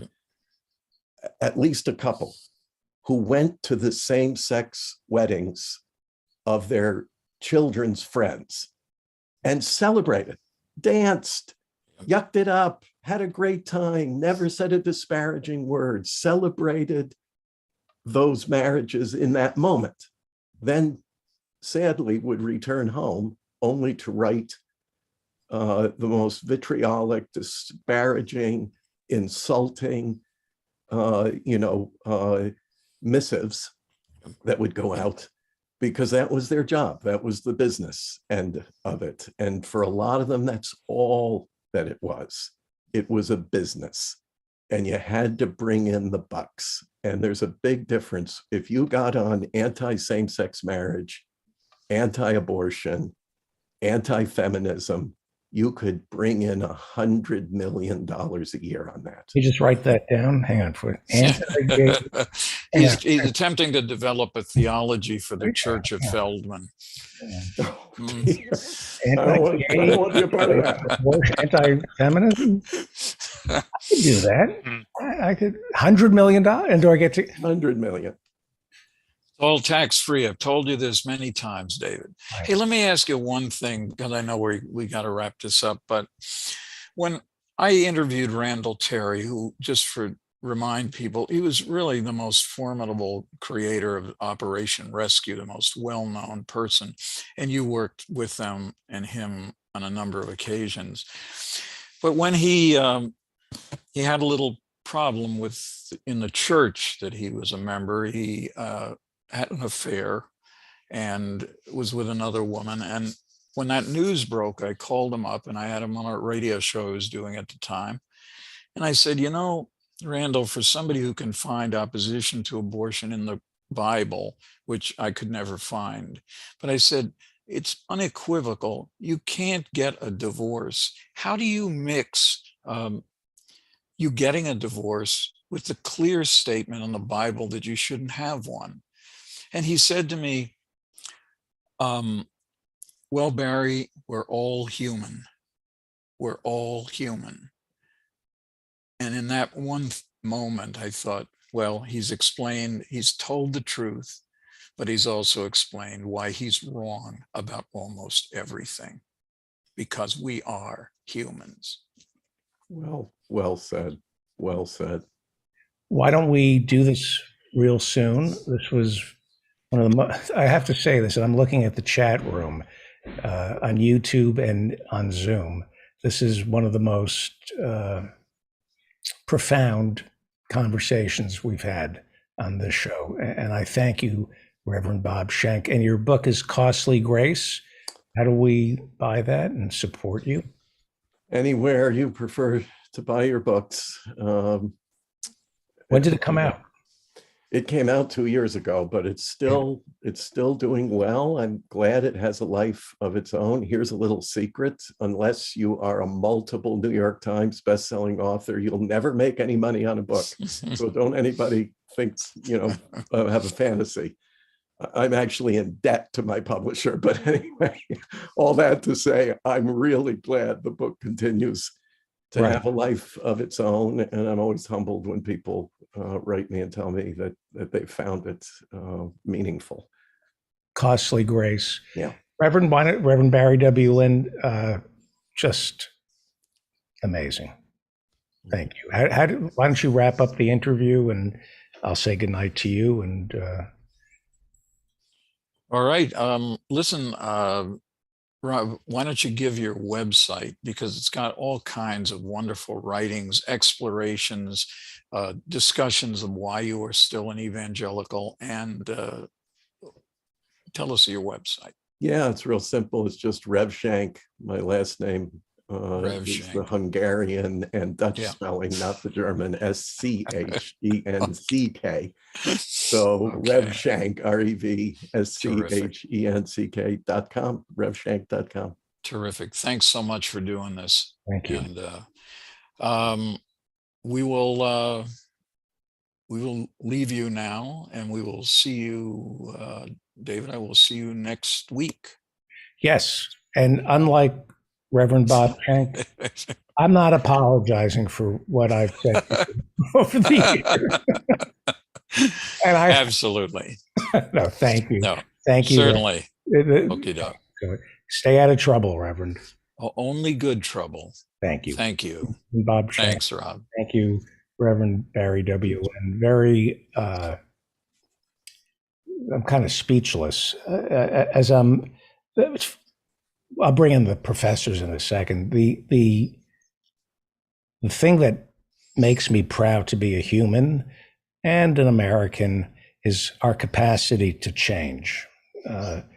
Pee Wee Reese, I always think of Pee Wee Reese, who played for the Brooklyn Dodgers, who did not want Jackie Robinson to join the team. And he protested and used the N-word and had nothing to do with Jackie Robinson.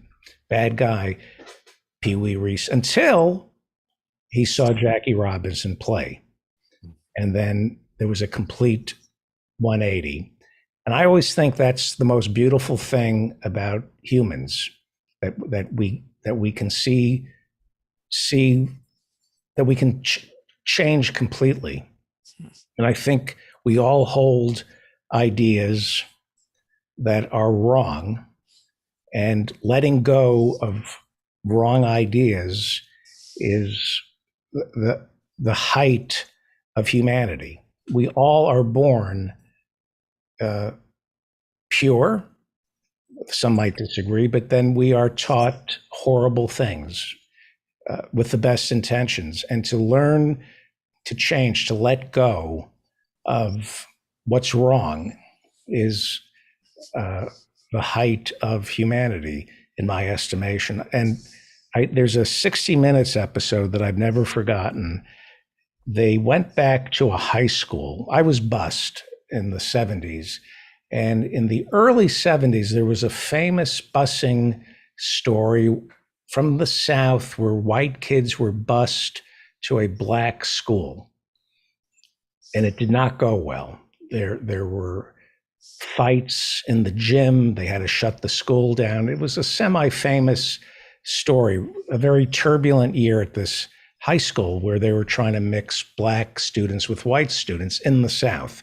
60 Minutes went back to that same school, I think 30 years later, and they brought all the kids in. And the white kids, or at least the ones who showed up for the interviews, and they had pictures of them throwing rocks at the black kids. Every kid who vociferously protested going to school with black kids, every kid, there were pictures of them protesting, had changed their mind. And it was, I know they caused damage to those black kids, but the fact that they could apologize and know that they had done harm and seek and apologize and ask for forgiveness was one of the most beautiful episodes of 60 Minutes I've ever seen. And I think all of us have wrong ideas. And as we get older, to let go of bad thoughts, bad ideas, is the height of humanity. So I really have tremendous respect for you, Reverend Bob Shank, and I hope you come back and continue this conversation with Reverend Barry W. Lynn. This was a beautiful interview. Thank you. Thank you. Thank you. Thank you. Bye-bye. Well, let us now go to Joe in Norway. And you have and you have a lower third. It's time for ASMR for your eyeballs. By the way, thank you again, Reverend Barry W. Lynn. Really, that was something. Joe in Norway. Joe keeps. Good evening, David. You keep the show going, especially office hours. So thank you. And you have a cooking segment on our show. What are you cooking tonight? Yes, we have my partner and I have a funeral to go to tomorrow. You have a celebration of life ceremony tomorrow. And I thought I would make a nice, rich green tea cashew cream pie at the suggestion of Dave Ami in our community. Mm-hmm. It's the best kind of baking I do. It's a no bake cake. So raw food. This will be a raw food, and shall we say gluten free? I guess you can. All of the isms. There will be a little bit of white sugar because I couldn't find the agave syrup. This is the kind of food that none of us can afford. This is that like really good. I'm going to attempt to not bleed into the pie while I'm making it. My nose is still bleeding from when I picked this up at the grocer. I'll be billing Dave afterwards. You had a nosebleed today? At the prices we have to pay for all of this protein and tea. So I'll be making a very nice pie for the funeral tomorrow, and then I have to prep some black beans. So I'll be cooking black beans in the pressure cooker. You don't have to soak these. It'll be cooked within the hour and all ready to eat for the next few days. All right, we will keep an eye on you. So far, everybody has a lower. Professor, I'm so glad to see Professor Marianne, but no lower third. Everybody has lower thirds on the screen, except for Professor Marianne. And we have to fix Leslie doesn't like the color, so we have to fix this. But I have one more announcement. Yes, sir.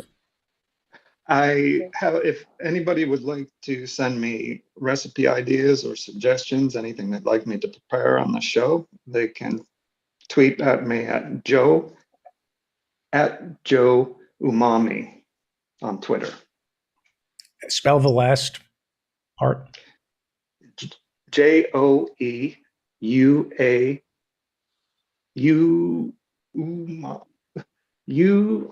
JOEUMAMI. Those are my first words that I said to my father. You mommy. Tough one. How many hours into the show is this? 4.5 hours. I'm still trying. So joining us, it's time for the professors and Marianne. Thank you, Joe. We'll check in with you later as you continue to torture us. You're getting more and more. Each week it gets more painful to watch what you're making. I get so hungry. Professor Marianne Cummings is a particle physicist. She is a parks commissioner. She's our only elected official here on this show. Parks Commissioner, Aurora, Illinois, still holding a Nina Turner for Congress poster behind one of your amazing paintings. You painted that, didn't you? Yes. A dangerously brilliant individual, as is Professor Ann Lee, who you can read over at the Daily Kos. Her byline is Annie Lee. And Professor Jonathan Bick joins us, and he's over at office hours every Friday night at 8 p.m. teaching Star Trek. It's hot in here. Star Trek and the Twilight Zone. Let's do Professor Ann Lee, and let's see how your sound is today. Hello. Oh. Testing 1, 2, 3. That's good. We still have to figure out how to even get it louder, but hi. Even louder. Yeah.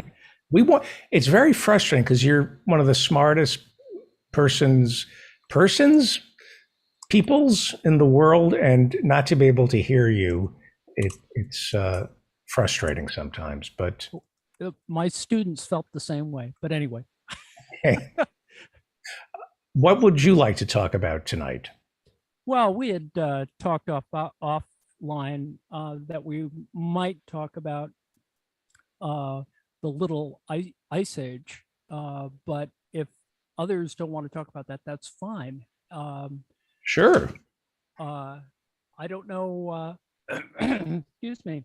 What was interesting, because it is the idea of a quote unquote little ice age, because most of us think an ice age is global, and the current literature, and probably it's used as a counterfactual for climate crisis, climate change, is that, you know, that there are phases or cycles for in terms of sun rotation and stuff that Marianne probably knows much more than I do about. But I came across an interesting text in preparation for this. The basic problem, of course, is that at some of the most interesting times that have influenced the world, mainly the world economy, or at least one way of looking at it is the world economy, are these brief moments, these kind of 11-year solar cycles that can sometimes at their height and their depth produce, well, at the height you get sunspots and other things which affect climate on Earth. The problem, of course, is to generalize from that, to say that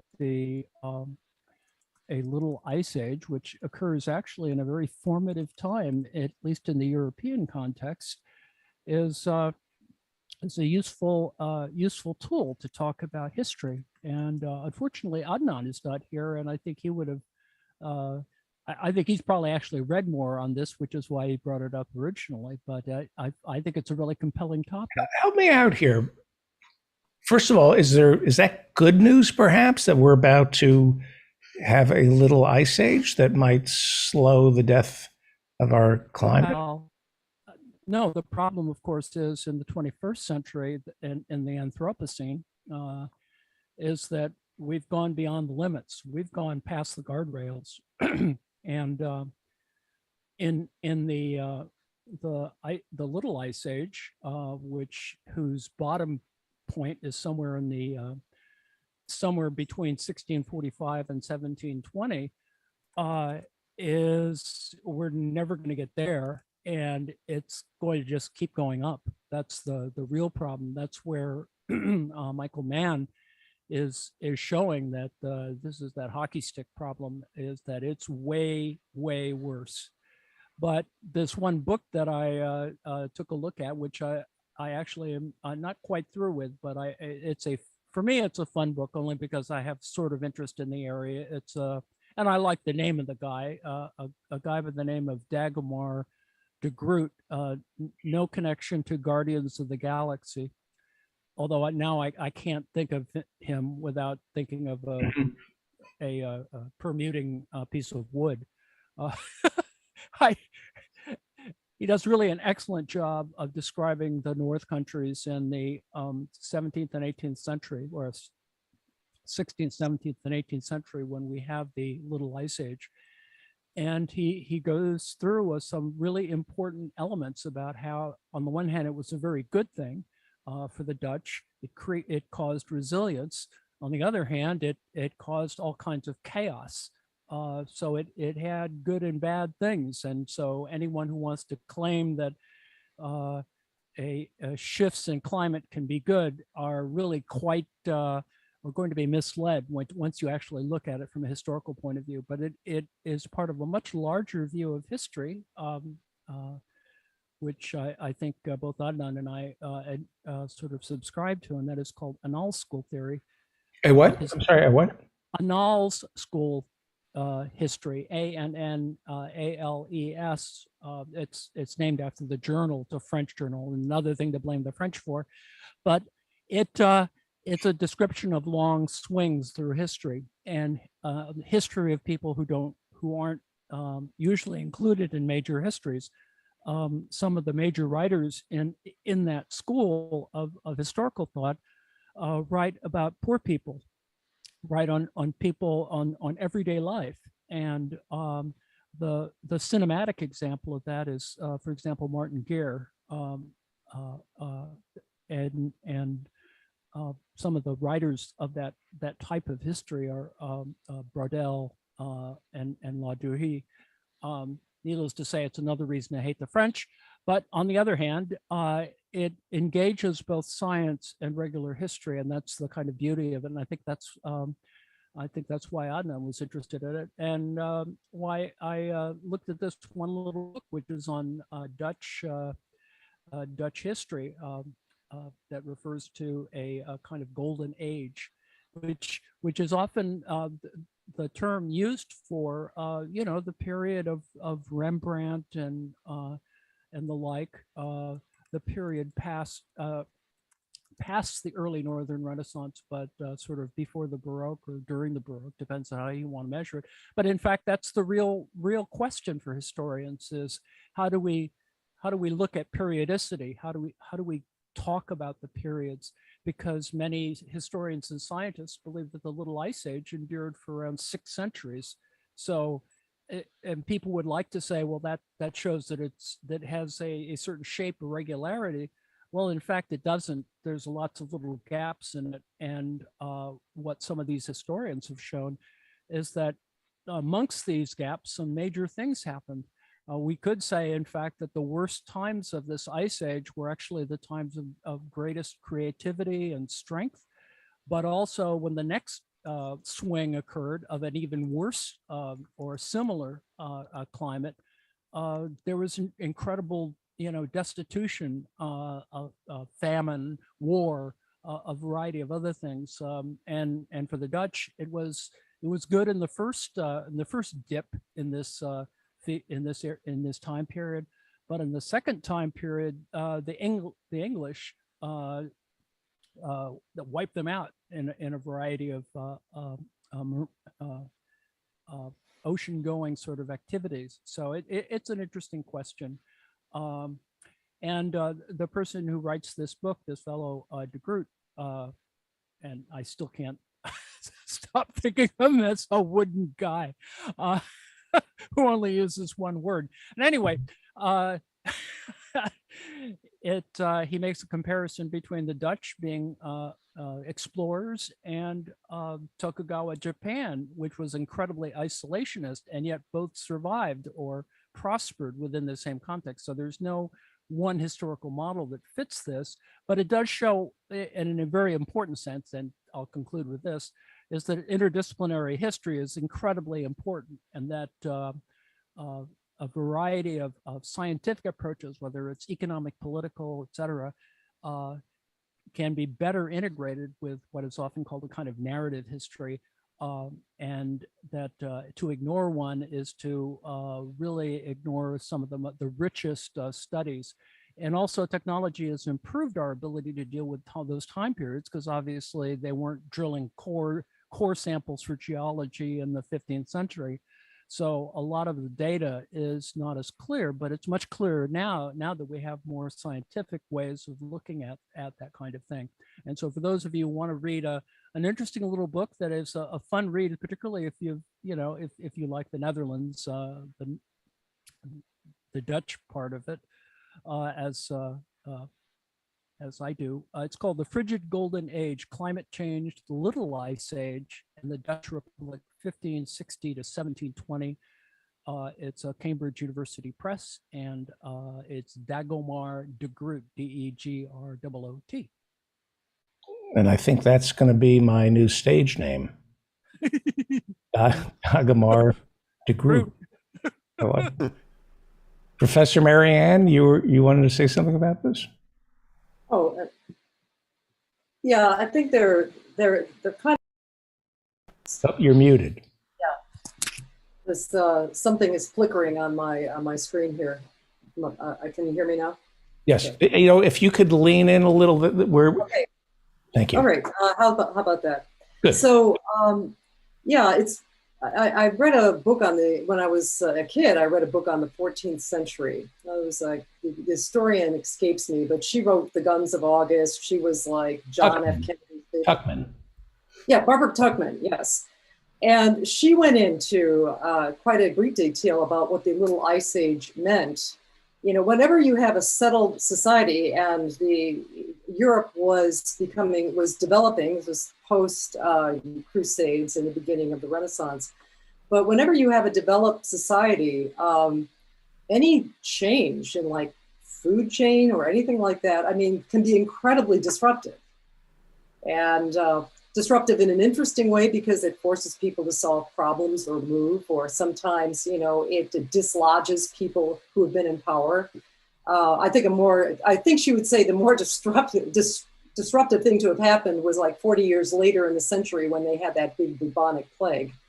And that certainly was hell for a lot of people, but on the other hand, certainly it's kind of like cutting down the forest and all the little trees that have been growing under shade. It's time to shoot up.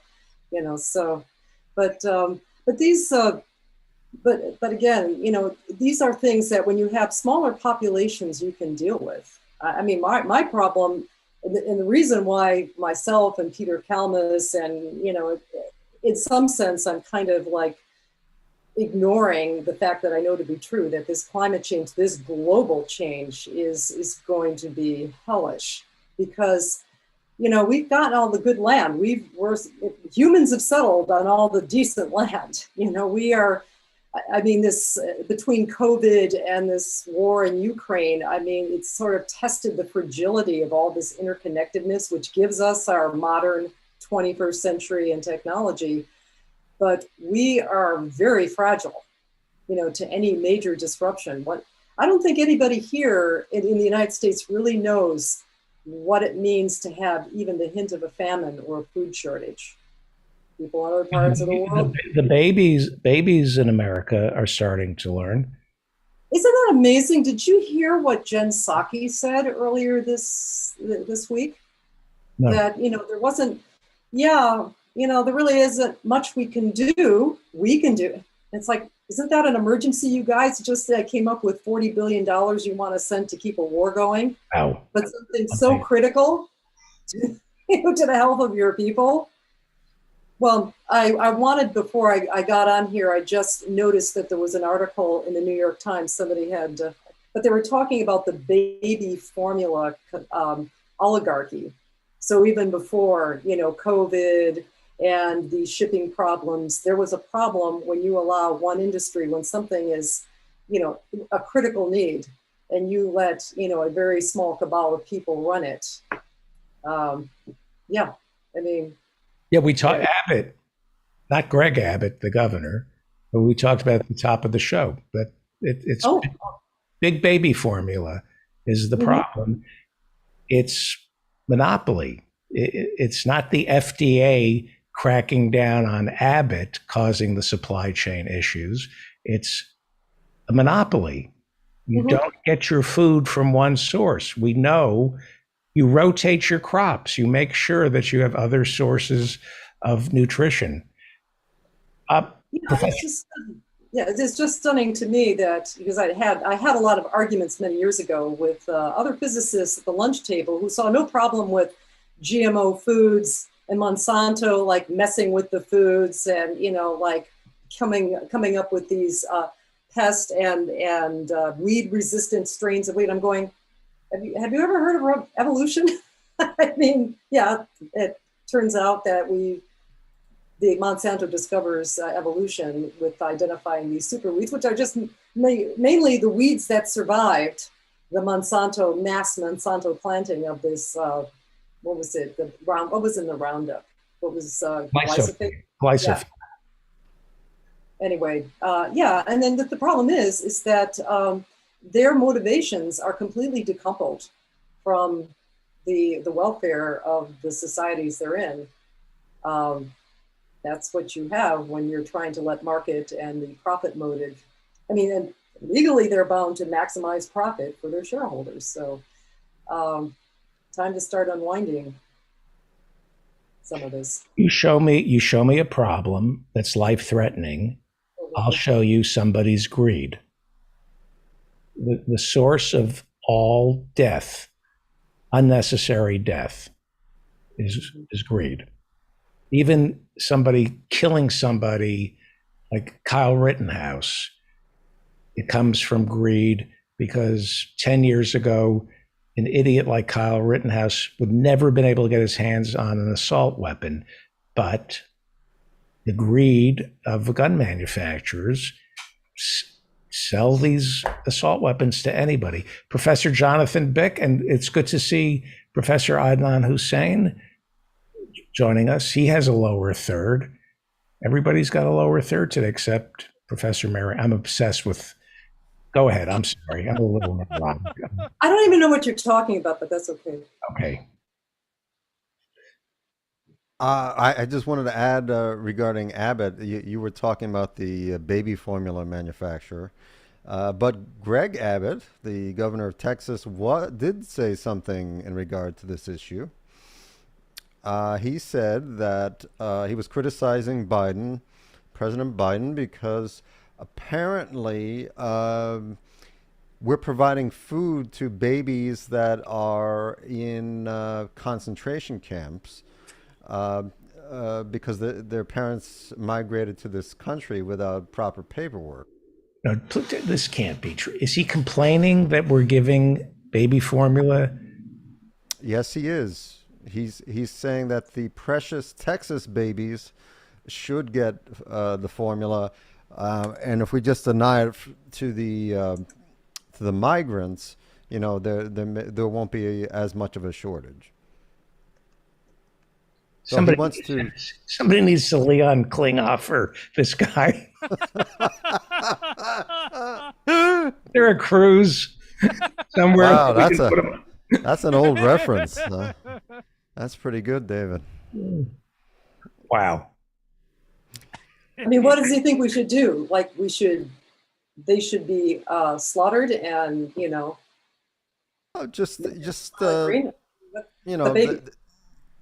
that's not his concern. Only American babies are his concern. He didn't say. I can't believe he said that. He's a monster. No, He's a monster. He said that today? I'm looking at the report right now. Oof, oh my goodness. He's a monster. Yeah. Do you have it there, Marianne? Yes, it's a Texas. My screen is blinking in, but it says Texas governor under fire after calling feds reckless for giving migrant babies formula amid U.S. shortage. And that was from Border Report today. If you were writing a screenplay and you wanted to have a villain, you would be told nobody would say that. You can't have somebody say that. It's not believable. Well, he is the governor of Texas. It took two of them to make a joint statement. In a joint statement by Abbott and Border Patrol Council President Brandon Judd, they said on Thursday, quote, "Children are our most vulnerable, precious Texas assets and deserve to be put first." Yet President Biden has turned a blind eye to parents across America who are facing a nightmare of nationwide baby formula shortage. While mothers and fathers stare at empty grocery store shelves in a panic, the Biden administration is happy to provide baby formula to illegal immigrants crossing our southern border. Who raised these people? Who raised them? Who's writing this? I mean, maybe they were raised on baby formula exclusively. Didn't get the nutrition they needed for proper brain development. Yeah. Raising Arizona, why aren't you breastfeeding them? Our mother didn't breastfeed us. Look how we turned out. Well, the problem is breastfeeding is a luxury. If you're living at or below the poverty line, you don't have time to breastfeed. But Ethan Hirschenfeld had a great idea to have just have wet nurses where you can just stop and drop the kid off. And anyway, I'm not doing it justice. I Go just ahead. want to point out this is on top of his statement from earlier in the week, or was it last week, talking about his intention to challenge an earlier Supreme Court ruling from the 80s that provided that all children in the United States are entitled to an education. He wants to deny education to the children of undocumented immigrants. Because that's really going to benefit our society, isn't it? And the world, to deny children education. And when they grow up, what kind of activities do you think they might get involved with? I mean, to deny someone the chance to have a decent life and to have basic skills that they need to, participate in life. What is the thinking there? It's along the same lines of just cruelty, of blind hatred. Well, maybe Ariana Huffington could explain to us why she supported that idea when she was running her husband for Senate in California. I think we talked about that last week. Ariana Huffington, the great liberal, as recently as 1992, ran her husband for Senate on a platform of denying education and health benefits to undocumented children. Ariana Huffington, who works on her sleep hygiene. It's amazing she can sleep at all at night. Professor Adnan Hussein, what do you have to appall us with? You want to go back to the Little Ice Age?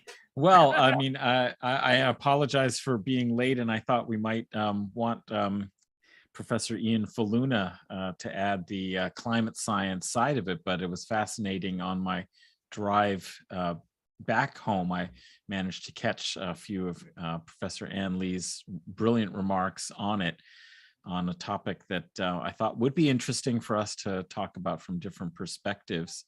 But I can appall us by talking a little bit about a 51-year-old journalist who was recently shot and killed in Jenin in the West Bank recently, a few days ago, and whose funeral took place today. Shireen Abu Akleh, who American. Palestinian American, who was probably among the earliest female reporters for Al Jazeera network, and very well respected, and has been reporting from difficult areas in the Middle East, particularly Palestine, for a long time, and was clearly marked, wearing a kind of high vis vest that indicated that she was with the press, and she was with several other journalists as well, quite far from an area where there was some live fire going on between Israeli forces and Palestinian resistance, but they were very far away and had informed the authorities of their presence. And so this is a kind of shocking event that has gained a fair amount of attention and become a renewed focus, building as it does upon several weeks of intensified conflict and suppression of protests and arrests and so on that had been taking place in different places in the West Bank. But so this journalist, Shireen Abu Akleh, received something almost like a state funeral today. With 5,000 people came out and lined the streets as her coffin, which was draped in a Palestinian flag, was taken through the city of Ramallah in the West Bank. And the Qalandia checkpoint to her home in East Jerusalem. So that's where she, has been residing. So her body was sort of brought back to East Jerusalem. And I don't know if people have seen the video there is video that has been shown on, all sorts of channels and so on. And that shows her, gruesome death and shooting. And it's a real tragedy that shows the continuing violence of the occupation in Palestine. Which That's they something- just approved 4,000 new units for the settlers.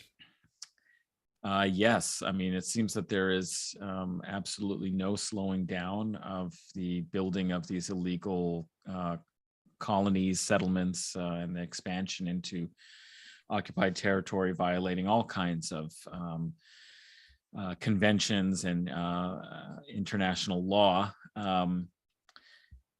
So this, however, is something that did elicit some, remorseful sounding statements by, I think it was the foreign minister of Israel, because it just is a really obvious case. But I think that's what needs to be pointed out, is that this isn't exceptional for the people who live there. This sort of thing is happening all the time. It's just that, we have these particular taboos that when those are violated, they get a little bit more attention. And so, American yeah, journalists. yeah.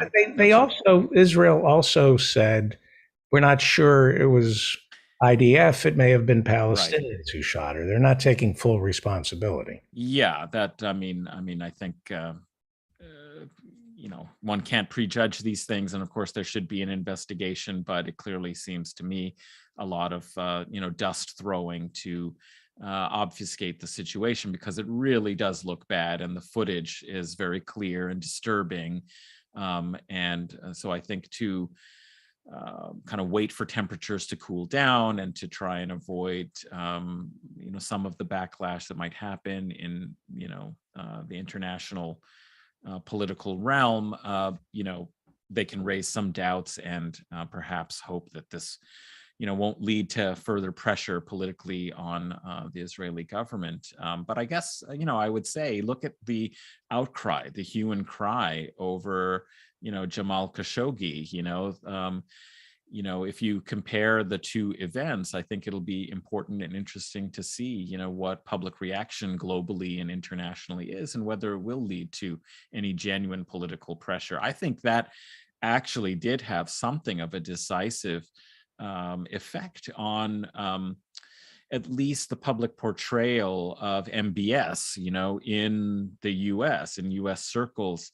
I think fundamentally the real reason why MBS is being isolated is, of course, because of his position in the Ukraine war and willingness to maintain all kinds of diplomatic and financial and economic ties with Russia, and unwillingness to boost production in order to alleviate global oil prices. So I think there is, of course, a geopolitical and economic basis for it.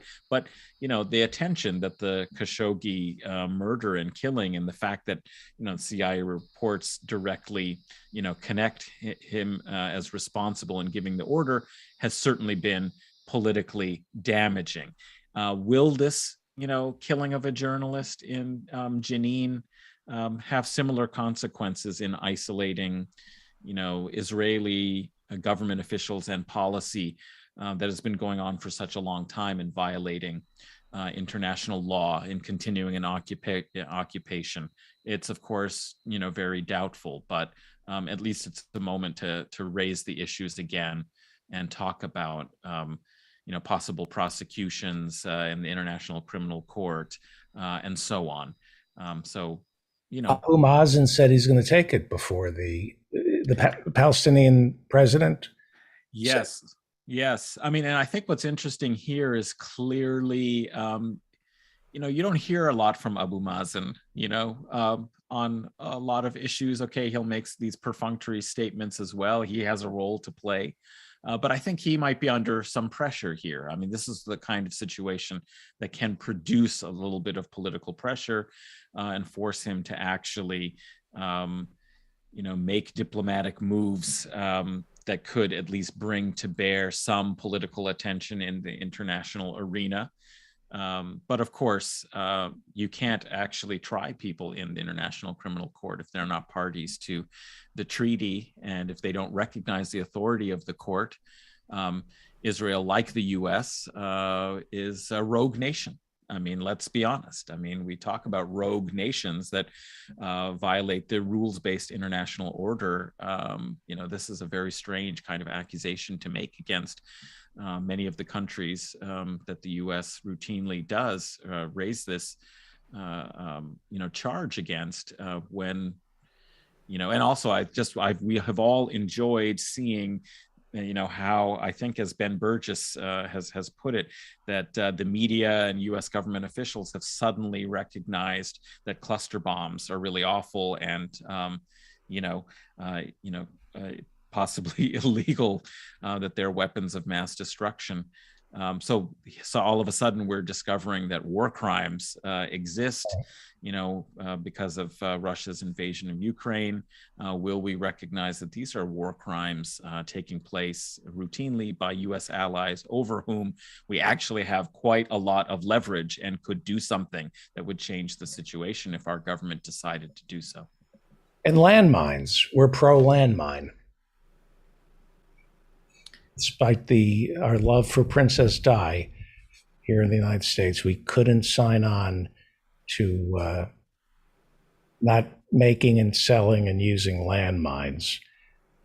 Now, Israelis on the right will say there's a whiff of an intifada going on. How dangerous is it for Israelis right now? Well, I mean, that's hard to predict. This is a replay in some ways of what happened last year, around this time, trying to stop the forced evictions in, Sheikh Jarrah neighborhood, as well as conflict around trying to protect use of, the Al-Aqsa Mosque and, the area there on the top of the hill. So, I mean, did it ever really go away? I mean, it's true that there's an upsurge of protest, but all through the summer of 2020, when there were Black Lives Matter, protests taking place in the US, there were similar kinds of manifestations and violent suppression of these demonstrations and so on. I think there might be peaks and valleys of intensity of the suppression and whether there's resistance, but I think the reality is that it's constantly happening at a low level all the time, that the occupation doesn't work as just crushing, through military control and obvious violence.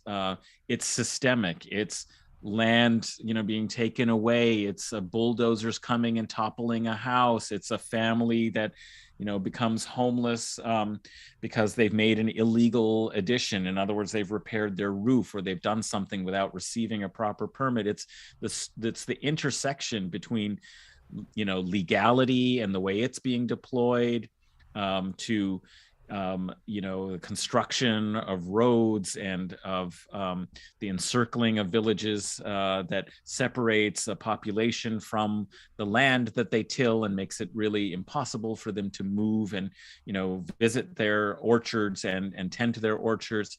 These things are happening all the time. And I think that's important to remember, is that on a daily basis, there is a slow and continuing process of dispossession and of, legal kind of violence, the systemic sort of violence. And occasionally there will be moments where resistance is mobilized and organized in such a fashion that it elicits a more draconian kind of response, where you have shooting and you have, actual, violence. And that's when the media pays attention. But, all those other daily activities of expropriation, of humiliation, of suppression, don't really rise to our consciousness. Yeah. I subscribe to Haaretz, which is kind of like the New York Times of Israel, where they try to, they're going to present middle of the road, both sides.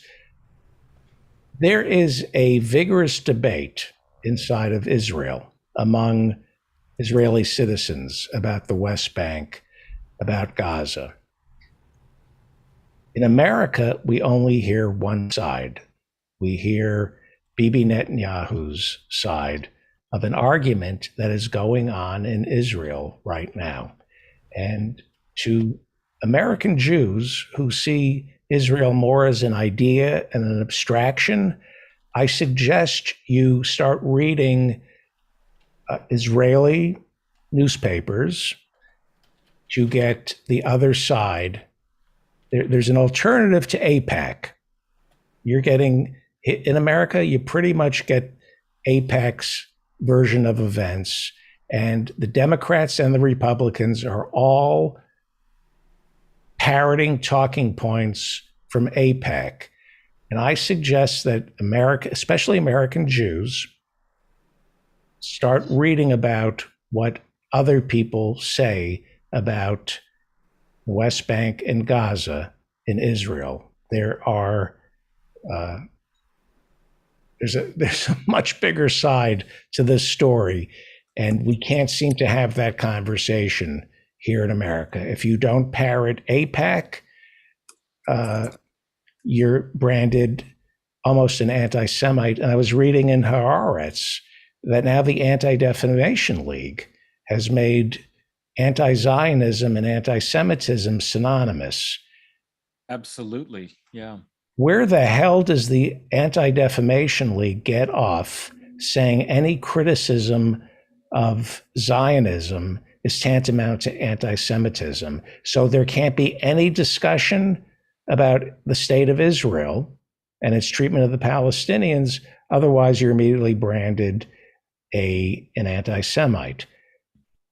That is not a recipe for a positive outcome for Jews. Well, I agree completely. And I think it's actually intellectually, socially, politically very important to distinguish between Zionism, the policies of a government, and a form of racism, of religious or racial discrimination, and the latter is anti-Semitism. And the former are, a nationalist ideology or the policies of a state. And I think it's dangerous, actually, and actually increases the possibilities of anti-Semitism by associating them closely. Right. I think that's not something that's to the benefit of Jews in the diaspora, for example, to be tied to, closely and identified with the activities and behavior of the Israeli government.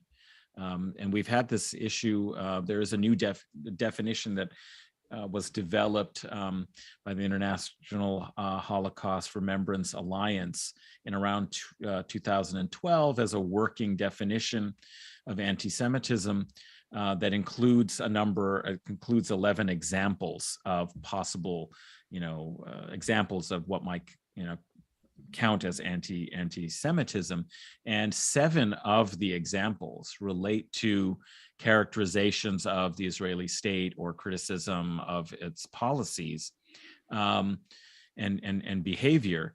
And this definition, which the actual definition is a really anodyne one. It's not a particularly interesting or useful definition. There are many different other definitions. The very idea that you need a definition is also kind of a question mark, but it was developed. It has become very important in campaigns globally. It's recognized now in Germany, for example, as the basis for determining anti-Semitism, and has been used to keep scholars who've been invited to give talks Akili Mbembe, very famous African political scientist, political theorist, was disinvited from a conference because he has criticized the occupation in the West Bank and Gaza. And it is now increasingly being embedded in law as the definition for anti-Semitism. And what it does is it very closely associates criticism of Israel with anti-Semitism. Boycott, divestment, there are certain government contracts that you can't get if you support boycotting and divestment of Israel. Yeah. As my point is that the reason why this is preferred, like there never was a campaign around a particular definition of anti-Semitism or not. The only reason why there is a big campaign to adopt this definition is precisely because it includes these examples that do associate, criticism of Israel with anti-Semitism. I'm not saying that it's impossible that there can be criticisms of Israel that are anti-Semitic. That is a possibility. But what it tends to do here is make it synonymous in just the way that you were mentioning. It makes it synonymous, and it also prevents Palestinians actually expressing their political positions and experience and advocating for their solidarity. So we actually had this come up as a question in my own university because there was a new harassment and discrimination policy promulgated by the university, and in one of the footnotes for the section on anti-Semitism, among many other forms of religious and racial discrimination, it cited the IHRA definition that I was just talking about, and we had to raise it with them that many of us teach the Middle East, teach Middle East politics. We are not going to be able to conduct our curriculum or do research, if we have to worry that class discussion about policies of what's happening in the West Bank are now going to be characterized as anti-Semitic. You simply can't have these discussions anymore. You can't study history.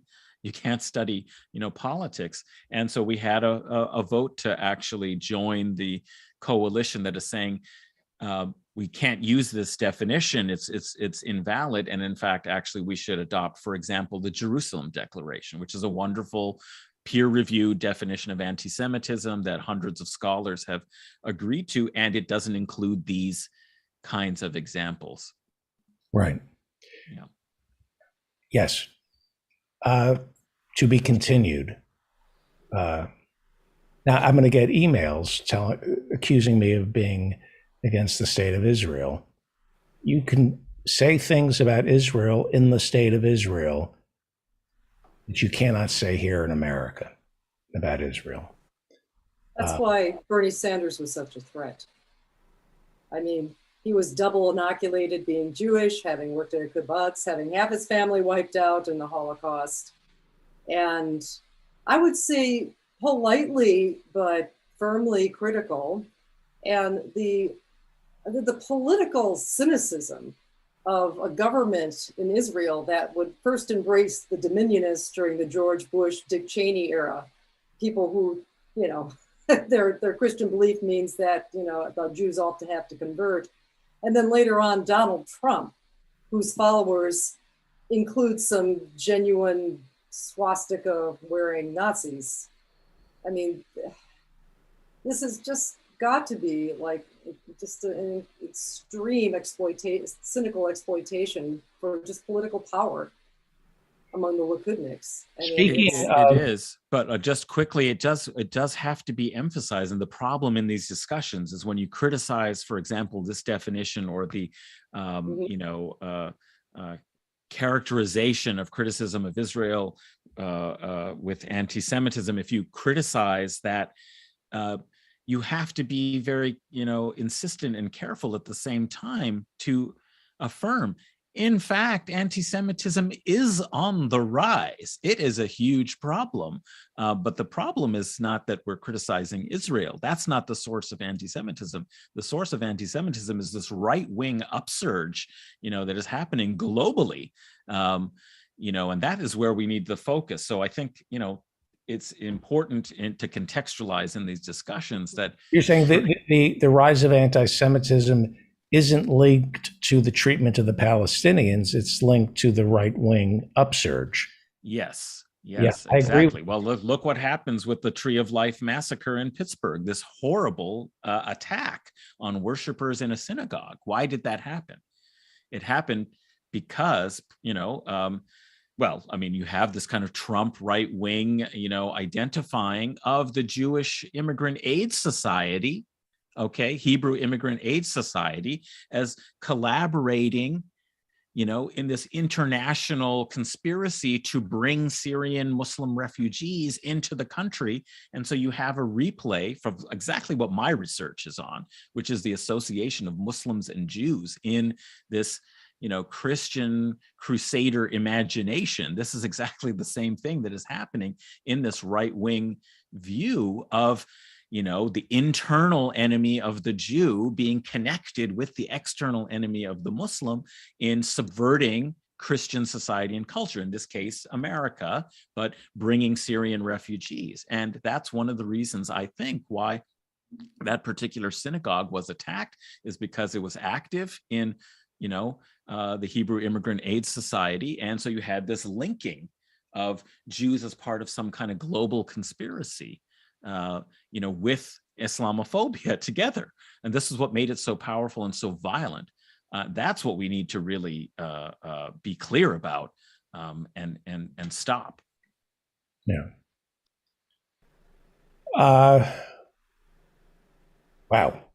Lot to think about today. Professor John, Professor Ann Lee, would you like to add to this? No, it's all very well said. This is pernicious, to say the least. Professor John? Yeah, I mean, I think I'd only add that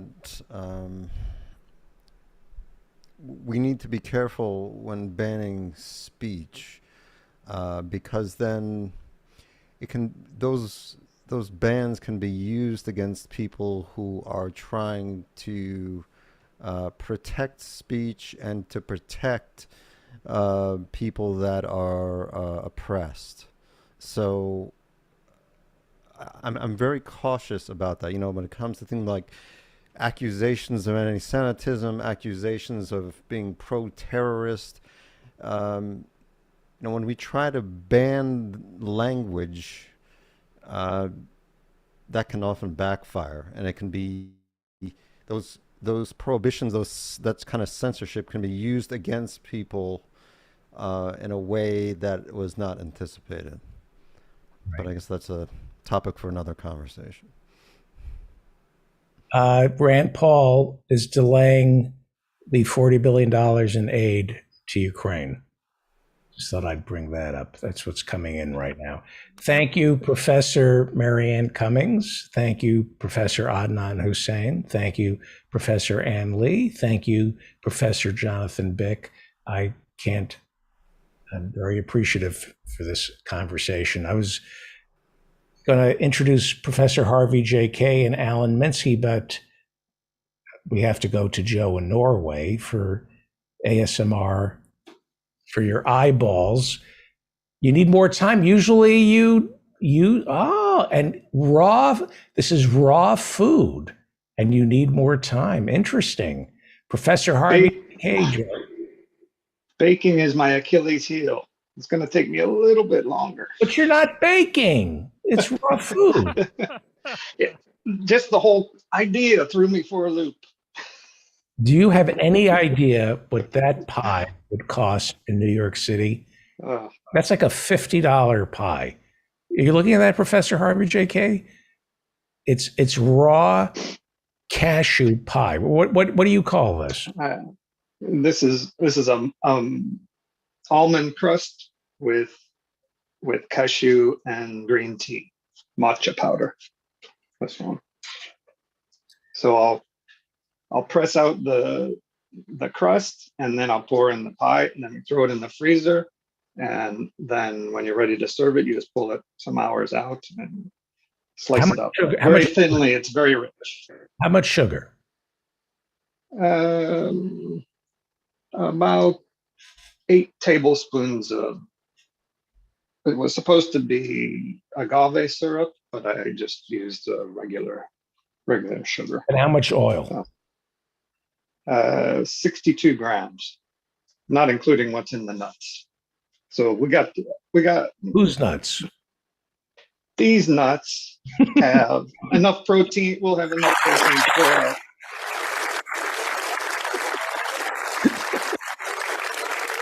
That's when we take to the streets, we're going to scream, whose street? Our street. Whose nuts? These nuts.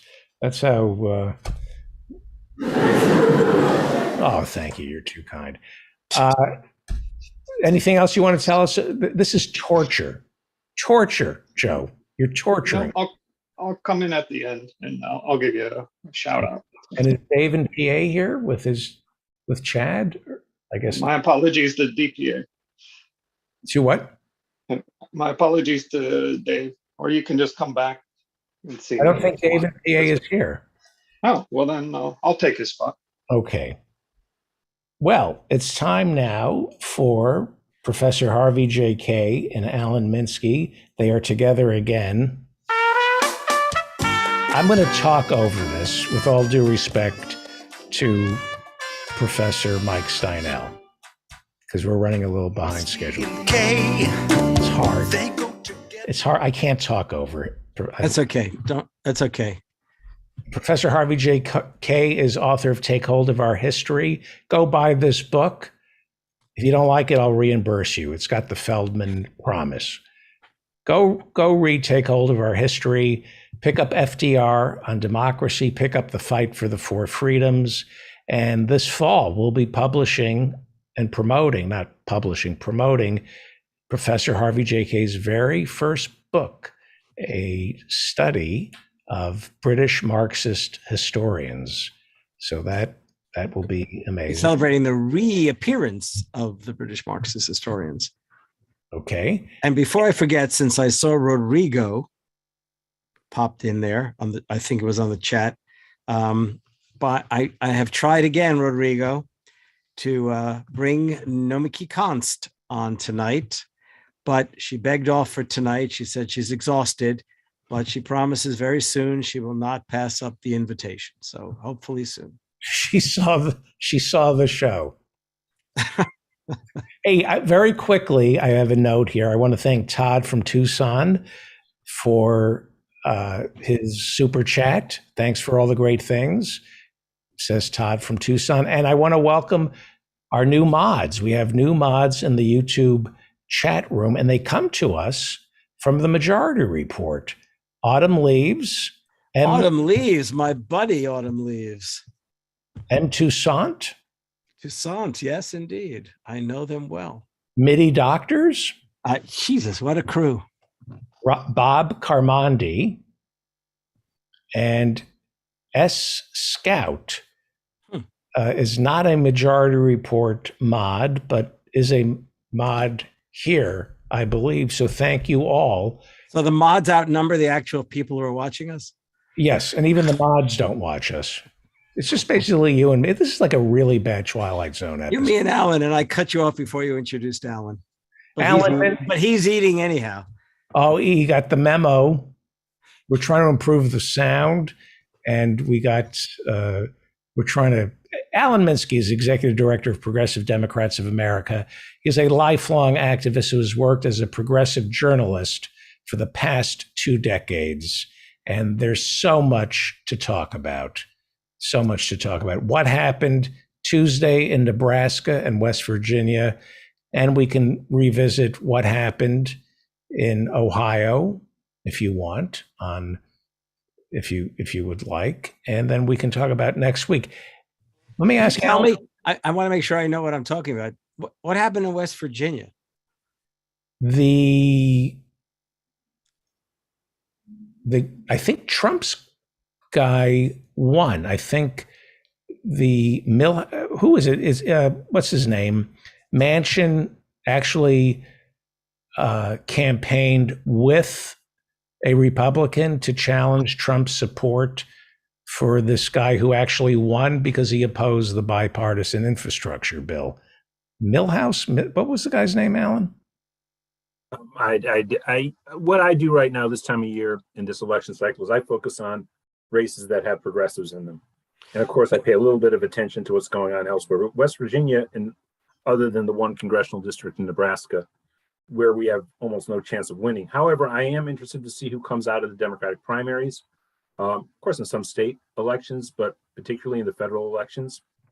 And I want to look to see who got the Democratic, who's going to be running as the Democratic candidates in those 2 congressional seats, because they could be quite progressive, and then we would endorse them for the general. We weren't going to put a lot of energy into it for the primary. Just clear this up. There actually was a little bit of good news out of West Virginia behind the scenes, you might say. And that is the Democratic Party had elections to its council. And apparently the Manchin folks were defeated in many areas of the state. The fellow I was talking to lost election, but he had they have all these strange rules that you can only have a certain number of people from a certain number of certain counties and all that. He may yet make it up by way of a not large seat. But the point he made was that he felt good because the Manchin folks looks like they're being driven out of the party. That may, of course, drive him out of the party. But he said he came away feeling pretty good about his fellow party members. This is West Virginia. Yes. Is there hope for a progressive in West Virginia when Donald Trump won the state by, what was it, like 50 points? He beat Biden. Is there any hope for the Democrats? Even, I know Bernie beat Hillary in West Virginia, but I mean, that isn't West Virginia a lost cause? Well, when people say lost cause, it's undeniably a lost cause right now. And nothing's going to change there right now. It's more the case of whether or not, period, the Democrats, and I know Marianne Cummings is nodding her head yes when I ask this question, whether or not the Democrats are totally a lost cause or not, because increased progressive presence and increased possibilities of unseating leaders who are getting on in years may open doors. And in fact, if we could, progressive voices could win in a place like West Virginia, if indeed they embrace a really significant, almost radical kind of economic politics, I think. Look, you're talking West Virginia, which was not a Republican state. Right. Okay. And, similarly, look at Wisconsin. I mean, I'm in a state that was always sort of purplish, okay, actually back in olden times, rather Republican, but they were progressive Republicans. And that's why the Democrats were able to stand on their shoulders and gain strength in the state. And then the Democrats for so long, how many times have I said this, for so long, turned their backs on, well, for a start, on the working class, but equally they turned their backs on rural areas. And together they lost the state. Look, probably the most Trump area of the state, the northwestern part of the state, which has like one congressman for a vast area, that was held by a Democrat, Obey, for years. I mean,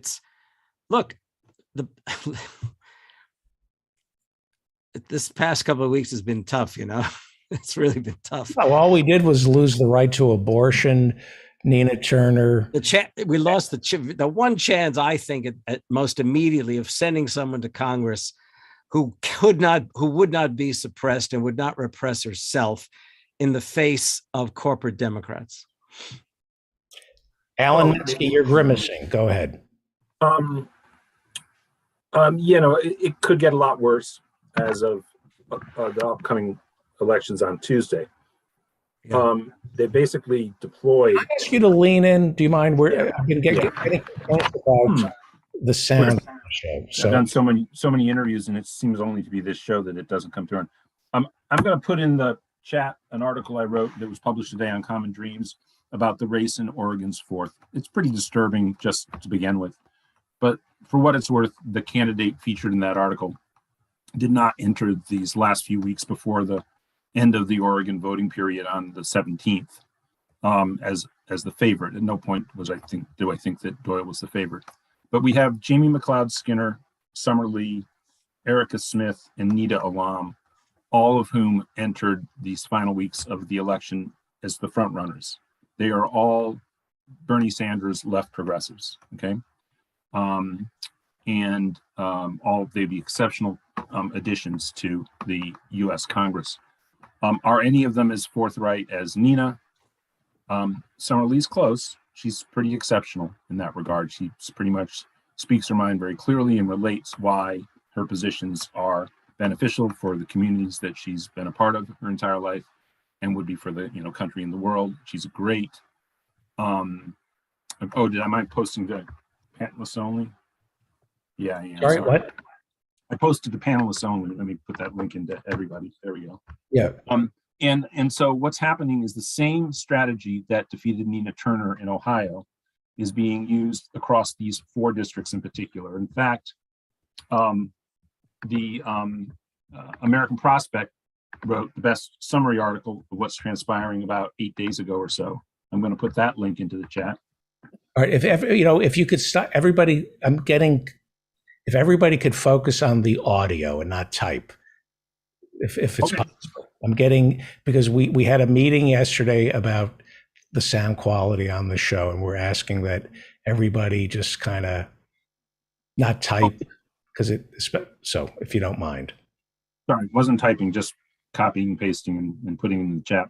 Right. But that's a very important article, because what this is a concerted effort by big money generally affiliated with the Democratic Party, though occasionally these people have supported Republican candidates too, but really, really, really big money to knock out these 4 progressive candidates with massive ad buys, just like they did to Nina Turner back in August. So that is the template. I heard your previous segment. Of course, DMFI and APEC are central to this. Right. But so are some PACs that are run by crypto bros, as well as some of these other PACs. I mean, people should look into we're up against cryptocurrency and crypto fascists. There we go. And but there's some other PACs like Team Blue, which is a Hakeem Jeffries, Josh Gottheimer PAC. There's also the Third Way PAC that went against Nina as well. But this is all taking place this upcoming Tuesday. And we have a chance of winning some of these still, there's no doubt. But if we lose all 4, it's going to be devastating. So it's Jessica Cisneros in Texas. No, that's Tuesday. That's the following Tuesday. That's Nita Allam in North Carolina, which you haven't, and then Summer Lee in Pennsylvania. Summer Lee and Erica Smith are veterans of their state legislatures. Summer Lee in the House of Representatives in Pennsylvania, Erica Smith in the state Senate. They are both running against candidates. In Erica's case, a Democrat who is anti-choice, and in Summer's case, a Democrat who used to be a Republican, worked as a Republican staffer, and has endorsed publicly Republicans in recent election cycles. This is a big swing. Kurt Schrader, very right-wing Democrat up in Oregon, versus Jamie McLeod Skinner. And then Nita Allam, a chance to get a real great, Bernie Sanders Democratic type advocate into the party as well. All 4 of them, there's no doubt that if we go into the next House cycle with these 4 in Congress, we will have a stronger squad, a stronger left anchor within the party. And if we don't, that's why these guys are funding this. And it's totally the people against money. It's the plutocrats against the people, straight up. And and the whole strategy that we have certainly at PDA of taking over the Democratic Party. Of course, Nina Turner is incredible. These are 4 seats. And if we can get all 4, kick the plutocrats out of the Democratic Party. Professor K, when are the Democrats going to do what Mayor Dinkins did in New York? When Mark Green was the public advocate here in New York, they wanted to ban Joe Camel ads. And he was working for Mayor Dinkins, and Philip Morris came to City Hall and they said to Mayor Dinkins, if you ban these Joe Camel ads, we're going to move our headquarters out of New York City. And Mayor Dinkins said, here's $1, I'll pay for your subway ride out of my city. When are we going to start saying to these people, get out of my party and get out of my country? We don't need them. We really don't. We've somehow they've convinced us that we need the billionaires. If they take their money elsewhere, will be lost without them. We would be so much better off if Jeff Bezos took his billions and left, and we were able then to have legislation that protected the 99%. We don't need their billions. We can generate new billions without him, and we can take over Congress and then repatriate that MFer's billions. Just take it from him. When are we going to stop falling prey to the idea, this Ayn Randian idea that, if we lose the billionaires, if they just take their ball or they give up, we're going to let them go. Let them leave the country. Go live someplace else. You hate America, obviously. Move and get out of my party. When are we going to kick these plutocrats? You can't be a Democrat if you're a billionaire. Or you can be a Democrat, but shut up. You have no right to dictate policy. But wait a minute. Corporations are people. Yeah. And money is voice. Right. So we got to, I'm just stating a matter of legal fact right now. But the Democratic Party doesn't have to obey Right. that. That's right. That's right. By the way, everything you just said, I assume, was a rhetorical flourish, because you're asking me to predict when that'll happen. That was a plea on your part for it to happen.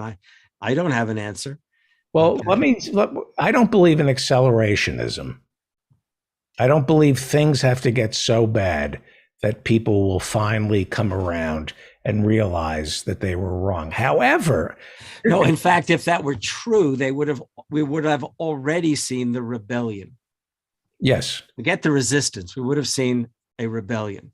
Look, so I'm giving this talk tomorrow down in the Milwaukee area. How can we save democracy? Okay. And it would have been easy to just say we can't and take the $100 or whatever it is they're going to give me. But in fact, I sat seriously and I thought, we have plenty of evidence. This is the whole point of, my work for too long now.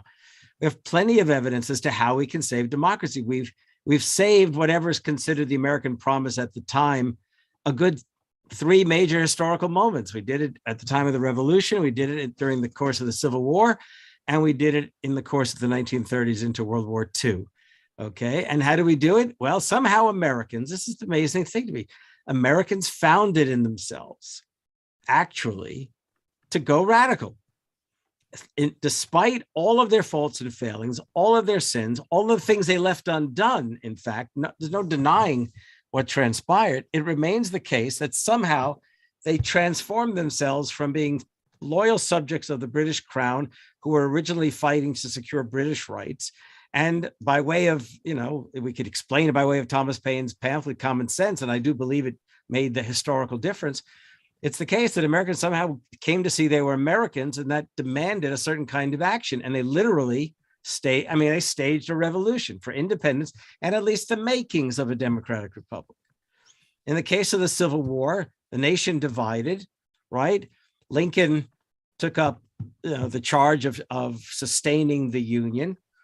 And what happened? Well, Southern slaves recognized that the Civil War afforded an opportunity, and en masse, tens of thousands, at first hundreds and thousands and tens of thousands, made their way to the Union lines and, didn't quite beg, but demanded some kind of role in the war effort. And Northern soldiers who had come to the South, farmers and workers, saw how utterly abysmal the scourge of slavery was. And they realized, hey, this isn't about reuniting the house divided. This is about ending the scourge of slavery and creating freedom nationally.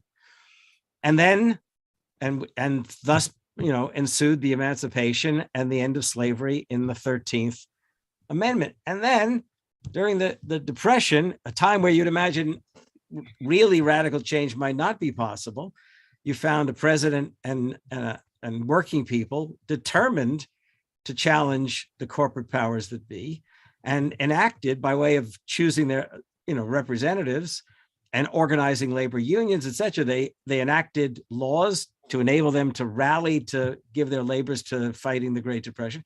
And they organized unions on a vast scale. I mean, we're talking about millions of workers, and not just white workers, black workers and women entering into labor unions. And as a consequence, we eventually saw Social Security, the National Labor Relations Act, a Rural Electrification Agency. I mean, innumerable transformations. We forget that was a revolution in the 1930s, not necessarily of the same sort as what we saw in the 1770s, or for that matter, the revolution that ensued from the launching of the Civil War by the South.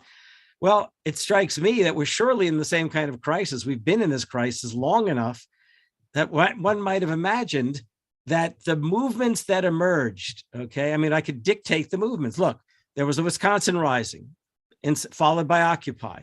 There was the Fight for 15. There was the Moral Monday movement down in North Carolina. There was the anti-fracking, anti-pipeline movements. There was the teachers' struggle, the union, the teachers' union in Chicago, the teachers' mass walkouts in West Virginia, was it Arkansas, Oklahoma, all the way out to LA at times. So, I mean, but they didn't come together. We're lacking leadership. We also have a left that literally is spending more of its time worrying about clickbait to pick up money on YouTube than making political change, right? Mm-hmm. So thus, when push comes to shove and eventually somebody asks me, who's at fault? I'm going to say it's the Democrats and the left. Yeah. I agree with you. What is it going to take, 9/11, Pearl Harbor, to win the argument? What do Americans have to see? Cronkite went to Vietnam and came home and said, "That's it." What do Americans have to see right now to turn their back on their oppressors and say, "Okay, I was wrong. I'm not going to vote for corporate Democrats anymore"? What has to be on our TV to get people to wake up? No, there has to be nothing. No, there has to be nothing on our TV for people to wake up. That would help, but they start watching their phones. Nothing on our phones. Nothing on our TV. No, I get that. But what if we had a news media that covered? It's one of the, I'll tell you something. So I thought about that television question in a different way. So in the last 10 years or more of my teaching out of the university, what I discovered was, while all the social critics were blaming television and the media, my students didn't have any time to watch TV. My students were full-time students, and they were working every evening at a job to be able to pay for their tuition. Okay. So in some ways, I'm reminded of an argument that came out about 20 years ago that our biggest problem is drudgery.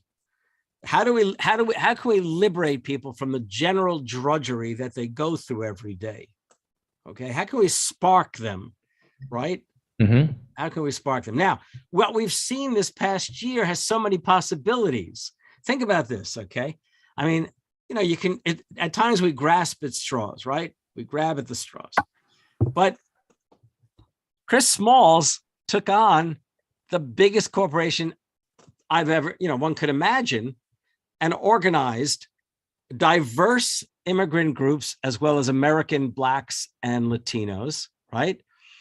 And whites into believing they could give the finger to Jeff Bezos and Amazon, right?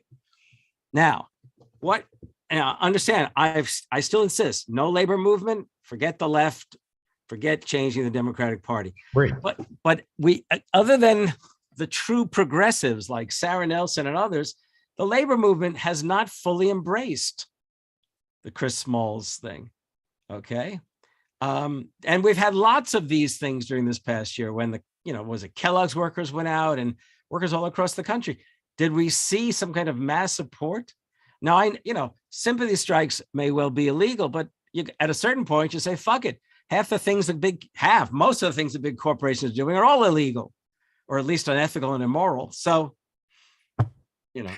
So when it comes to Starbucks, Howard Schultz, is back. He's the CEO of Starbucks, Yeah. multi-billionaire. Howard Schultz has been fighting unionization. So far, 64 Starbucks across America have voted to go union, but Howard Schultz doesn't recognize these unions. They challenge the votes. He breaks the law. A Starbucks in Memphis, Tennessee voted to go union. So Howard Schultz fired the 7 union organizers. It happened today in Wisconsin. One of the organizers of one of the Starbucks that succeeded in a vote was fired. That's Howard Schultz, who ran for president briefly in 2020. That's Howard Schultz, who once upon a time was considered a damn good employer because he afforded the workers at Starbucks opportunity. They could reach in and grab some health care. Well, he's breaking the law. When the National Labor Relations Board certifies an election, you have to go union, and you cannot fire anybody for organizing. And the NLRB said you have to rehire these 7 union organizers who you fired in Memphis, Tennessee.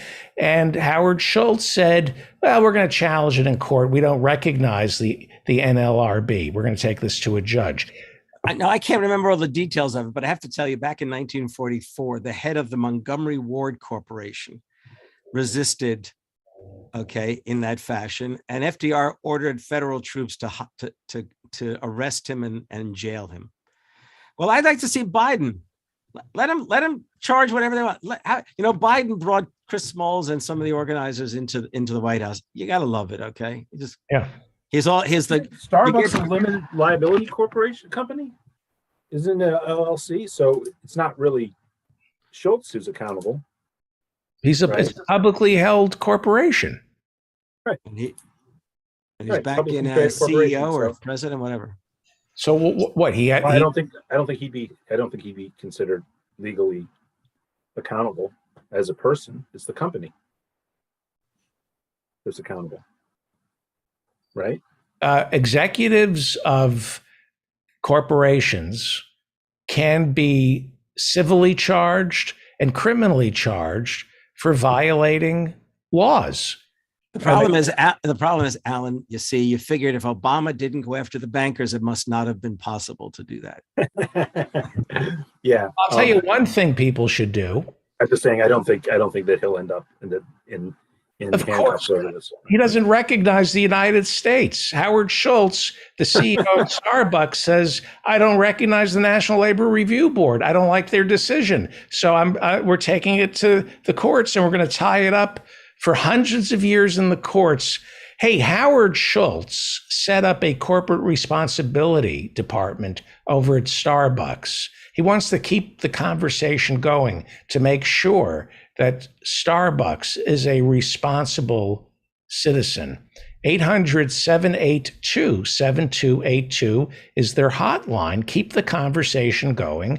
Call Howard Schultz's corporate responsibility department, 800-782-7282. And if you're thinking of, you need a jolt of caffeine, go into Starbucks and write a note that says, I will no longer be supporting Starbucks until Howard Schultz steps down and Starbucks recognizes the unions and stops firing union organizers.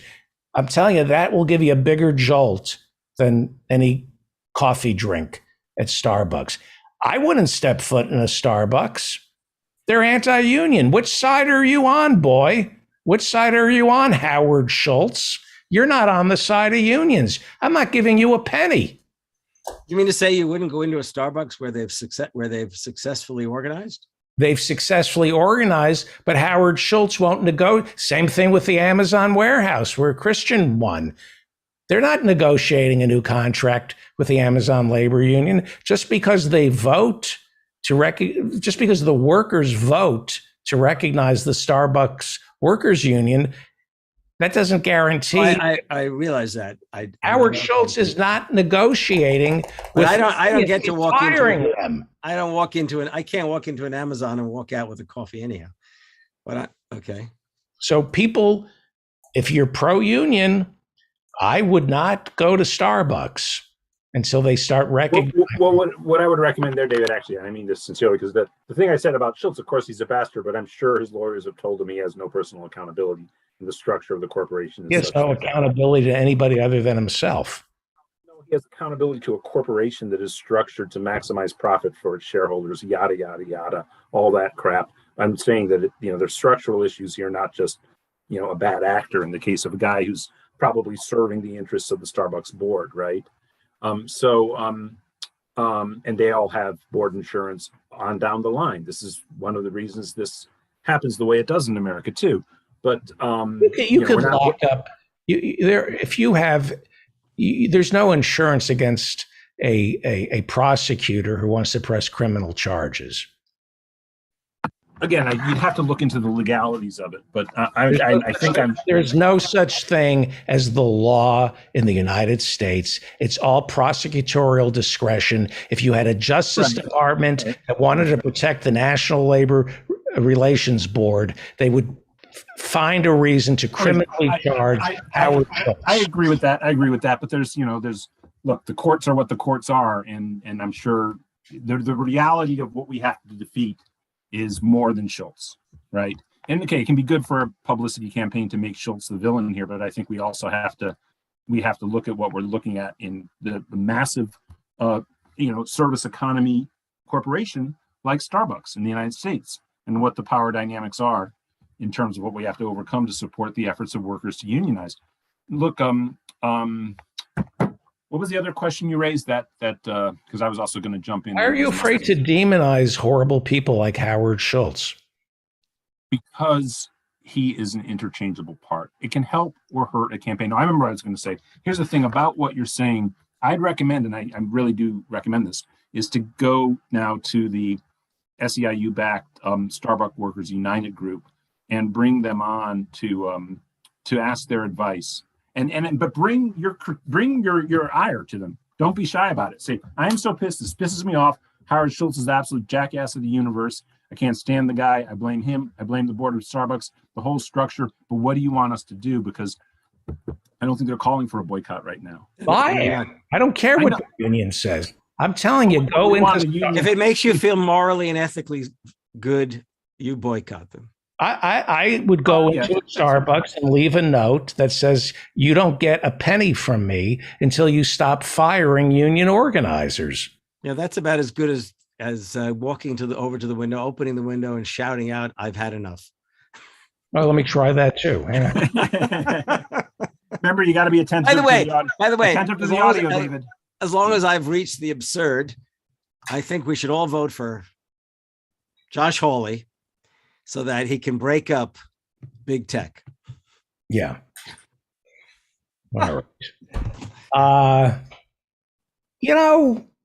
We're not a team in terms of labor and management. It has to be an adversarial relationship between labor and management. We don't work together. We work against one another. And you need a government, you need leaders in the government who protect labor. It's not a team. Management and labor do not work together. They don't, not in America. No, of course not. I mean, Jesus Christ, of course not. No, I think David, you're probably right. I mean, just thinking through it, just right now, it sounds like Schultz for his villainy would be a good organizing tactic to highlight what he's doing and what he's saying. The name Howard Schultz should be synonymous with Rockefeller and the Pinkerton guards. You have to demonize the name Howard Schultz because this MFer only cares about his branding and he is Mr. Woke. For a guy who makes caffeinated beverages, he works way too hard to appear woke. He is so full of shit. And you need to demonize him until he bends to our will. You need to remind everybody that Starbucks uses child labor. They have 8-year-old kids in Guatemala getting 50 cents an hour picking coffee beans. And you keep repeating that over and over until Howard Schultz drops to his knees and says, "Forgive me, I will honor the National Labor Relations Board and do what I'm told." You need to break his spirit and will, and that requires all of us to scare Howard Schultz, to scare his bottom line. There is no other way to deal with these people other than to intimidate them financially, to demonize the name Starbucks. Why are we being wishy-washy about this? They're not on my side. They're I understand anti-union. that. All I'm challenging here, first of all, is there is the question of the legality around Schultz, which I think I'm probably correct about. But then, other than that, that doesn't really matter. What I'm wondering is, again, creating the focus. It's just a balance. Is it advantageous for the cause of supporting not just this union drive, but union drives across the board? I think you're on point. This is a huge moment where we have to propel Starbucks. William Starbucks workers in- Shatner. William Shatner flies in one of Jeff Bezos's missiles. He's the enemy. Scarlett Johansson and Colin Jost do a commercial for Amazon. They're the enemy. This is also a cultural revolution where the 99% demonizes the toadies and the flunkies of the 1%. Which side are you on, boy? Of course. But it is when Schultz then gets replaced and Starbucks replaces Schultz because he's been so vilified and so demonized, right? He's not in the same analogous situation as Bezos anymore, right? I know he was involved in starting the company and maybe started the company, but he's not the owner of it in the same way that Bezos is, right? So he could Total get war. removed.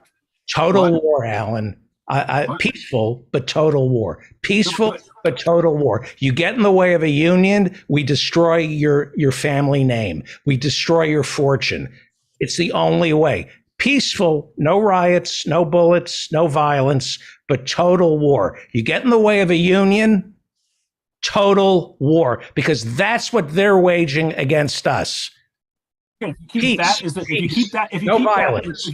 is the clarity of what you're driving at when you're vilifying Schultz and not making it about him, not giving the impression that this one bad apple going away everything will be fine when he's gone. That's what I'm worried you're doing too much with the focus on Schultz and the personalization of it to that degree. But Ad hominem, you have to attack these people personally. You have to make their children ashamed of their parents. You have to isolate these people and make the Bezos name synonymous. Hey, Hitler, total war against these people. They're murderous. They destroy lives. They just fired 7 union organizers at Starbucks. That's total war. That's 7 lives. Do you know what Christian Smalls is going through? He was fired by Amazon. He's broke. They're waging total war against Christian Smalls. Where's our side? Protecting Christian Smalls and the 7 union organizers who got fired from a Starbucks in Memphis, Tennessee. That's total war. Those are 7 lives that are probably blackballed from other coffee shops and fast food places. That's total war against those 7 people. I have no sympathy for Howard Schultz. I hope he loses all his money and ends up living on the street. I would sleep very well if Howard Schultz and Jeff Bezos had to check into a homeless shelter. I believe in total war, peace, no violence, but you use every law at our disposal to engage in total war against these union busting monsters. They're monsters. I don't want to understand these people. Well, again, I agree with all that. Love it. Underwear is very tight tonight. Look, it's a hugely important union drive. There's no doubt it's a groundbreaking union drive. I think it's more it is even more sort of public facing than the Amazon organizing. And so it obviously is. Okay, I found what I was looking for. Okay. Okay, this Go is for it. 1940. Roosevelt acted in a telling moment. He showed his solidarity with labor by ordering armed U.S. soldiers to take over the Montgomery Ward Corporation. The reactionary chairman, Sewell Avery, who refused to recognize his workers' union and repeatedly ignored National War Labor Board settlements, was forcibly removed from his office, and the Secretary of War was tasked with seizing company plants and facilities in 6 states. When Sewell sued the government in federal court, he lost. I remember this in the Fight for the Four Freedoms. You wrote about that in the Fight. I just went to find the exact case, right? Were you reading from the Fight for the Four Yeah, Freedoms? right. I know the guy who wrote that book. I used to know him well. Yeah. I believe in peace. I believe in nonviolence. I believe in obeying the law. Bezos breaks the law. Howard Schultz breaks the law. They destroy the lives of union organizers. We are not going to win this thing unless we engage in total war with the oligarchs. The same applies to abortion.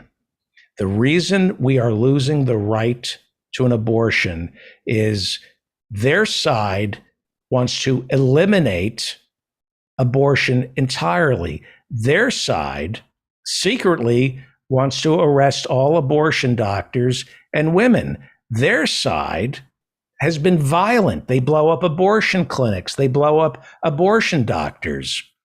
They assassinate abortion doctors. Our side, we can't even say we're pro-abortion. We say, oh, we're pro-choice. We're squeamish. We're wishy-washy. If you're squeamish and you're wishy-washy, I don't think the term pro-abortion helps the case at all. I do. Well, I think you're really wrong, and you're part of the problem. Thank you. I respect that. No, I'm quite serious. Okay, I think you want to win. You want to win. You've got to be able to speak in a way that wins, not in a way that literally just stakes out your position and lets others take shots at you. Well, but that kind of thinking gave us safe, legal, and rare.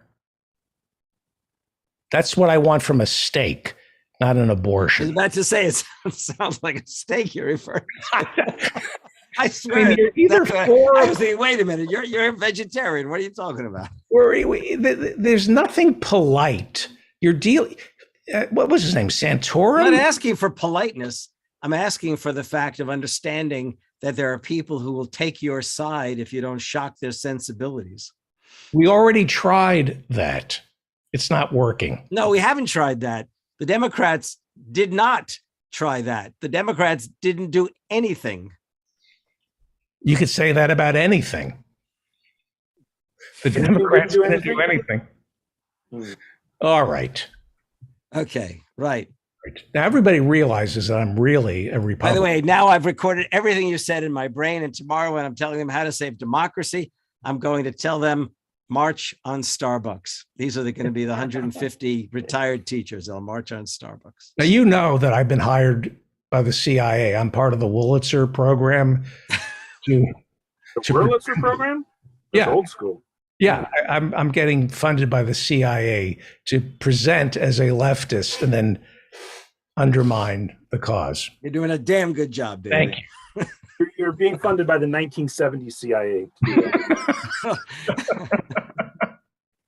I don't know why we can't get people to infiltrate the pro-life movement and get them to publicly declare that all women should be arrested when they have a miscarriage.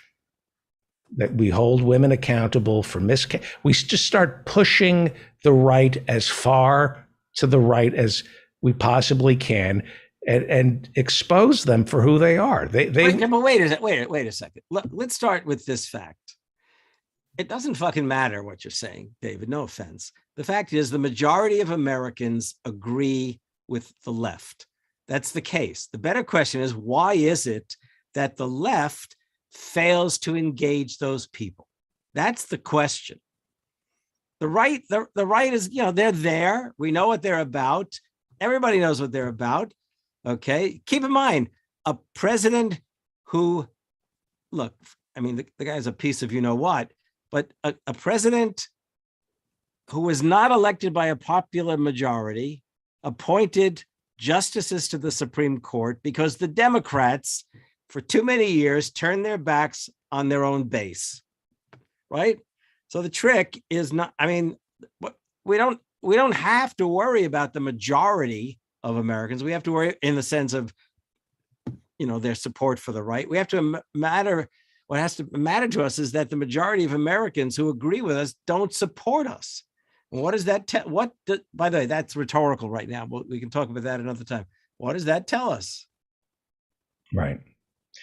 The Republicans in the 50s, they invented communists and blacklisted them and destroyed their lives. Our side has been accused of blacklisting people. I never read the list. Why not have a blacklist? Any lawyer who does business with an oil company, any advertising agency, anybody who works for an oil company, what about blacklisting anybody associated with the fossil fuel industry? Your questions are utterly rhetorical because they had unity on the right and they had organizations, and the left doesn't have that. Well, hold on, guys. Hold on. Yeah, hold on. This actually goes back a little bit earlier in the conversation where I think Harvey said something about the left posting on YouTube to get clicks. Love you, Harvey, but I do have to take a little bit of issue with that. I mean, if you're doing that and you're posting on YouTube for clicks, by whatever definition you are the left, you're not really the left. I mean, what is the left? The left, insofar as the term is meaningful, means you are supporting and struggling for, and pragmatically as best as you can, working to achieve both the political empowerment and economic empowerment of the largest pool of people possible. Right. Okay. In the United States, why is it that we have this situation? Famously, there was a study, I think it was. Are you leaning on your laptop? No. You're the only person who complains about my audio these days, so I don't get it. But I'm a perfectionist. Okay, good. Can you hear me now? Yes. Okay, look, there's a very famous study that was done around 2014, which showed that the only way that the majority of the population gets public policy passed that they want is when it coincides with the interests of the wealthy. Yeah. Okay. Right. That was two guys from Princeton, I think, did that. Right. And we're seeing that right now in these races, 2 in North Carolina, 1 in Pennsylvania, and 1 in Oregon. You can't get over the hurdle that's being established by about 50 people across the country who are blocking the election of these 4 people and basically perverting the democratic system in our representative democracy in these 4 districts. But they are clearly blocking people who have policies that are supported by the majority of their constituents, at least in the Democratic pool, and almost certainly the majority of their constituents and the majority of the country, and they're getting blocked. So what does the left not have that means it cannot achieve what you're talking about? It doesn't have, right now, it doesn't have the money or the organization. The organization, you'd need the money, but even if you had the money, you'd have to give it to the people who really were going to create the best possible organization. You need a very unified political formation that has very clear positions that at least is operative all year, every year, and it alerts the public as to what it stands for. And there's no confusion about it. Okay, but let me also let me sidebar that and just tell you that what I meant by that was what I was referring to was the utter lack of unity. Look, when the Republicans wanted to win, they had somebody in Washington, what was it, Grover Norquist or whoever the hell is, I'm confusing my Norquist on occasion. And they sent out talking points. They sent out talking points so that this way, even if audiences might be limited in certain cases, the fact was that everybody was on the same page. Right, exactly. That's what we need. Right. Yeah. They have incredible money to back that. And they also have media channels to communicate that. We don't have adequate media channels to reach the masses, but if we're consistent and we have enough people involved, then I think we can get the message across the country in a pretty Yeah, good and way. also, Bernie, have you look, I mean, you're the executive director of PDA. So listen, have you ever had a coalition of groups meeting like PDA, Our Revolution, DSA, Justice, the whole coterie? And have you ever been able to, and have you done that?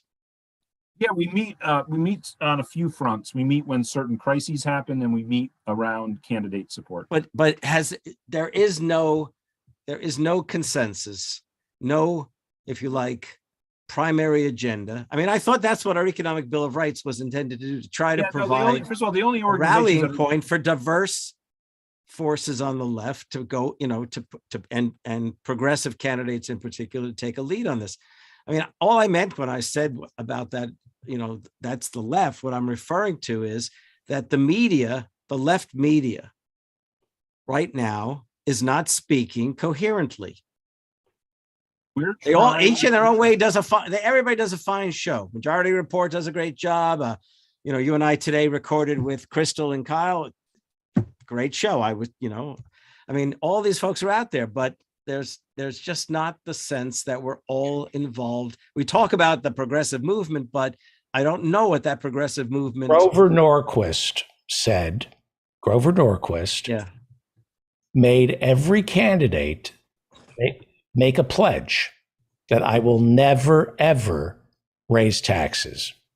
That's what Grover Norquist did. I included that. I cited that along with the Contract for America in the article, the third article that Harvey and I wrote. That's right. Yeah. Right. We cited that exactly. So the left, the progressives, need to pick one. That was the genius of Bernie. He ran on Medicare for all. He ran on Medicare for all. That was the. He ran on wealth inequality, Medicare for all, money out of politics. This was his 2016 agenda. But but he had one major message: vote for me, and you'll get Medicare for all. The same way Bill de Blasio, when he ran for mayor, he ran on universal preschool. Vote for me, and you'll get universal preschool. And he got elected, and Cuomo tried to F him on universal preschool because he wanted to undermine Bill de Blasio, and Bill de Blasio beat him. And we got universal preschool here in New York City. It was a signature issue. The Republicans have signature issues. We're going to lower your taxes. I'll vote for that, right? I'm an idiot. I'll vote for that. We don't have a signature issue on the left. Bernie was right. It's got to be Medicare for all. That's a winning message. It's got to be broader than that, but of course, Medicare for all is absolutely a foundation of it. Look, we do have to go broader than that, though, to make an impression that we're really working to create a better society broadly. I mean, for most people, probably the amount of labor they have to put in to just make ends meet in their lives is probably the most the thing that they want to see changed in the society. They don't want to have to work so hard for so little just to keep their heads above water. And they want to have a prospect of getting prosperity in their lives. I would say that's probably the main thing that strikes about 75% of the population of what's gone askew here. Medicare for all, of course, is huge too. But I don't think you can leave out those general economic aspirations and worries. But I've got a nice question for you very quickly, and then we have to wrap it up. This woke me up. This was like horseradish. So we've just... You got to add beets and beet juice to horseradish. We've just discovered that fiscal year 2022, which ends in October, I believe, we have reduced the budget deficit by $1.5 trillion. That all that government spending last year has resulted in a tsunami of revenue for the IRS. And so far, Biden's budget deficit has been reduced by $1.5 trillion. Great. And just think if the rich had paid taxes too. Exactly. What would it cost to have Medicare for all? It's about $1.5 trillion a year, isn't that? About that, right? That's a good point to end on. I gotta Oh, go. I used to know that. Yeah. Okay, but the point I'm making is when you give the American people, when you give the 99% a child tax credit, when you give them $1,400, $800, when you have a moratorium on student loans like we've had, when you pump money into the economy like the government did last year, and you end up reducing the budget deficit by $1.5 trillion so far, the year isn't over yet. What does that tell you about government spending? What does that tell you? Tells you I gotta go. I love both. No, seriously, I gotta go because I gotta get ready for tomorrow. Tomorrow, I gotta go down to Milwaukee. Okay, thank you. Take care, Harvey. Good to see you. Before you go, Alan Minsky, take hold of our history. What does that tell you about government spending vis-a-vis the budget deficit? If you put the money out into, it's classical, right? What's it called? The Keynesian multiplier effect, obviously, is in effect there, right? They spent the money, it went into the pockets of people who needed to spend it, and they spent it. And what happens when you spend it? It produces more tax revenue, among other things. Right. There you go. Somebody did ask earlier in the chat that Bernie's introduction of Medicare for All, you were talking about Medicare for All, was just symbolic and largely meaningless. It isn't actually. It's the first time it's been introduced in recent years since the 2016 Sanders campaign, for instance, when Mitch McConnell is in charge of the Senate. So the prospect of more hearings and the prospect of all of us holding the Democrats in the Senate's feet to the fire about Medicare for All, it's really the first time we're going to go out and really achieve that. And people are going to be surprised to learn that a lot of their senators who they think of as progressives, like, for instance, both of the senators from the state of Washington do not support Medicare for All. Both of the senators from the state of Illinois do not support Medicare for All. Both of them from Minnesota do not support Medicare for All. In all three of those states, the Democratic registered voters are heavily supportive of Medicare for All. So there's a use value in his introduction of it, very clear use value. I want to make that clear. Yeah, actually, this is a great show, David. It got me thinking about a lot of things, so I appreciate it. Thank you. I love you, buddy. You gave me my start in radio. I owe you a drink when I come out to Los Angeles. Thank you. And you owe me good audio, so thank you for that, too. I'll try to take care of that on my end. Hey, Emil, you guys have a great talk, okay? Hey, Thank you. Alan. Hey, David, Kathy, my wife, is here. She really wanted to be part of this, but she's sick, and so she's not showing her. She's. I know you're concentrating on audio, so she wants to give good audio, but not turn her camera on. So, but hey, I would love to be able to do that. You don't want to see me. You don't want to trust me. You don't want to see me. Hi, Kathy. It's good to have you back. Hi, David. I apologize. I'm propped up in bed with the Kleenex and the hot tea and the crime shows on my streaming device. That sounds. Well, I hope it's not. I hope you feel better. Let me introduce Emil, Guillermo, and Kathy. They're friends of mine dating back to before they were born. We were zygotes, I think. Kathy is vice president in the Laboratory Investigations Department at PETA, People for the Ethical Treatment of Animals. Senior vice president in the Laboratory Investigations Department at PETA. And Emil Guillermo, besides being a journalist, a columnist for the Asian American Legal Defense and Education Fund, is host of the PETA podcast. So welcome. Thank you. This is one of my favorite subjects. I've got to wait 1 second. We're going to go to Joe in Norway. Joe, show Kathy and Emil what you made. Now, Emil, I cannot promise I didn't use any oil. There's so much protein and oil in these nuts. Well, nuts are good. That's okay. It looks delicious. What is it? So what I first made was I prepped some beans for the weekend. So I just made black beans. I threw an onion and some cloves of garlic, cumin seeds, oil and salt, and a chili pepper, dried chili pepper in the pressure cooker. And then I will have these for salads, soup, what have you, over the weekend. And then this one, thanks to Dave Ami, I emptied my bank account to make a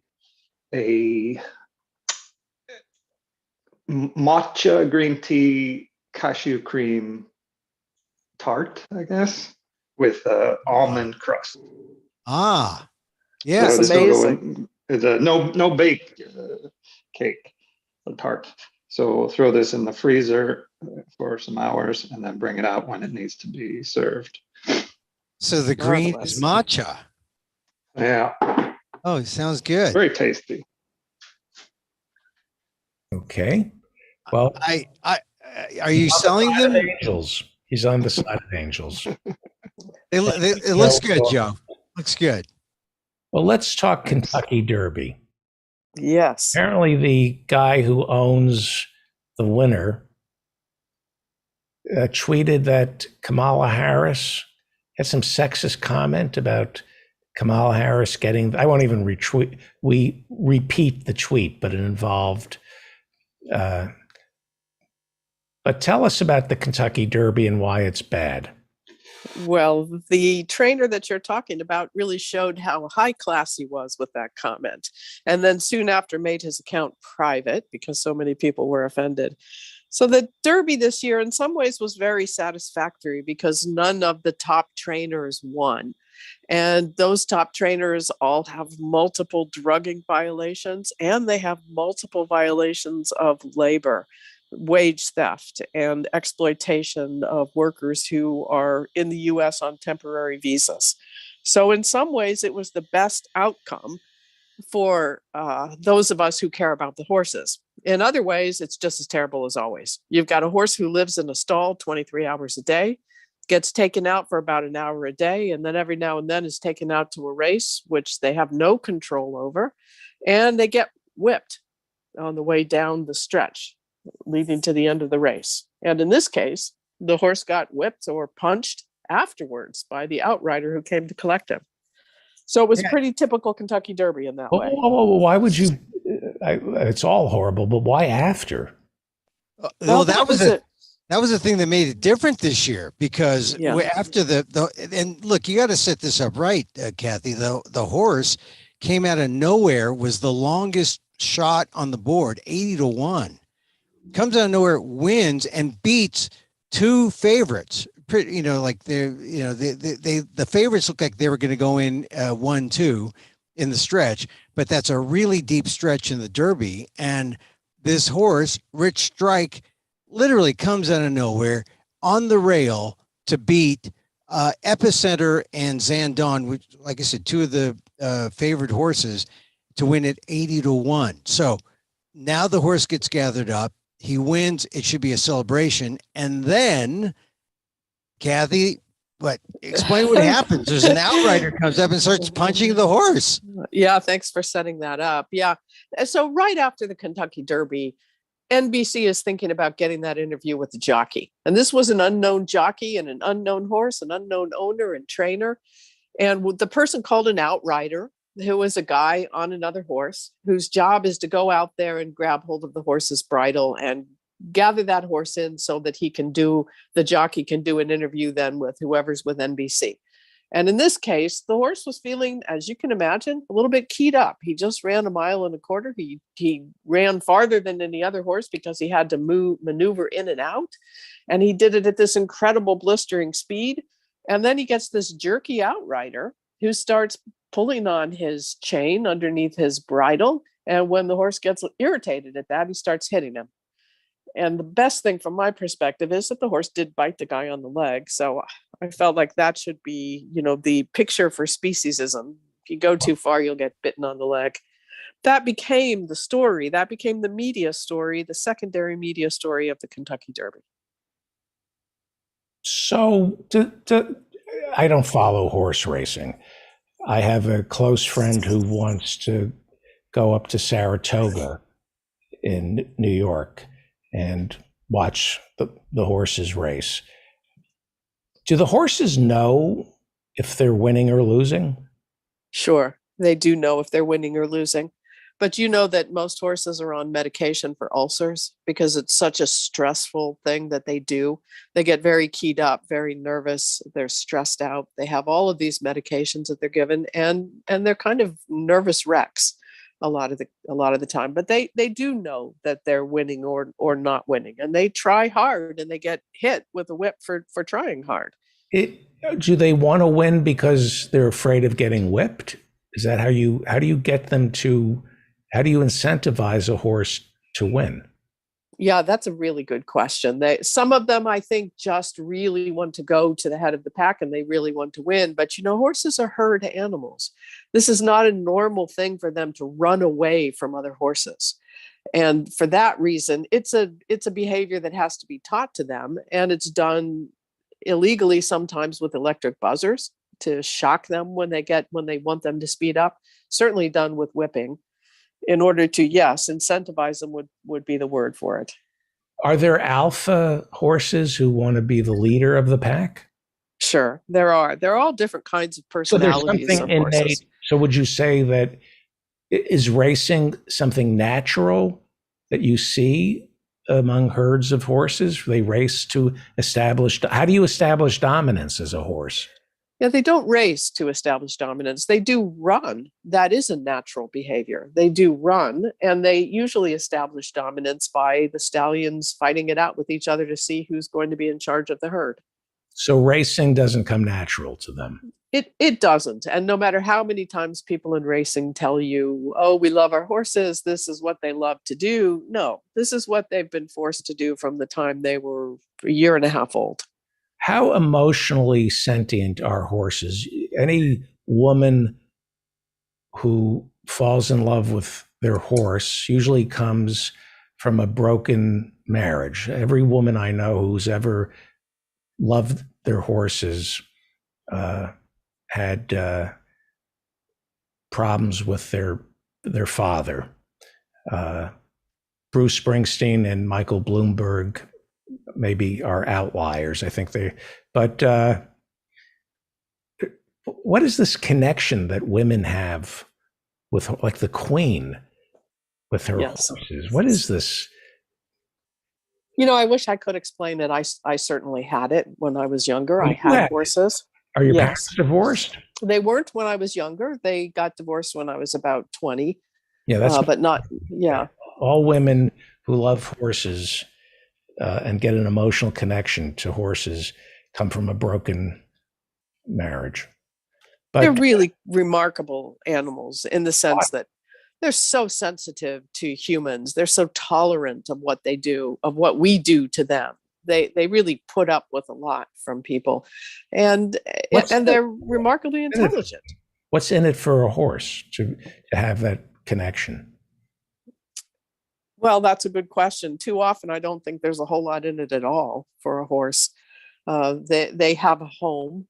Horses can jump over fences, but when they live on farms and they're out in pasture, they rarely do that because they understand it's their home and they like to be in their home. They get food, and they do seem to, many of them, really enjoy human companionship.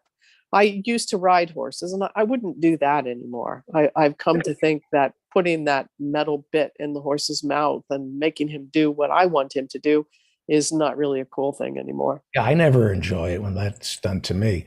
The like a dog or a cat, even a pig, you can cuddle with. You can't. Can you lie down on the ground and spoon with a horse? You can, yes, if you've got a horse who's been raised properly. I used to go out in the field with my horse, and I would just, no bridle or no saddle. I would just sit on top of him and stretch out on top of him. And he was just remarkably tolerant and affectionate of that. So they can be very affectionate to humans. I think the sad thing is most people don't take the time to get to know a horse's personality.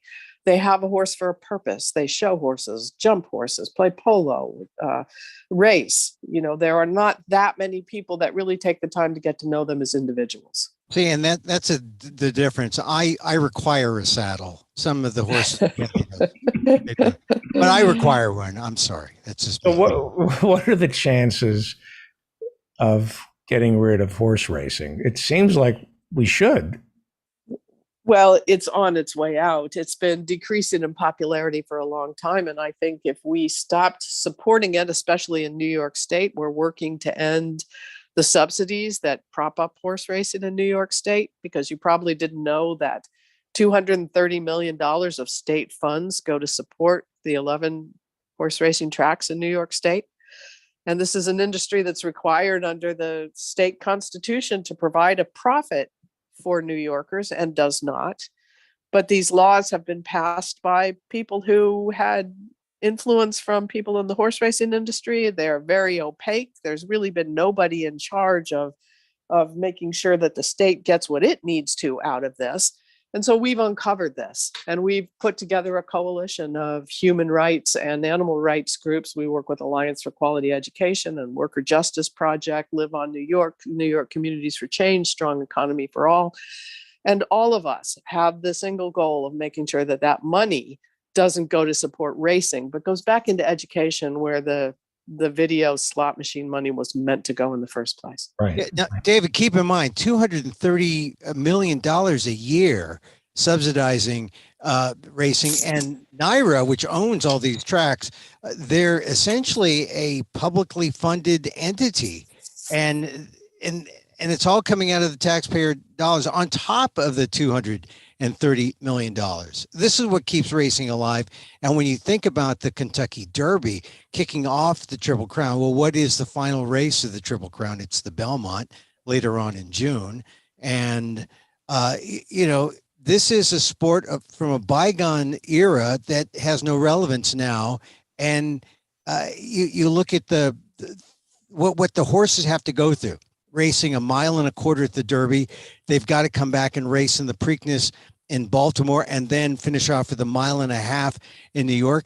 The winner of the Kentucky Derby, the 80-1 shot, is not running in the Preakness. And I don't know, Kathy, do you think maybe it's just they're infirm, or why do you think, I mean, the grueling kind of, the races that they have to go through now, the breed just is not strong enough to withstand the kind of test that used to, that horses used to be able to run through, say 30, 40, 50 years ago. But now, I don't know, it's too hard. It's cruel.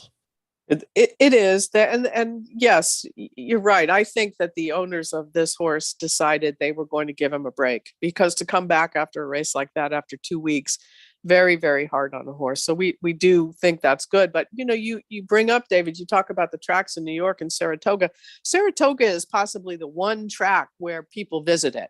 At Belmont, you might see people on the Belmont Stakes weekend. But I mean, really, if you want some alone time, you should go to some of the tracks in New York. We were out taking pictures in the last week of Yonkers and Saratoga Harness and Monticello. And I kid you not, there were more horses than human beings there. Right. There were at one track 7 people. Right, but the casinos use video for their sports book. That's right. The casinos that are affiliated with these tracks, and that's where the money's coming from. I don't think the casinos are that crazy about it anymore, but the casinos are not at the tracks. And you go to the tracks and you see that this is an industry that would be in real trouble if New Yorkers weren't supporting it with money that should be going elsewhere. And the deaths of the horses, there was an epidemic last year of horses. And there is every year. 105 horses last year in New York State died. 105, 1,600 horses since 2009 in New York State alone. And It's carnage. What are they dying from? Primarily broken bones.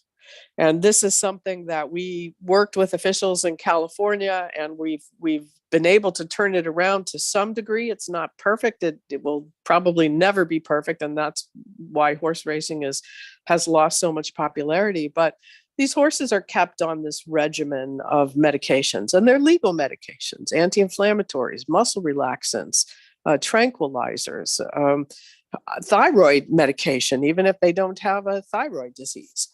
And these make the horse very vulnerable because they cover up soreness and they cover up injury. So a horse may be injured, may have micro damage in his bones, but you're not seeing it on the horse because he's full of drugs. And then he gets out there on the track and that bone snaps. And that's invariably what it is. 90% of the horse deaths are broken bones. And these horses, they think that they're all keyed up, they're ready to run.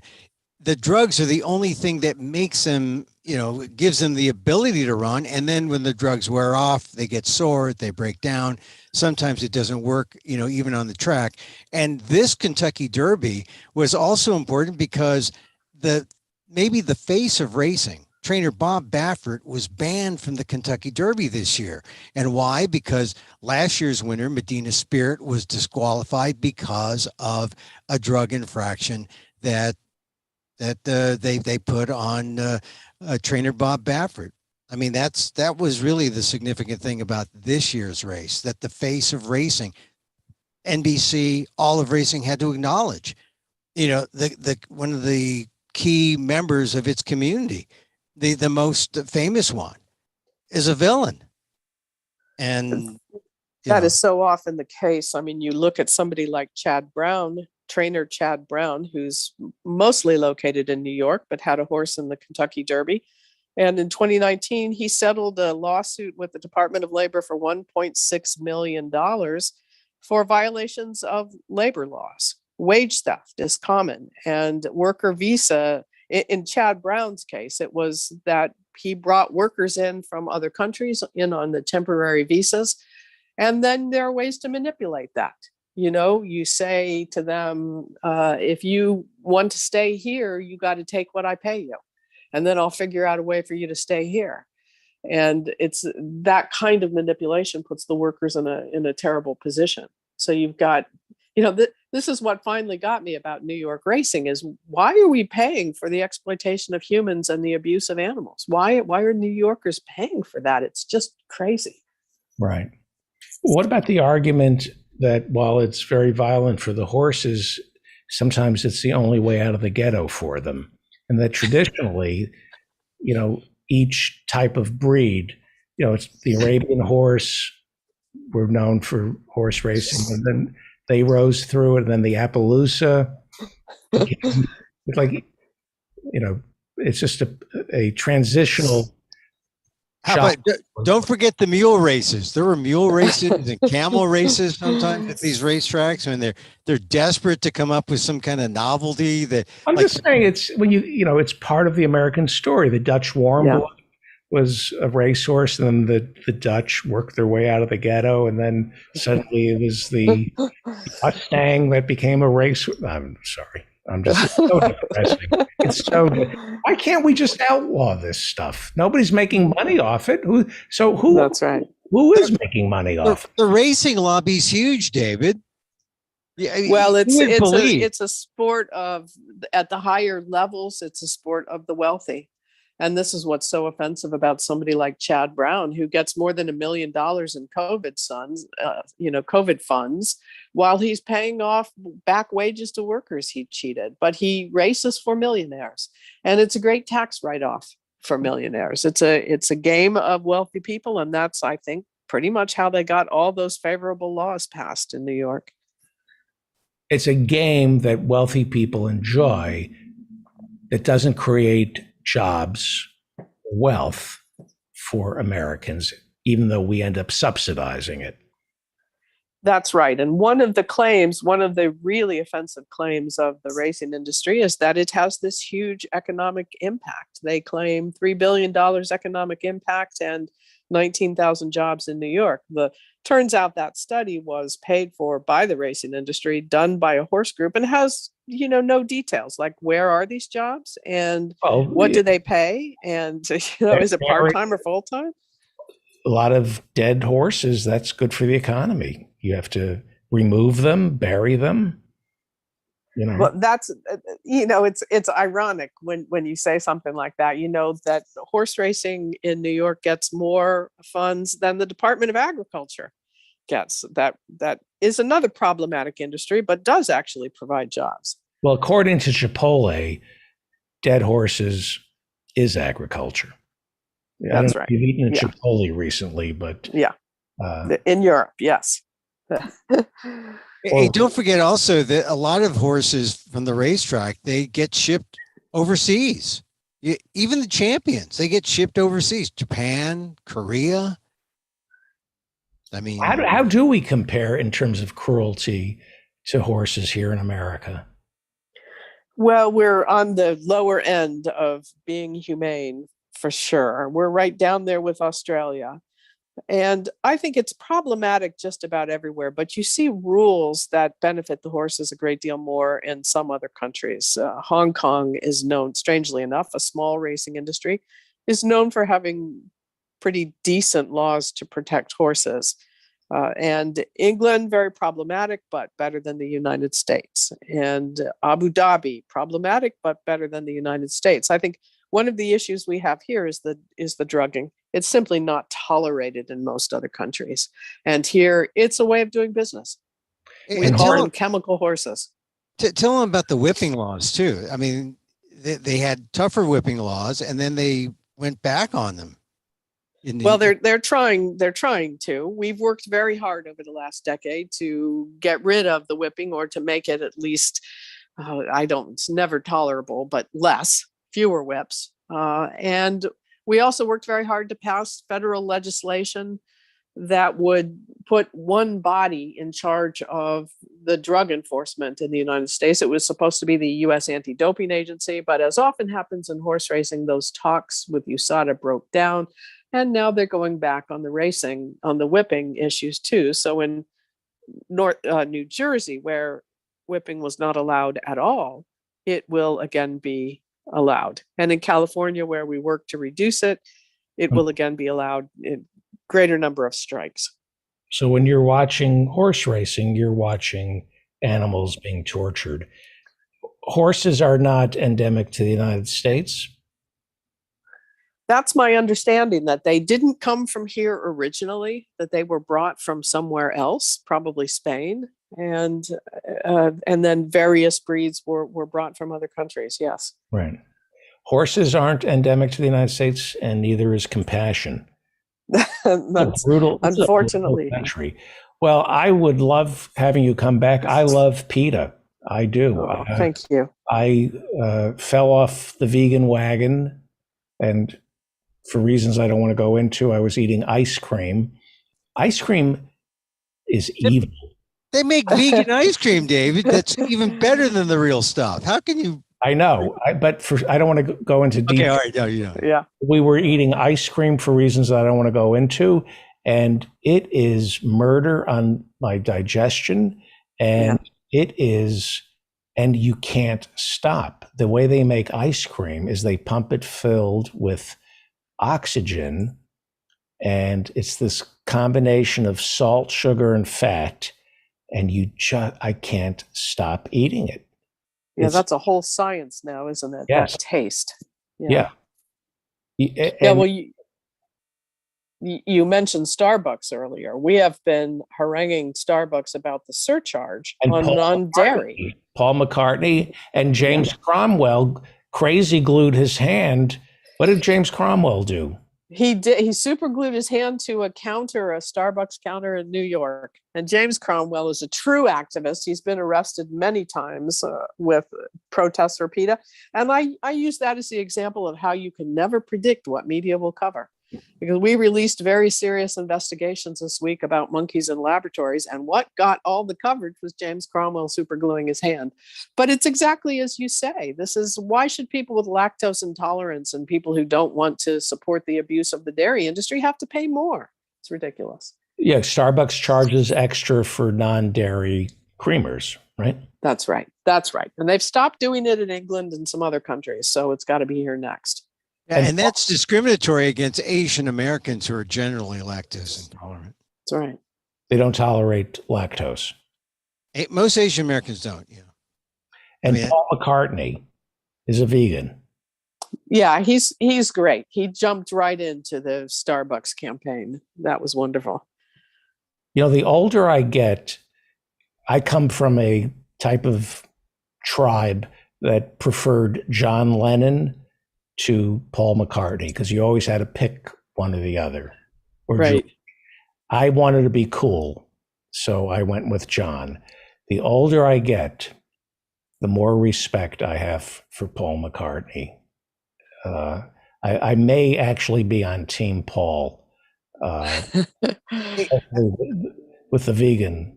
How about Team Ringo? And no love for Ringo?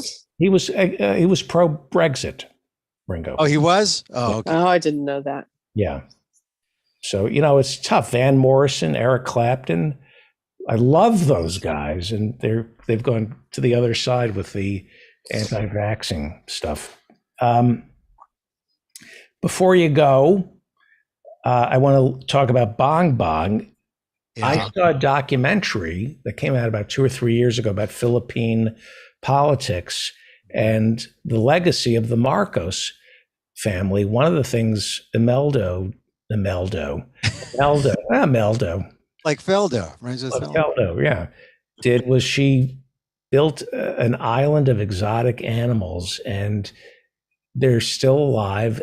She inbred giraffes. Did you hear about this? There are giraffes who can't keep their necks up.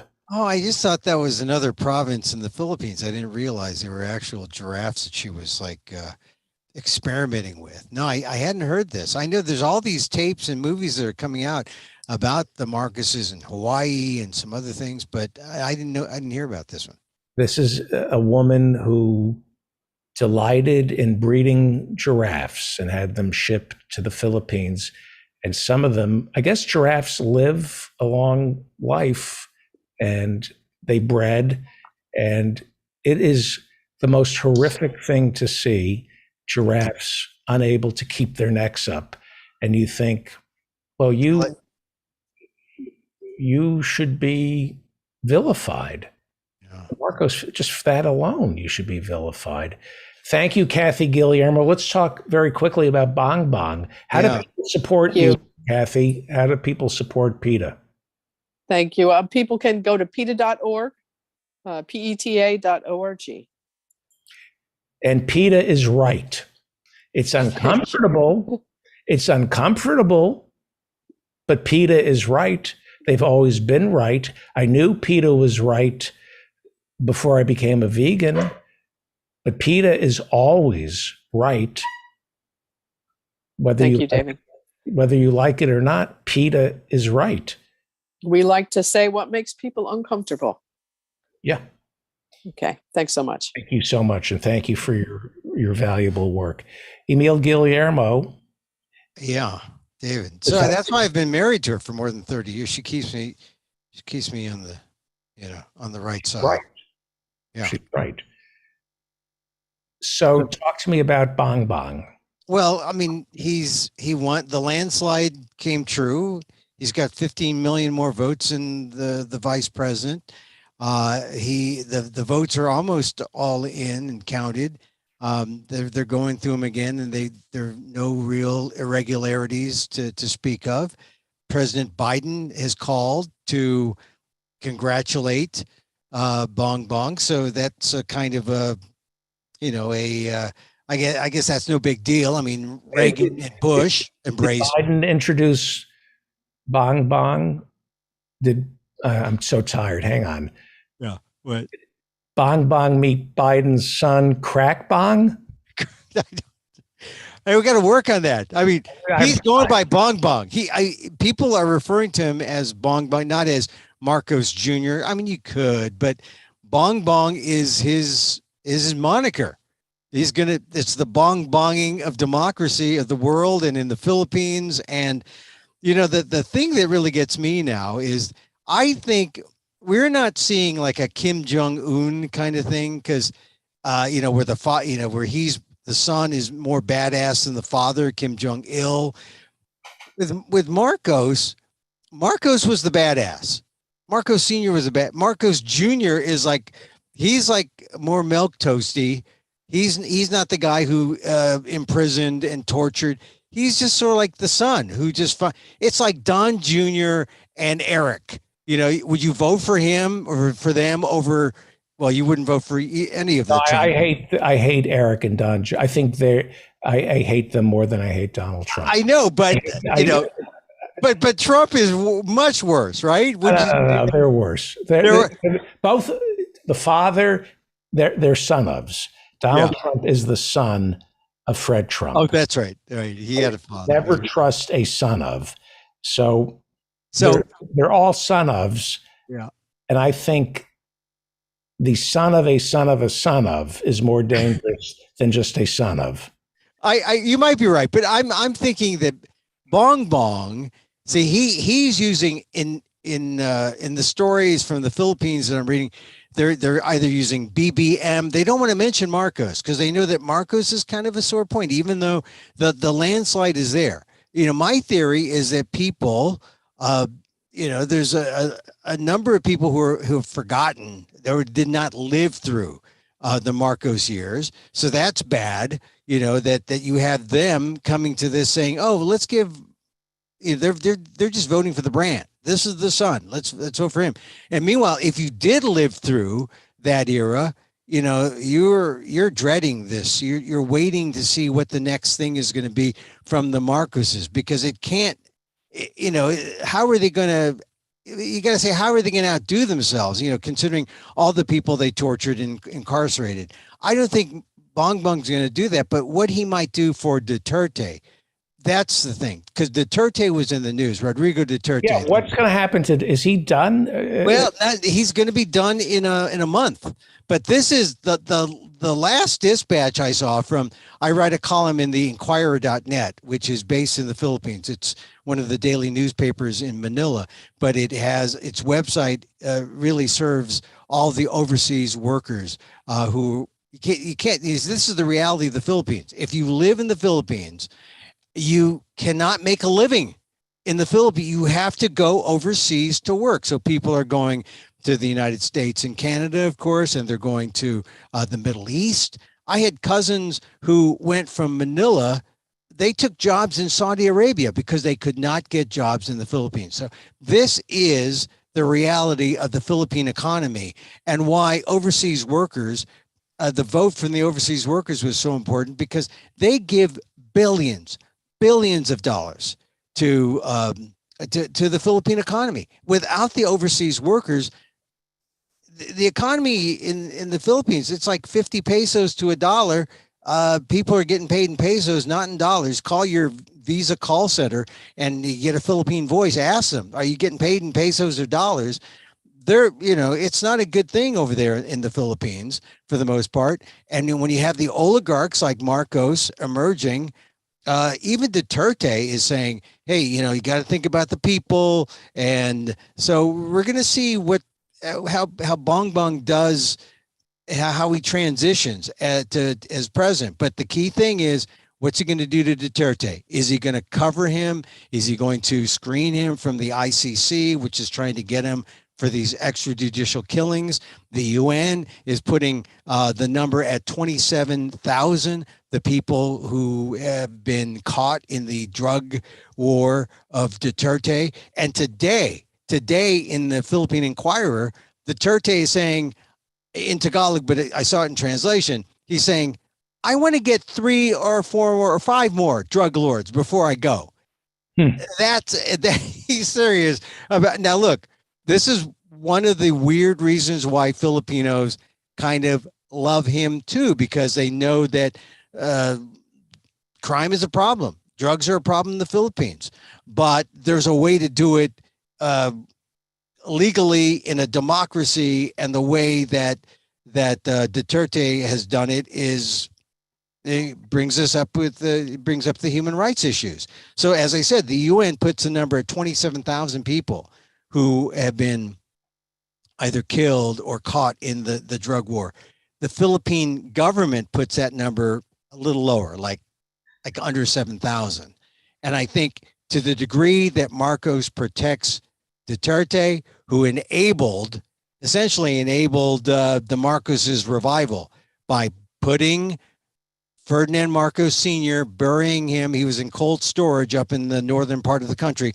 Took him out from Ilocos Norte, brought him to Manila, put him in the National Heroes Cemetery. That began the rehabilitation in 2016. And it took 6 years, but it happened. The Marcoses are back. And so Could Lennon come back? maybe, I don't know. I mean, Lennon? Imagine. Can't you go visit him? Can't you visit his corpse? I don't know, but I just know that as soon as, because, for the longest time, Marcos was like on display up in his home province. And, he was like in plexiglass, frozen. And people, my relatives who are from that area, they would go up there and they say, "Oh, come on, Emil, come on, see me." And I would never go. I wouldn't go. But my sister did. My sister, and then they'd see Marcos. 2016, he gets given hero's burial. Changed everything. There was a book that came out, must have been 25 years ago, about Evita Perón's corpse. Yeah. And it's a true story about what happened to her embalmed corpse and how it got passed from mortician to politician and back to a mortician. And it is necrophilia. Yeah. There were people who were handling her body and were so in love with Evita, and they wouldn't let it go. And they described the way they fetishized her corpse, and it fell into necrophilia. I wouldn't be surprised if some of that was going on up there in Ilocos Norte, where Marcos is from. But at some point, he died. He died in Hawaii, and then they brought him back. So he was refrigerated for a long, long time, and then put in the ground 2016. Anyway, so we'll see. Look, a lot of people are I wrote a column saying, look, if you're Filipino American, we've lived through the Trump years. That's sort of the way that you're going to have to look at Bongbong's years, and you just got to hope that he's just a hood ornament, a figurehead, and that he does. But look, he's a rich oligarchical family. We have to just cross our fingers and hope that he does not follow the way of the oligarchs. Of looking at Emmett Till, I understand why Emmett Till's parents, the mother, wanted an open coffin so they could see what the Klan did to him. But the idea of, I just don't get it. It's just not, Anyway, Emil Guillermo, thank you for bringing Kathy on.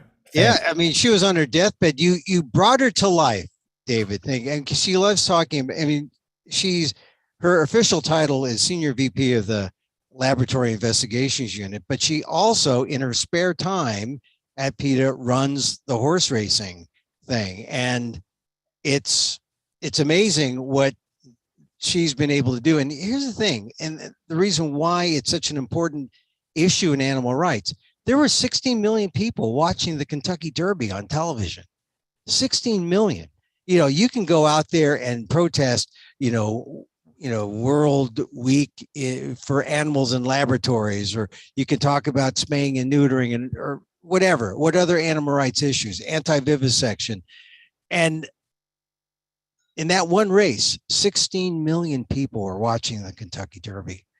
And people say to me, can we just have some fun without you making me feel guilty? To which I say, go fuck yourself. Exactly. No, yeah. No, you can't.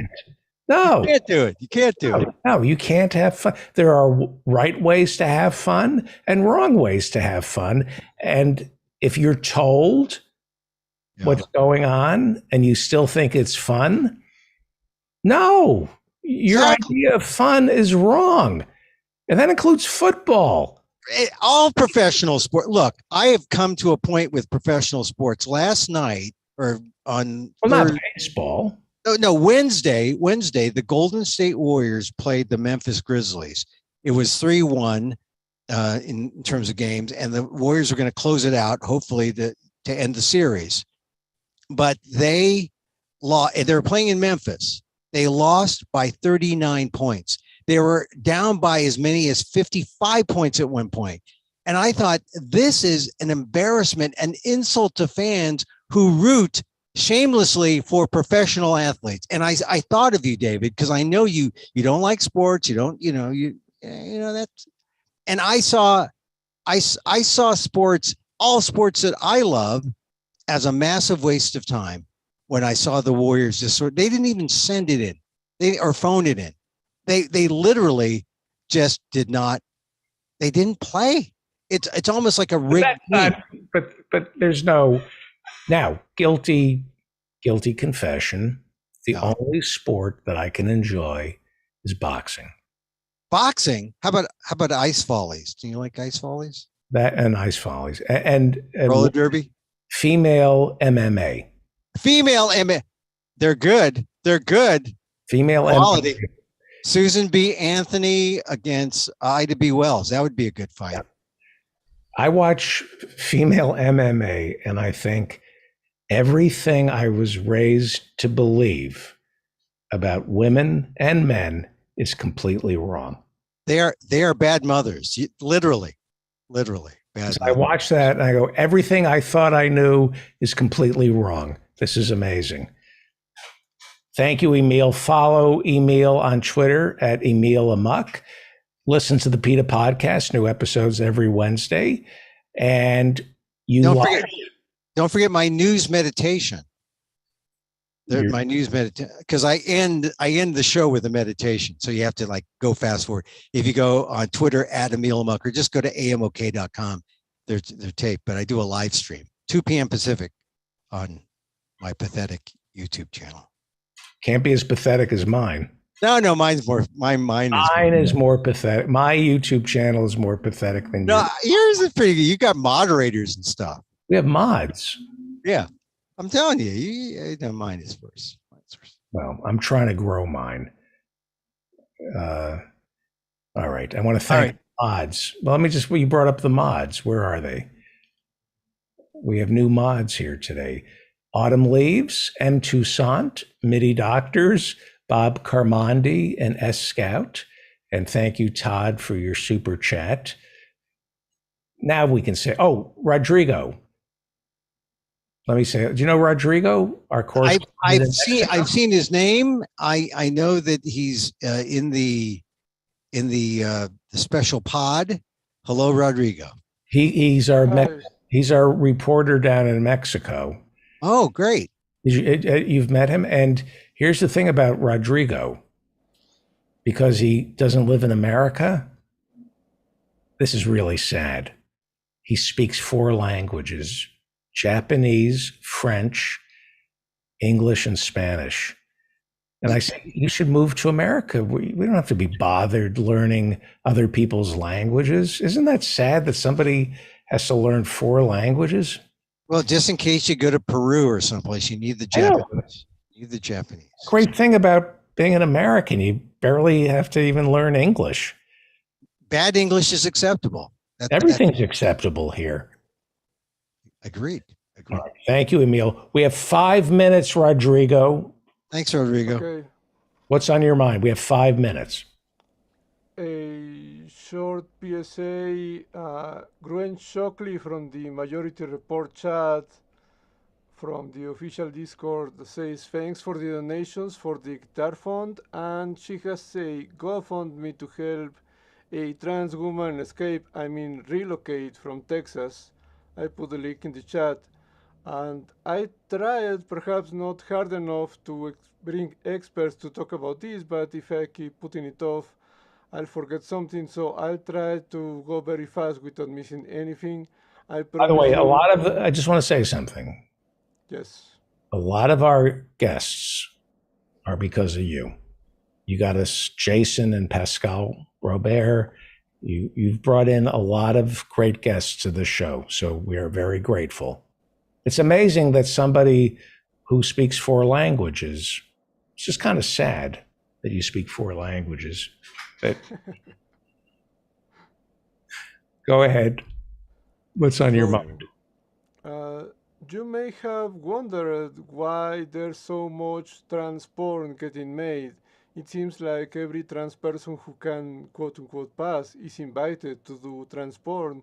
And the answer is that they're saving $80,000 for the other half of their gender reaffirmation surgery, still known in some places as gender reassignment surgery. If you know about transitioning, you may have also wondered how they can perform and take their hormones, and well, they can't. They have to stop taking hormones for weeks or even months at a time, which is why as soon as they save enough, they get their surgery and they stop doing porn. In fact, aside from a few lifers, most trans performers will retire once they save enough money. Congress could pass a law today giving everyone Medicare for all, or at least forcing insurance providers to classify gender reaffirming care as non-elective, but they don't, because the same conservatives who claim to hate porn, in particular trans porn, would rather raise money passing laws to make gender reaffirming care illegal than actually provide help to people who literally could not do porn if the government offered them an alternative. In yet another case of the cruelty is the point. And therefore, gender reaffirming care is labeled as elective. Many people haven't even heard of full decriminalization for sex work, let alone why it's not the same as legalization. Let me use the UK as an example. Sex work is legal in the UK, but hiring a driver who might act as security runs afoul of anti-pimping laws.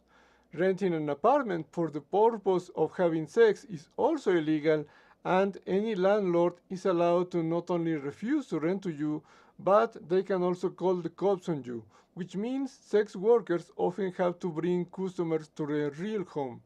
As I said on Twitter a couple years ago, the difference between sex work being legal and full decriminalization is the difference between, oh crap, the police are here, and thank God, the police are here.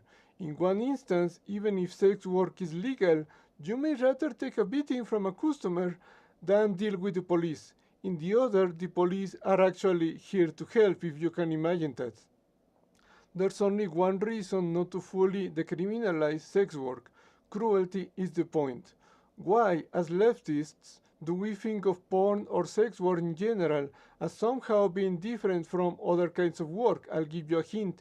It's the same reason everyone was happy to honk or clap or bang pots or whatever to celebrate the quote-unquote essential worker heroes, but no one ever suggested giving them hazard pay for going out to work and maybe infecting their loved ones.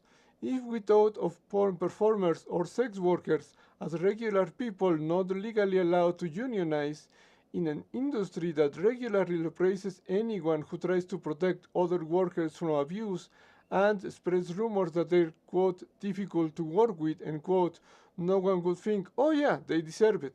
Let me give you one final example. In the amateur scene in Florida, new performers in porn begin earning between $800 and $1,000 for one day of work, but before they are allowed to work, they have to spend around $200 on clothes and makeup that will probably have to be replaced with extras before they can go home.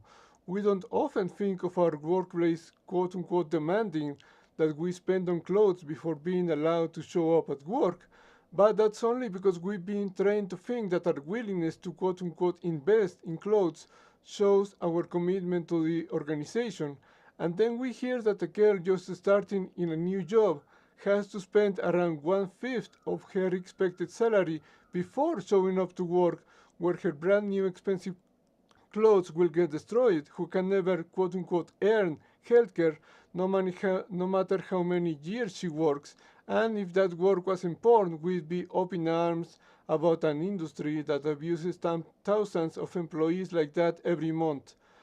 I don't know the last time trans people were on your news. The last one I heard of is a 16-year-old girl from Tennessee who was told she wasn't allowed to use any bathroom, so she decided to stay home playing video games, and the cops came to arrest her for truancy while she was streaming live. Let me restate that for you. The school system told her She wasn't allowed to be herself in school, so she stayed home, and the cops decided to arrest her for missing school. Think about that for a second and ask yourself, what is the thing that she's allowed to do? If you're happy that you won't have to pay extra taxes for better supervision of the foster care system or a better orphanage system that doesn't have space for all those extra babies, to raise the minimum wage that conservatives have voted against raising since 2007, that LGBTQ plus couples will still be told they are not eligible to adopt because of their quote-unquote lifestyle, you can say it with me, the cruelty is the point. 1/3 of all women in the US will be sexually assaulted at least once. For rape victims in general, 8 out of 10 by people they know, 1/3 by current partners. In the case of underage victims, 9 out of 10 by people they know. There are several jurisdictions where the parents of victims are legally allowed to sign marriage papers forcing the victim to marry their rapist to, quote, protect the family honor, end quote. For people in jail, 60% of all sexual violence is committed by the staff that is supposed to protect them. What do conservatives do for these people? They promise to get tougher on non-white immigrants. They never promise to actually protect the victims of family or family friends. I hope this very brief introduction explains both the issues and how thinking about other people's issues can help us realize the ways in which we too are exploited. As the Combahee River Collective said in 1974, quote, the major systems of oppression are interlocking. The synthesis of these oppressions creates the conditions of our lives, end quote. There is one more way in which these issues are linked. Conservatives often pretend that they love God more than we do, and this gives them permission to tell other people how to live, to the point that they often want to tell people if they should live. They made 2 mistakes when they decide that someone LGBTQ+ should not be allowed to live. The first is that they're literally telling God, you made a mistake. The second is that they are also literally telling God, here's how you went wrong and how to fix it. Both mistakes involve presuming to know better than God what the world should be like. A psychologist might tell you they're just letting their fears get the better of them, and they're simply allowing the most primitive part of their brains decide that anyone who is different is a threat to be feared, because they might be the next evolution that treats regular humans the way we treated the Neanderthals. But regardless of their motivation, they're still letting us know loud and clear that they believe someone was born different because God made a mistake.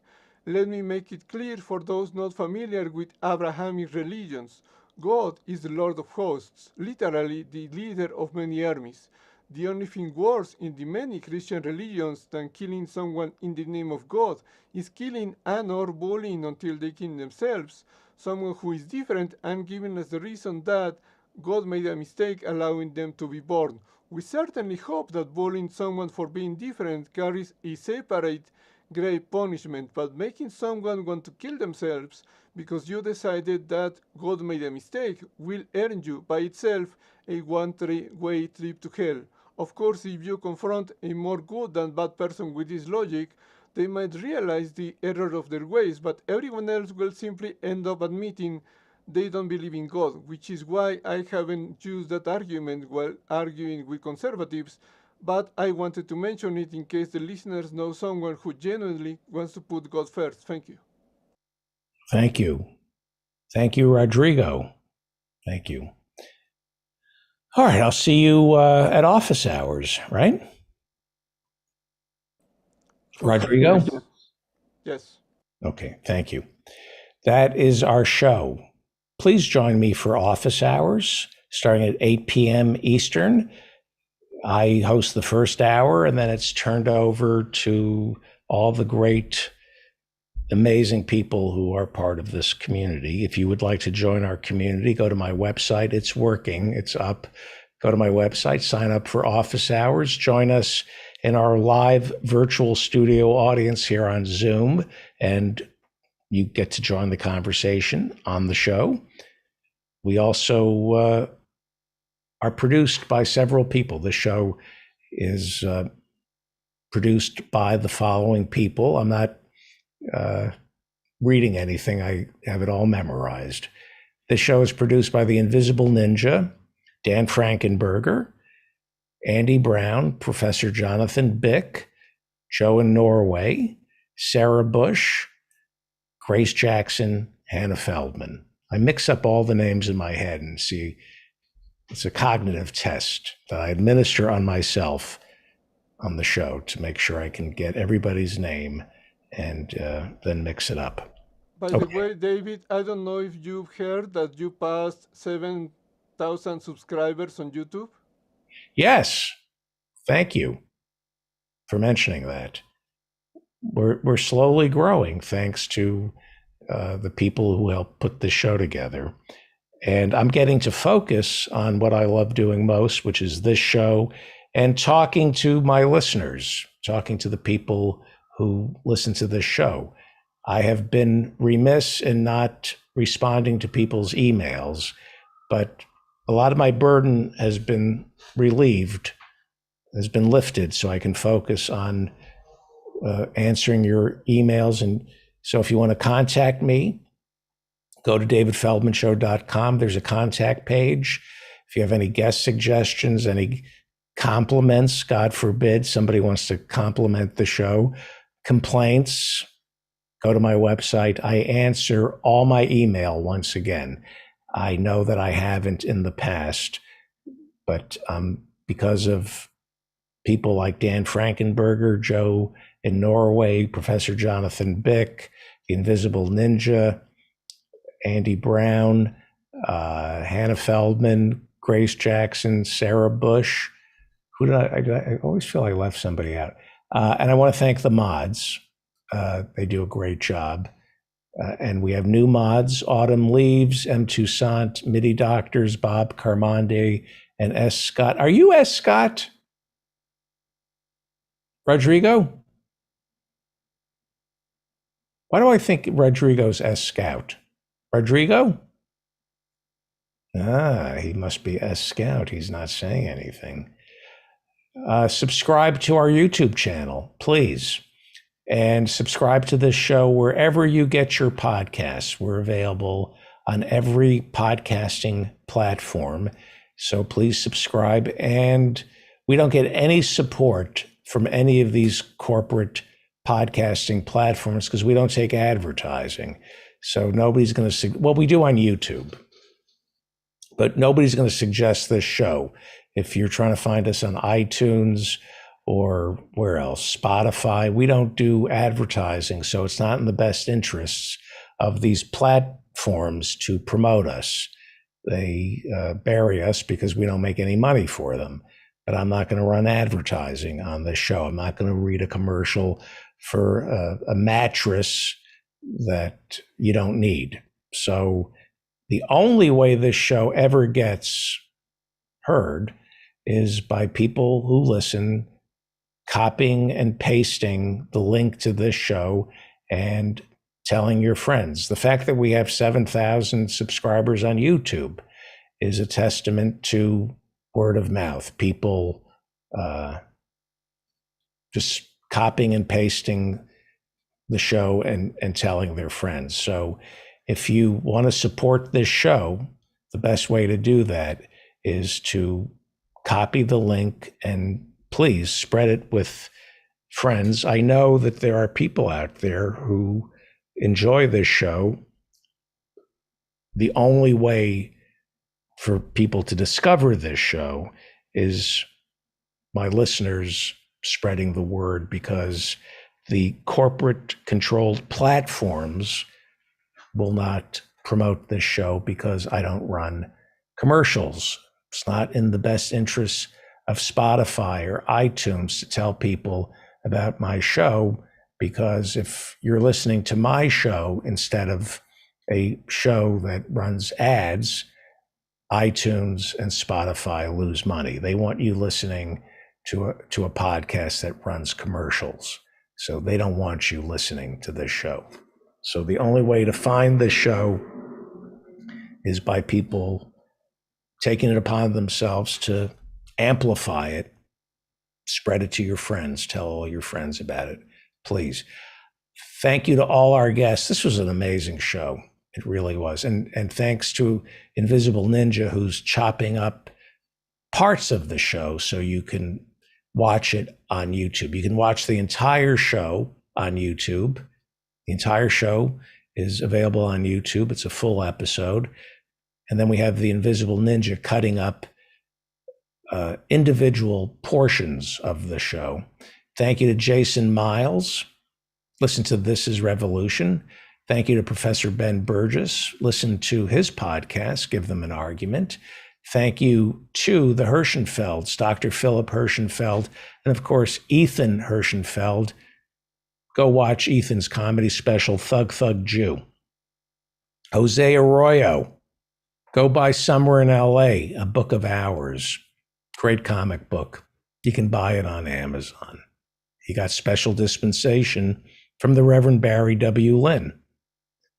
He says you can buy it on Amazon. Thank you to the host of Stump the Hump, Quizmaster Dan Frankenberger. Thank you to Bob Schenk, Reverend Bob Schenk.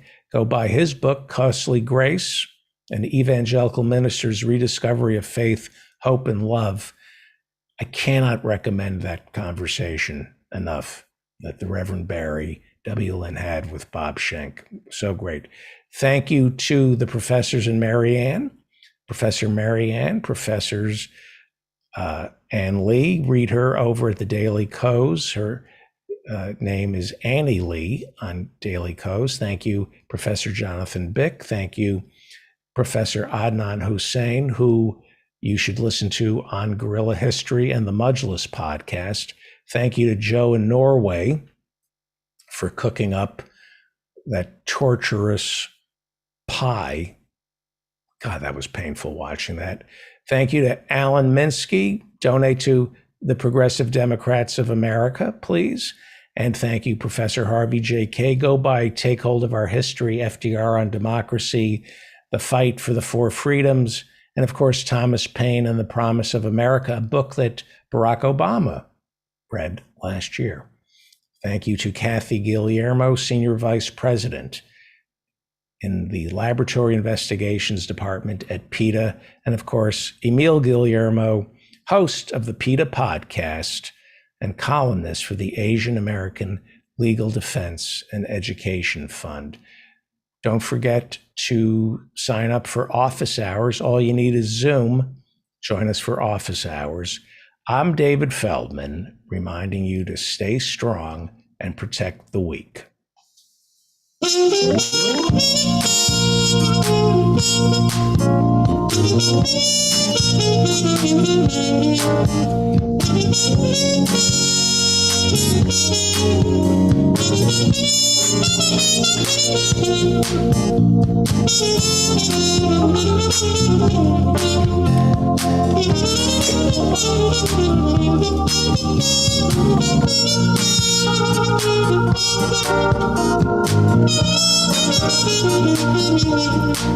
We're living every day, we're living every night in the USA of distraction. We wake every morning like the Rolling Stones, 'cause we just can't get no satisfaction.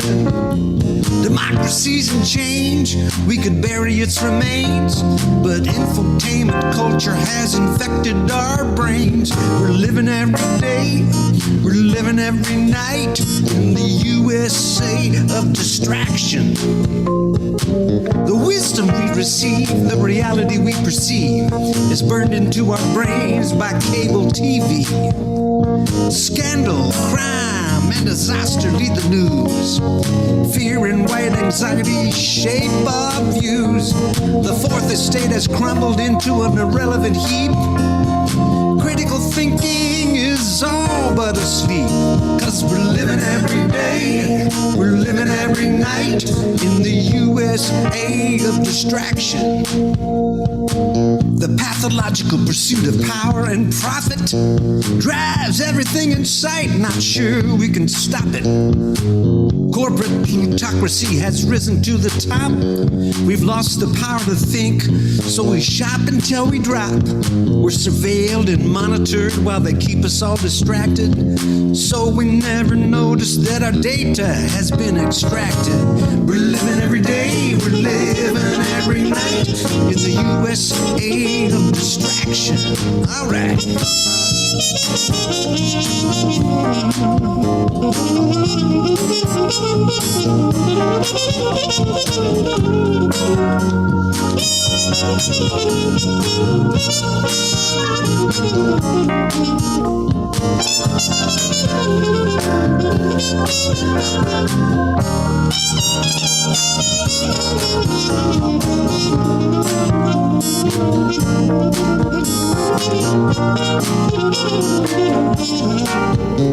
The Reagan agenda, a libertarian notion of sweeping deregulation, has been put into motion. Our eyeballs seldom stray too far away from the mega monopolies that command the day. Diversity in media is gone, gone, gone, slowly fading out like a sad, sad song. We're living every day, we're living every night in the USA of distraction. The telegenic spectacle of tabloid celebrity has squeezed out any room for social integrity. With profits to be made and minds to be molded, media crushes the truth even when it's been scolded. It's books now more than ever that people need to read. Folks are hypnotized by their Twitter feed. We're living every day, we're living every night in the USA of distraction.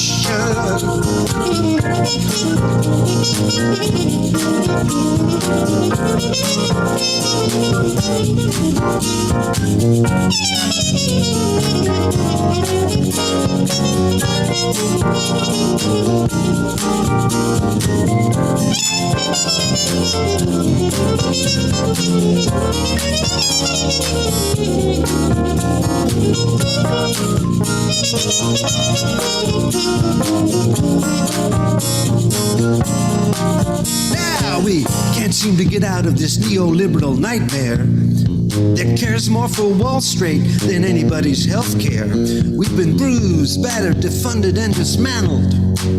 We've been diminished, infiltrated, manipulated, and manhandled. The sovereignty of citizenship, the bulwark of democracy, is under full attack by the cult of meritocracy. We're living every day, yeah. Well, we're living every night in the USA of distraction. Well, we're living every day, we're living every night in the USA